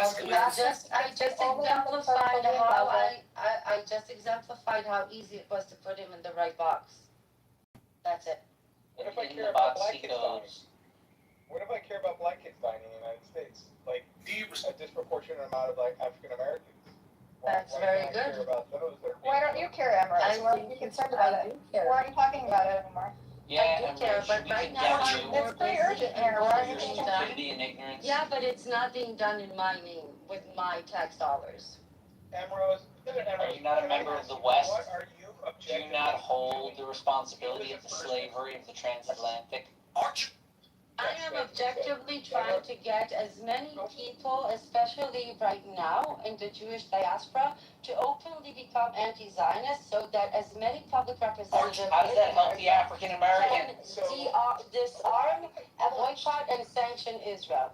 And I think the best chance of Israel being disarmed and forced into compliance is by having America finally rejected. This is why I spend my time talking to idiots like you. And how will that help the African American? Is that a good enough answer, Val? That's a perfect answer. And You're like berating him for caring about his own domestic issues. No, I first. didn't. That's I right. was berating She him is. for mocking a genocide and asking what didn't is a mock genocide. anything. Then I asked you, are you against it, or I asked you, are you against it? And you asked me, what is a genocide? I answered you, and you still didn't say He's a trans maiden. Listen, you thought hyperfixation on Israel's anti-Semitism a minute ago, okay? Bao is not hyperfixated in Israel. He only cares about his own shit, about America's shit. What? So he He's doesn't the talk opposite about of what's For Palestine some happening in Israel. reason, Buttercup accuses him of Nazism. So he doesn't talk about Israel-Palestine at all? He kind of doesn't give a shit now. Yeah, he was pretty clear from the beginning that he doesn't care. I have a question and a statement. He's the only one who's not fixated on Israel, finally. The only That's not true. He's not non-anti-Semite. the only one. You people just The only peddle person in the people world who's not an obsessed. anti-Semite. But aren't you here to talk to Jews? Yeah, sure. What's up, Val? Hold on. Ambrose, I do want to tell you that I do validate all your concerns and all the trials and tribulations you might endure. But at the same time, I just do want to tell you that I do care about you. I care about you immensely. I think you're a wonderful person. I think you're beautiful inside and out. And I think the fact that you care really upholds the type of person you are. I really don't negate any of your passions and your drive. So I do want to validate you. Okay. Secondly, have you ever been held and hugged before? That's sexual harassment. She is not. Holy shit, Bronstein's roasting that bitch, buttering her up for the fatal fate de compute. Emerald, like I said, I am always here. Jesus Christ is always here. If you ever need him, we're both. 22,000 children were murdered on behalf of your faith or ethnicity or 22,000 slaughtered babies for your Zionism, sir. He's half Jewish, half Catholic. The October 7th genocide. The Jews reject him, the Catholics reject him. He's a reject, but he did just roast you. So what's it like getting roasted by a reject? Very quickly and fully. Israel. No, they won't, because he's Yeah, not. they will. Yeah, they will. Yes, they will. the state will Because of his father. the religious establishment won't. I'm just trying to highlight to you the concerns of He's the Jewish ignorant enough. as they don't He's about Jewish enough to be part their of the social of standards, the you get demographic what I'm saying? majority, but his kids won't be Jewish enough to. Look, I gotta find a nice Ethiopian. No, you will still be forced into conversion. No, get a Cuban and say that she was a crypto. You won't be allowed to get Like your married dad in the did. state. Because it's a fascist state. My mother has never like espoused the fact that nothing about being crypto anything. It's fucking weird. I know, just like throw it in there. Listen, if you move to Israel, backstory it up. She's a crypto. There's so many hybrids in Israel. It's insane. Like Well, a ton in the Americas. The Spanish pushed them out just as the Americas were discovered. So a lot of Jews ended up in the Americas, especially those islands that were Spanish occupied, like Puerto Rico. Emrose, I just want to let you know that I'm not here to be your enemy. I'm here to kind of just be jovial and fun. Like, real what I mean? You don't ever have to attack me. Just FYI. Okay? Right now, I see you more as a potential sexual harasser than an. That's for. Jesus Christ, what did your husband think of you? Fuck. That's not nice. Hyperbole. Ellie, you still there? I am. I'm enjoying this very much. The roast of Emrose. While doing my house chores. So Probably do you agree that ultimately Bob is always the only non-anti-Semite becomes that in the way. world because he doesn't give a fuck about Israel? Whoa. Yeah, Yeah, you're boxing. I do not subscribe to the whole You're boxing me. topic. You're boxing me. In the spiritual sense, I believe Israel has a place in my heart. Manipulation tactic. There we go. But again, objectively now, here and now, my current concern is America and where we are going from here. Did you ever visit Israel? Yeah, many times. So effectively, you can't say that you are not a part of this because you took advantage of your ability to come to Israel at the expense of people who are denied returning to their homeland. You took advantage of your own Jewish supremacy and privilege by coming here. So effectively, you are part of this. So if you take advantage, because this is dangerous, because I was born here and I have nowhere else to go. Hence, I am still a beneficiary of the occupation and I have the obligation to fight it. Oh, shit. So if you had a chance to leave, would you? No, if I had a chance to leave, I would. Because of my daughter, by the way, not because of me. If I wasn't a mother, I would stay and fight the occupation until my last breath. But that doesn't change the fact that when you say that She's gonna fight the occupation to her last breath. That's not true because you have actively used your Jewish privilege at the expense of the Palestinians that are not Jewish privilege. So Oh, look, YouTube disabled one of my live streams again. Aw, YouTube can't handle me. Over and over and over again, YouTube gives me community guideline strikes, deletes content. It's not even me saying shit. It's what people are saying on the internet. How about I join your side and whatever organization you're part of right now that you're actively campaigning with, I will join you arm in arm, side to side, you and I together. You and I will parade in the marches and in the crowd, like you and I. What organization are you part of, and like what group of people do you belong with? Like, who can I join? I can give you a list of organizations you're welcome to support.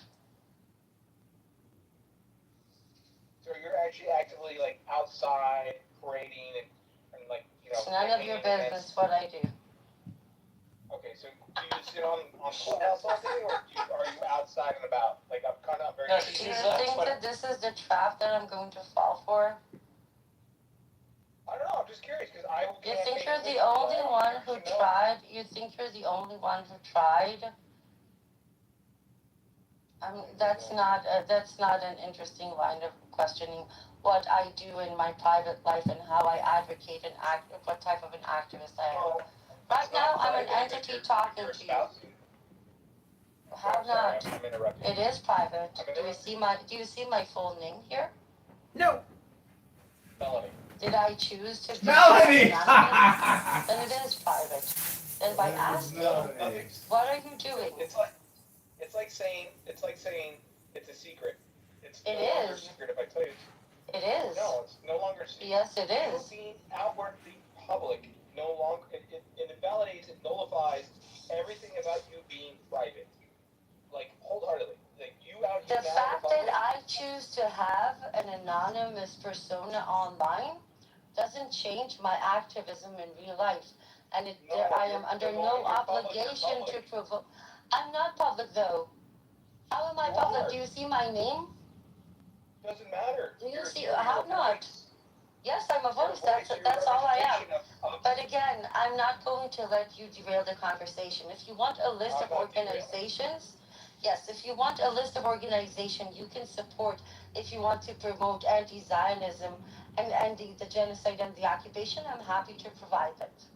Any other question before I explain to you again why you are in the box of people who didn't speak up when the Holocaust was happening?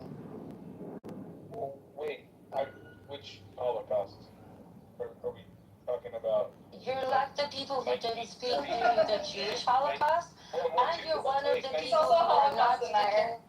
You're also one of the people not speaking. 276,000 people, Buttercup. Anyways, was it really 6 million, Buttercup? Alright, so anyways, Emerald, so what is the Holocaust? Somebody get Benny Adam here. I think that's his job to deal with these lunatics.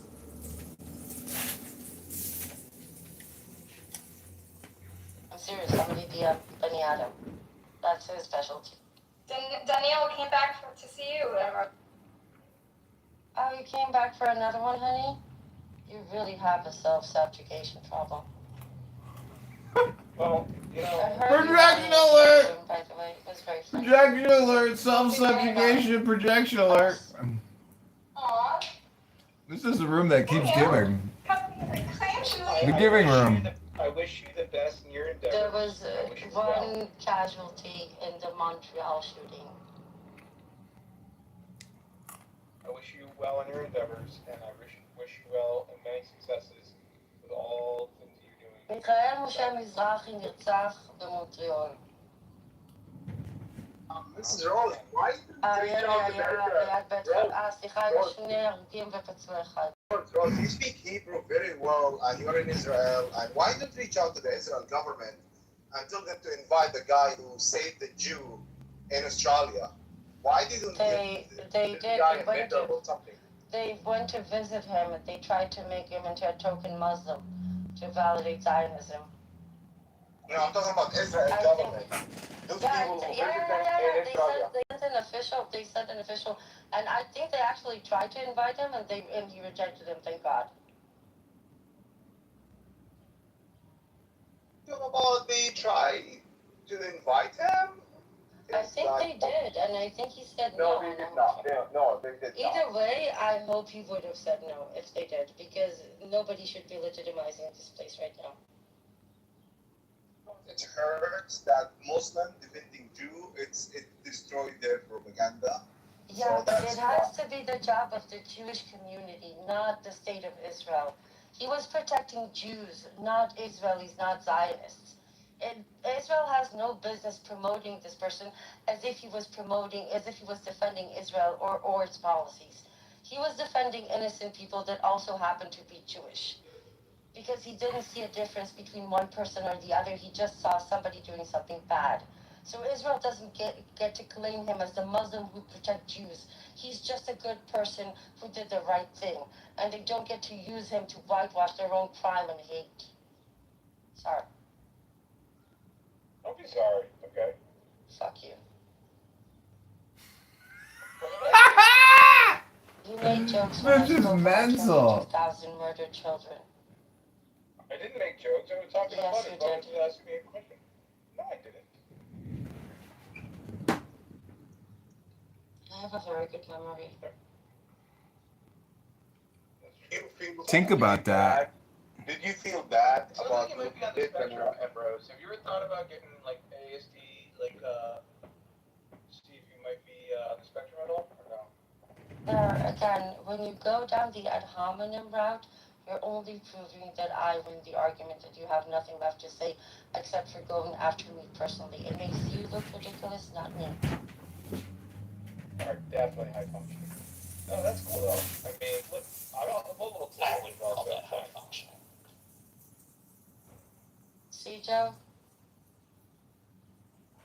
Well, if someone not human, you cannot force him to be a human, right? Like, that's his decision. No, they're human. If he's going to be a human or animal, you cannot force him. It's his choice to be an animal.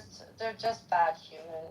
We're all human, unfortunately. Okay, that's fine. You can't force them. Honestly, like, it's hard. It's hard. Like, it's his choice. He want to be a human or animal. He made the choice. So we can't force someone to be a human, right? Or we can't force anyone to be an animal. I think we can't force anybody to behave like a human. They're all human, but they don't behave like it, or they don't see others as human. But I don't label people animals. I just label them bad people. They're not bad people. People who do bad shit. But he's right. I can't force you people to have a moral conscience or a soul. if you decide to bury it deep down inside it, beat it down every time it rears its head. Like, I don't know what else to do. They advise, say what you need to say, and that's it. It's his choice. I'm sure he's. But Joe, people are dying. I'm serious. I don't know what else to do. I know. I'm seeing it today, this morning. He just bombed kids and women this morning in Gaza. 17-year-old child on her way to a final fucking exam. And she was the only survivor of her family. The only survivor, a 17-year-old kid. God, yes, she the entire family erased from existence. Her entire family killed during the genocide. But they had to go and bomb her too. But he keeps screaming, Am Israel Chai. Islamofascism, bitch.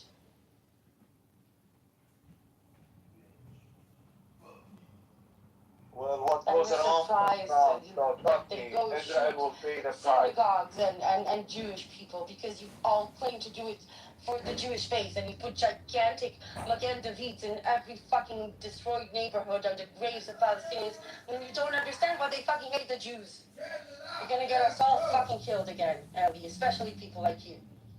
And when there's a new resistance group comes, let's call them Hamas 2026, they say, why do you do that, October 7?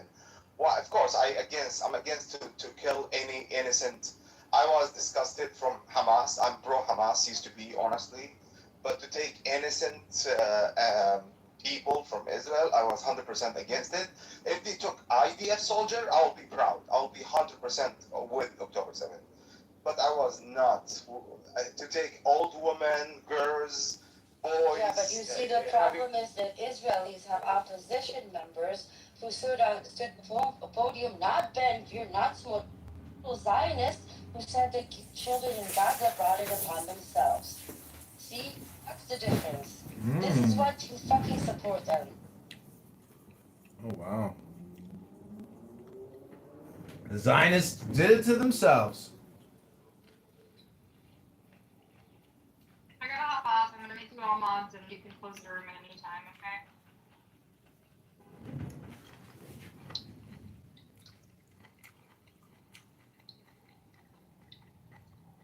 We'll see what you guys can. Joe, did you happen to listen to what Buttercup said before about the one two-state, one homeland initiative? I did not. I'm hosting a friend of mine, Dr. Kyle Aburas, on X on Friday, and we're going to talk about the initiative founded by his father called One Homeland, Two State. It talks about a demilitarized binational confederacy. Demilitarized binational confederacy. Ingredients that there will be two sovereign nations with open borders, shared intelligence, shared security, international forces, but full recognition of a place for the Jews between the river and the sea as their homeland, as well as full right of return to all Palestinians. But it's not exactly a two-state solution, and I think it's important that there is full right of return and full freedom of movement. But it is a framework that can lead to potential one-state solution. 100% with one-state solution. But they would never allow that. They would This is why we're talking equal about right to this. the Palestinians. I know, this is what we're talking about. With Buttercup, there's a lot of noise coming from your honey. Oh, sorry, guys. Because we know one state is not feasible in the near future, simply because Israel society needs to be de-radicalized and Palestinians honestly need time away from Israelis. But a two-state solution is obviously dead. But this proposes something, a structure that can actually be something that the international community might consider imposing on Israel.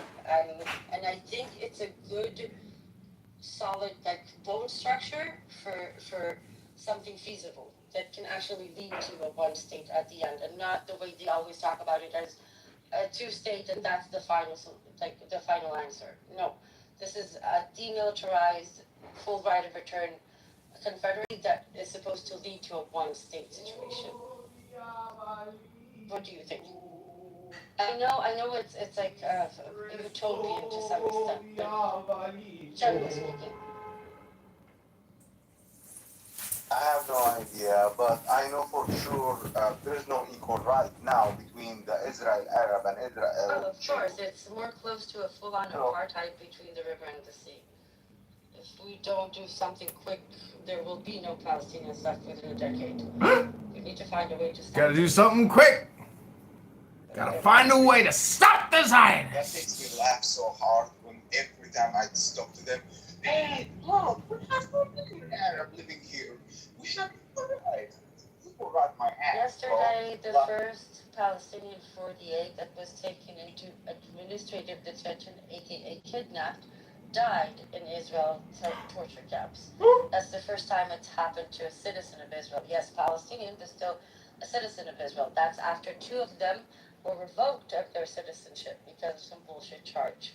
So Palestinians 48 are now also being genocided. This execution plan they have, being fear the terrorist. Execution just apply for the Arab. Oh no, we need this Confederacy of the demilitarized by national statehood. We gotta do something quick. Issue a death sentence. Got 10 years left and there's no Palestinians left. They've all been genocided. Act that was rooted in the intention to prevent the Jewish people. This room might go all day. Homeland. So even a Jewish it's a banger. Cannot operate from that. This room is a banger. So even if they recognize he's a terrorist, they don't have to sentence him to death. But if he good, because he's it was good, aka Palestinian, then you have an obligation to sentence him to death. This is how evil this fucking legislation is. And by the way, there's no right to appeal, and it has to be done within 90 days just to make sure they really get him. As if they needed a legal excuse, because we've seen broad daylight executions in the West Bank on a daily basis in the past 2 years. But I'm very angry, Joe. I'm fucking angry. Trust me, I lost a family member in Palestine because of this motherfucker. And I've witnessed their crimes in my own eyes. I've seen it. Like, nobody told me. I've been there. I've seen what they are fucking doing. And they have no respect to kids, women, old men. And even in the checkpoints, such a population, they are doing it in purpose, intent to emulate. They're trained to do it. This is part of keeping the population oppressed and subjugated. Yes, even the old woman, even in the history of fucking the terrorist state of Israel, since they are founded, like in 1948, you will not find a single Palestinian woman over 50 years did a terrorist attack. But guess what? They still treated her as a fucking terrorist. Even the woman never did a terrorist attack in Palestine or Israel. They still targeted and treated as a terrorist. I was treated as a fucking terrorist. I am an American, and I've never harmed a single Jew or anyone. And I've been treated at this the Huckabee, this motherfucker, this Huckabee. He's a truly maniac one. He's a fucking Israeli agent. This motherfucker, the way how he defends Israel every single moment, it makes me sick, and I want to vomit in his fucking mouth. This son of the bitch, Zionist dirty dog. Care about the Americans. He truly showed Tucker Carlson that he's Israeli agent. He never care about Americans. Do you know how many Americans killed by Israeli in Israel? Guess what? More than 15 cases. And guess what, Huckabee? He never hold them accountable. He's not a fucking American. He's a fucking traitor. Like this son of the bitch. Who this guy who was a spy with the CIA? What's his name? Jonathan Pollard? Yes, this fucking dirty Zionist pig. Yeah. But see, Huckabee's not Jewish. It's the Zionism that pushes them into complete psychosis. Like some Arab, unfortunately, like him. There is so much Arab, not a lot. Did you hear Fair. the UAE just They are fucking hosted debating an it. entire delegation of liberal Zionists, including the former head of the Shabak, Ronen fucking Bar, the same guy that sat in the command center the same night that Israel fucking murdered 278 children in one goddamn night. And that's the one that the UAE is hosting with his wife.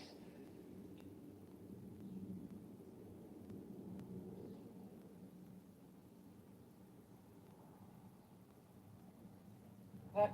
All of you are quiet all of a sudden? Nothing to say about the former head of the Shabak?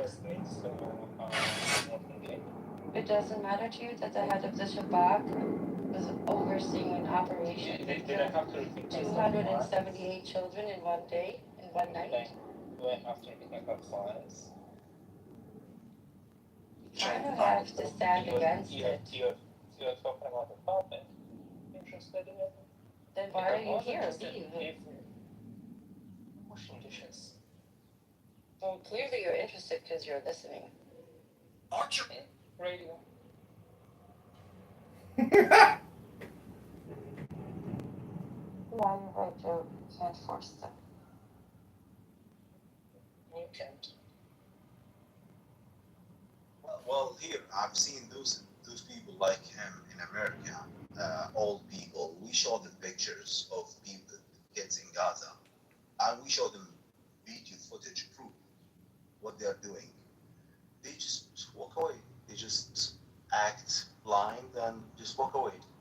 But if we told them those kids is Jewish, guess what? Humanity show up, and all of a sudden, oh my God, poor Jewish kid. Yeah.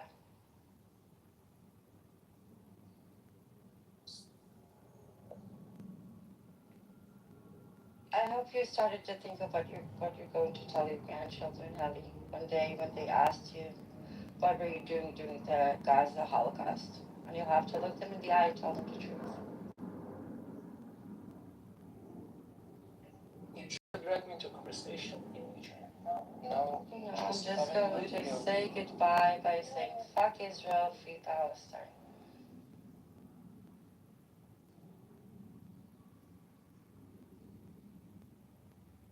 Adios, amigos.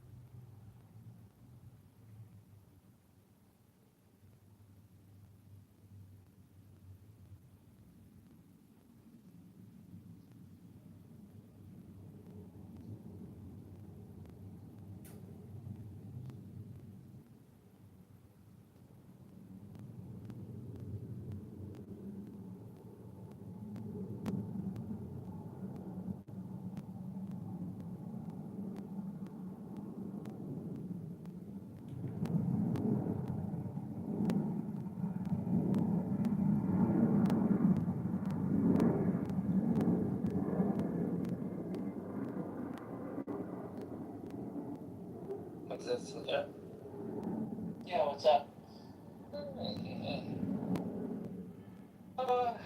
What that obnoxious bitch? They come in all shapes and sizes.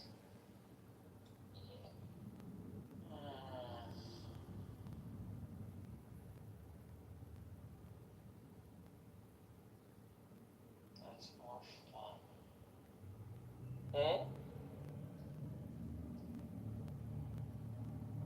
At least I have finished all my dishes. That's the real moral of the story. Moral, they moan and bitch. We are being productive.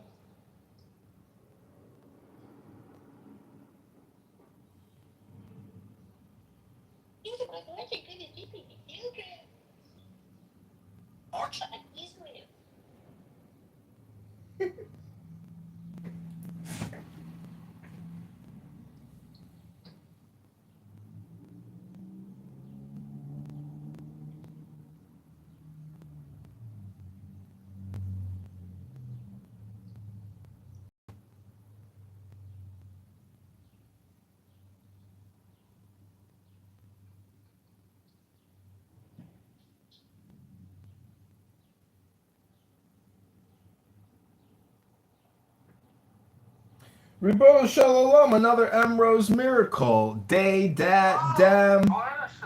Day dat dem. Day dat dem. Again. Day dat dem. Ambrose. So I tried to get Grok to do an analysis on her document about the incoming multinational peacekeeping force to create a binational demilitarized zone. And I mean, holy fuck! I mean, talk about a highly annoying person or an extremely annoying person. M. Rose, in my opinion, based on 43 years of living, she has to be one of the most top 10 highly annoying people I've ever encountered in my life. And so I'm submitting her to the Highly Annoying People Awards of 2026. M. Rose, you could be the winner for the world's most annoying person. It's really quite an accomplishment if you think about it linguistically, in terms of creating sound, in terms of repetition. And she says that she is willing to resist the occupation until her last breath, which is amazing. That's real commitment, and we have to, respect people's will to really follow a thing through. And Michael Braunstein brought up a good point when he said, "What does your husband think of you?" And that really made them think. And I'm just saying that if you haven't, honestly, at the root of all these problems is atheism. Because if you are an atheist, by default, you hate books. And if you hate books, you hate words. And as you heard her say, Islamofascism is a no word. You cannot say Islamic fascism. No. That is not right. I didn't say Islamic fascism. I said Islamofascism. Yeah, I don't think it's really a prohibited term. There's Christian nationalism. I don't think that's a hate term against Christians. No, but Christian nationalism is okay to say, but because it has the word Christian and something negative attached to it.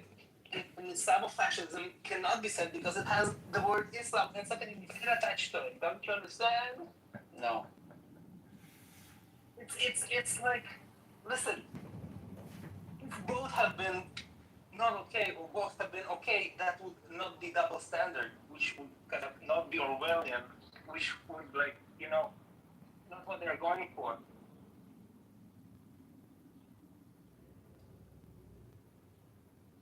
It must be double speak. New speak. Oh, my friend is here, thank God. We're Double speak, no? Ellie, I gotta say, man, Double speak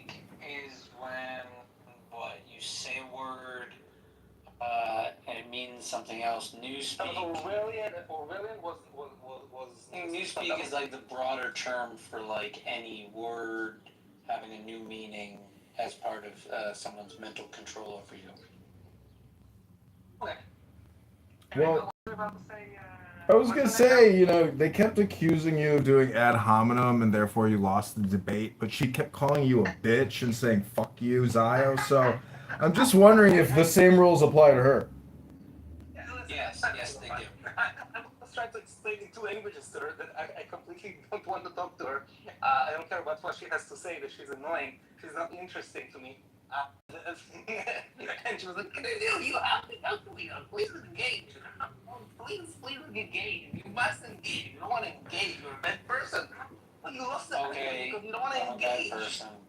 All right, we didn't engage. So you were trying to bring up the Eeyore can be happy in his own way. Ellie. You were trying to bring up the point that what she is saying, that what Buttercup was saying is anti-Semitic, and so. No.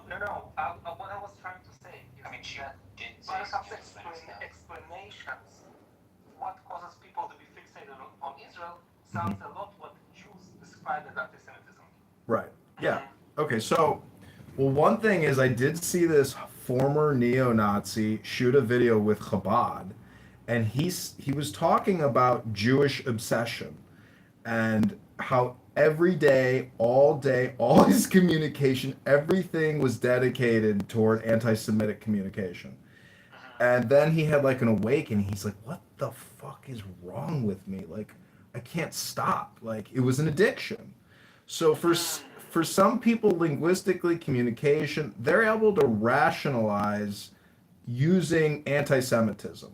And that in itself is a cognitive distortion disorder, according to, you know, behavioral therapists. And so what's so crazy about Emrose and Buttercup is when you listen, like I was here in Anon, and the projection from them is so accurate. And I think the big term she used was like, I don't know, not like, I can't remember the exact term, but she was saying that it's like self-destruction.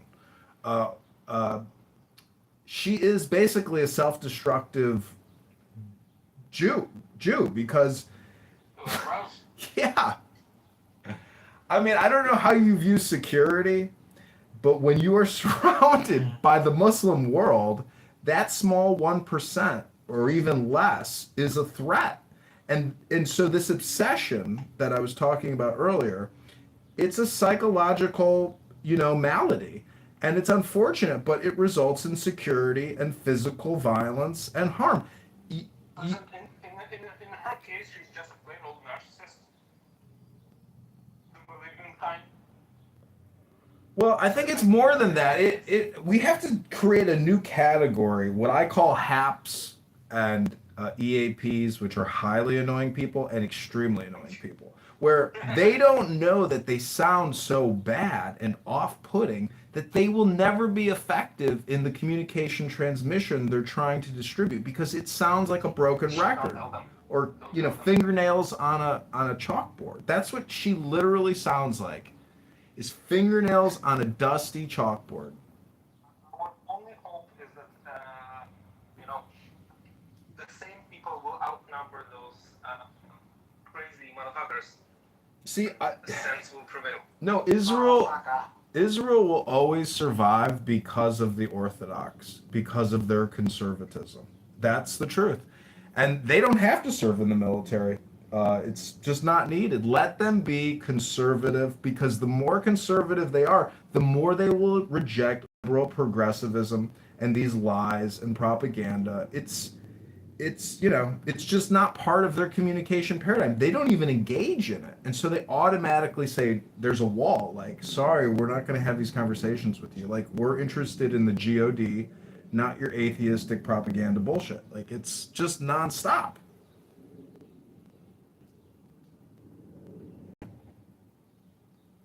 I personally see many issues with the Haredi community that I don't think that they are the actual allies of the rest of the Israeli community. See, that's where I differ because I don't think you're viewing it in the totality in the same way that maybe India lets their Brahmins do their weird stuff in conjunction with nationalism. So it's like basically it's the actual natural order to have this priestly class or these hyper religious people in a nationalistic state which are disassociated from the power structure. But they're not dissociated. This is the issue. They're not dissociated with the power from the power structure. No, I get that. I'm saying not totally this. They are the most effective electoral force in Israel, and like the saving grace is that they're like still in a small enough minority, but they have been hogging the Israeli politics for years now because they have been extremely effective. No, I stand corrected. I'm trying to. I mean it in a way that like it appears dissociated because it's not the majority. But even in like the Texas legislature, I've heard that the small Democrat minority in the Texas legislature actually, in a way, like directs uh, the movement of the caucus, if that makes any sense. So like, how does a minority group have such a huge communication impact on the collective network or the collective unconscious? It's because it's basically an organism, environment, environment, organism. But I'm just saying that either way, no matter what, Emrose will always go down in history in terms of my observations as being one of the most annoying people I've ever heard in my life. She is basic. She is basically like an Eastern European communist cackling, communist like somebody where like if you're out on the battlefield, she'd still be out there like muttering the party's slogans. Like, do you hear the shit she says? It's so communistic sounding, socialist. It's like so fucking She amazing. blocked me actually, so I haven't heard the shit that she says in a very long time. What was the shit that she was saying today? She was claiming. I assume that for Euro. Fuck Israel. We only have 10 years till every Palestinian is genocided, so we gotta act quick. We only have 10 years left before the goose, or what's that bird that went extinct? What was that goofy bird? The dodo. She claims that all the dodo birds are gonna go extinct in 10 years unless we act quick. They're gonna go the way of the dodo? Yeah. And anyways, I recorded this whole thing. Like, her talking points are remarkable. It's all white versus brown, north versus south, and there's other key talking points that she repeats over and over and over again. I mean, I really do think she has like limited. Yeah, the Confederacy is coming back to Israel. In a multinational peacekeeping force to demilitarize and free Palestine, to liberate Palestine forever. God bless, it's a confederacy and not a federacy. Anyways, her Friday talk, like I've heard her on X Spaces in huge anti-Semite rooms, and but Grok refused to analyze her document for some reason and give me 10 key extracts. Just Grok would not comply with my requests.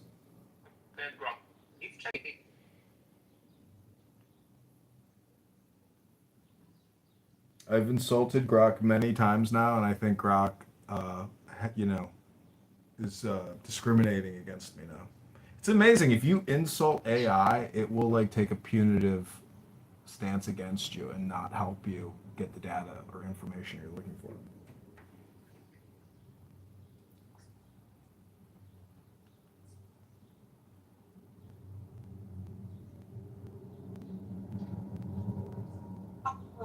Wow. Just fill these dimes.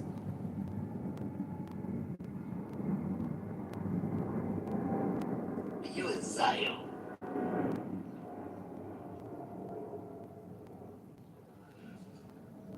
So many people don't know what you can and cannot say in terms of free speech on platforms.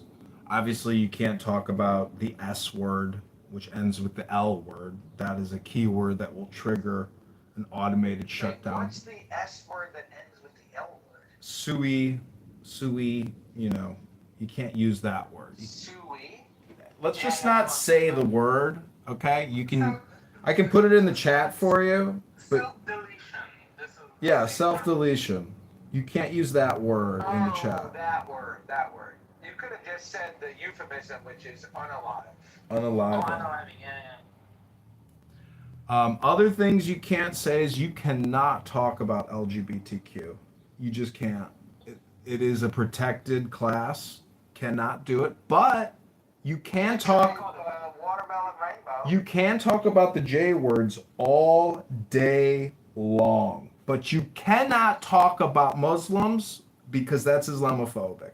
So you see the double standard on these platforms, that they allow the Free Palestine propaganda and the J word, anti-Semitic hate speech, but they will not let you talk about Islam, Muhammad, Aisha. That's all considered Islamophobia, and that is a protected class. And so the LGBTQ fascism and extremism is amazing, because when you talk about double standards, like, people aren't out promoting, heterosexual activity and being heterosexual extremists. It doesn't exist, because that's the natural order of the situation. But when you call out LGBTQ as being fascistic or Democrat vote organizing or queer brainwashing to eliminate any type of masculinity and totally, feminize young men to make everybody queer, that is considered hate speech. And there's nothing to be proud about hate speech, but here are some facts that the media will not tell you. 58% of homosexuals have problems with intestinal worms. 1 in 15 homosexuals are a pedophile. 33% of homosexuals have problems with alcohol. On average, a gay man has up to 80 sexual partners per year, and on average, a total of 1,000 over time. On average, a straight man has 8 sexual partners in his lifetime. There's a perfect... Wow, that's the average? 8 sexual partners in a lifetime? That's what the data says. Perfect... Holy. This is... Oh my Hold on a second. There is a perfect correlation between childhood rape and homosexual behavior. A perfect correlation, 100%.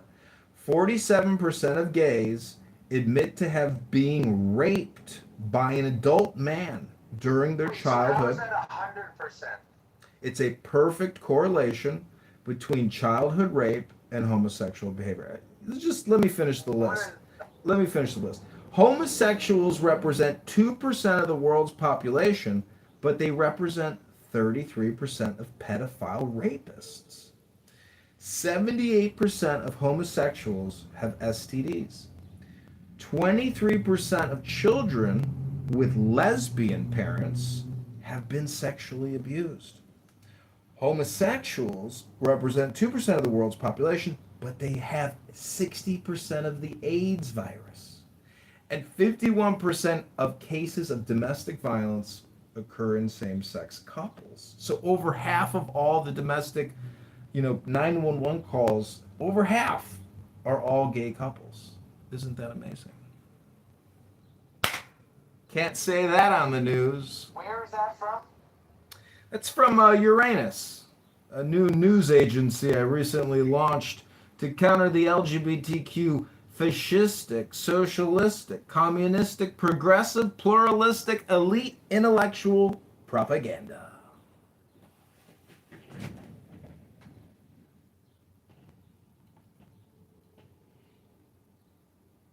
I think it's kind of gay. Well, I asked Grok to fact check this infographic that I just read to you, and Grok said, "Silly goose, that's all myths. None of that's true, bitch." I said, "Grok, are you gay?" And he said, "No, but I support LGBTQ and Democrat elite, progressive, liberal pluralism values." I said, "I thought you were supposed to be the conservative AI." And Grok said, "Fuck you, bitch. I am beautiful."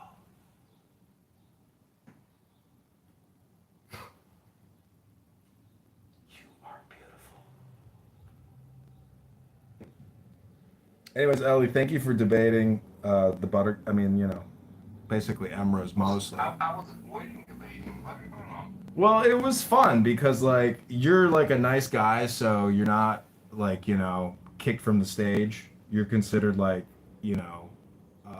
like weak and effeminate. Yeah, like you're considered like you could cross over. Yeah, you're not like mean is what I'm saying. Like if you were mean, they would kick you. Like I'm not saying that that is a weakness. I'm just saying that like. Yeah, I'm just saying that, like, let me take back the weak word. Let me just say that you are tolerated. Friendly. Yeah, you're tolerated because they know that you're not going to cross too severe of lines with them, like, and make them emotionally, like, feel terrible. You're somebody that they can fight with and survive. It's because I don't fight. But I love how Buttercup keeps saying, I work in the media. I work in the media. You forgot I work in a Well, what is that a credibility statement? I mean, you got an X account or something? Like, what do you. I mean, who really works in the media is our girl Yael, Bird Honks. She's got, like, the biggest account out of anybody.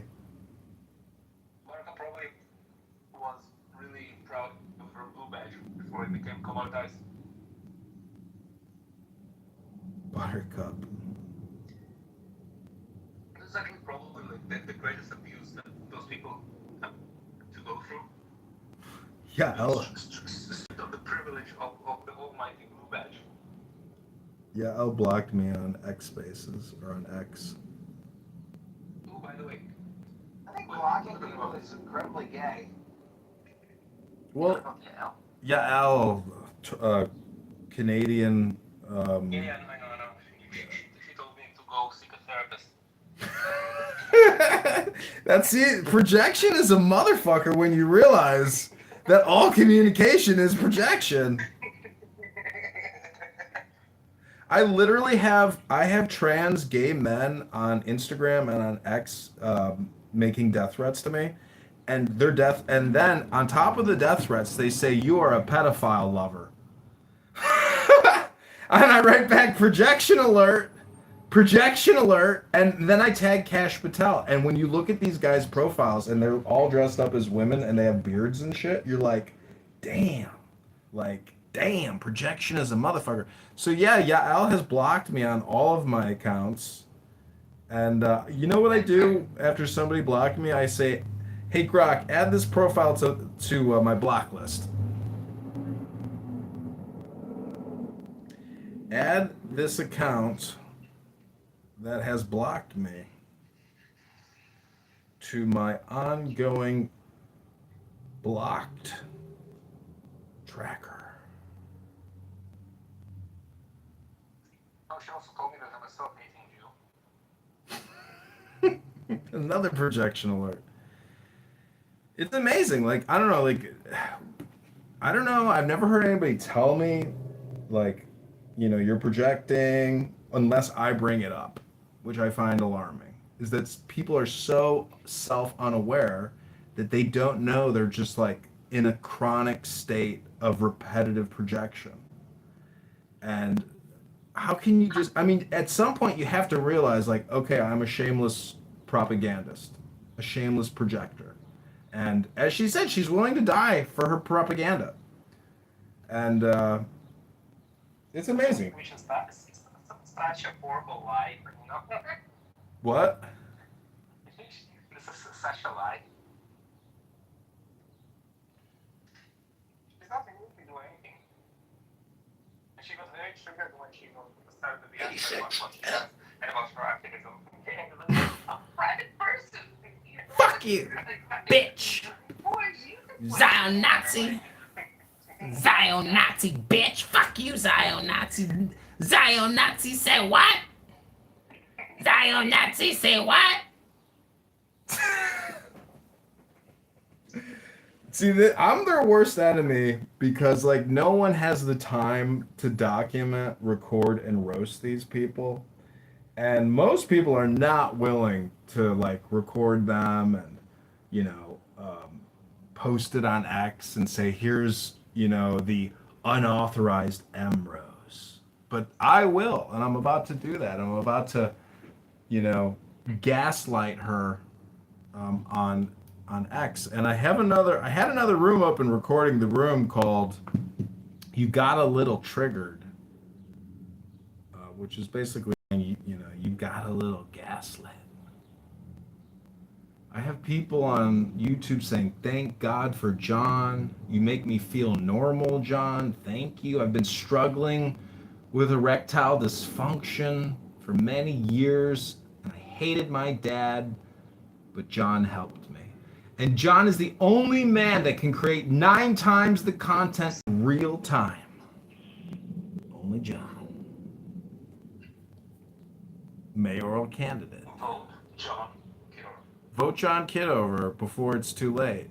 Vote John Kitover. It's better than nothing.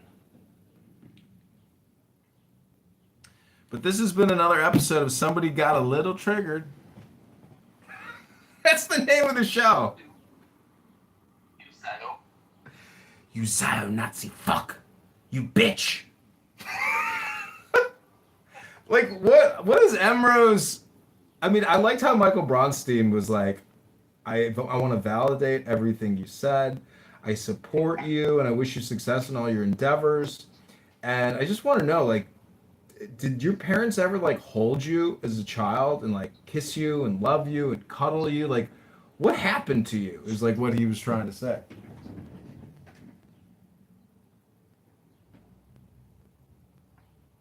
Is that the guy that is quite good with computers? Michael Bronstein? Yeah. He doesn't even know how to unzip his pants. Okay. Oh yeah, I think he's working in IT, but Yeah, I think that's what I'm thinking about. yeah, he lives in Boca. He goes by Bow Wow. He also triggers people. I know.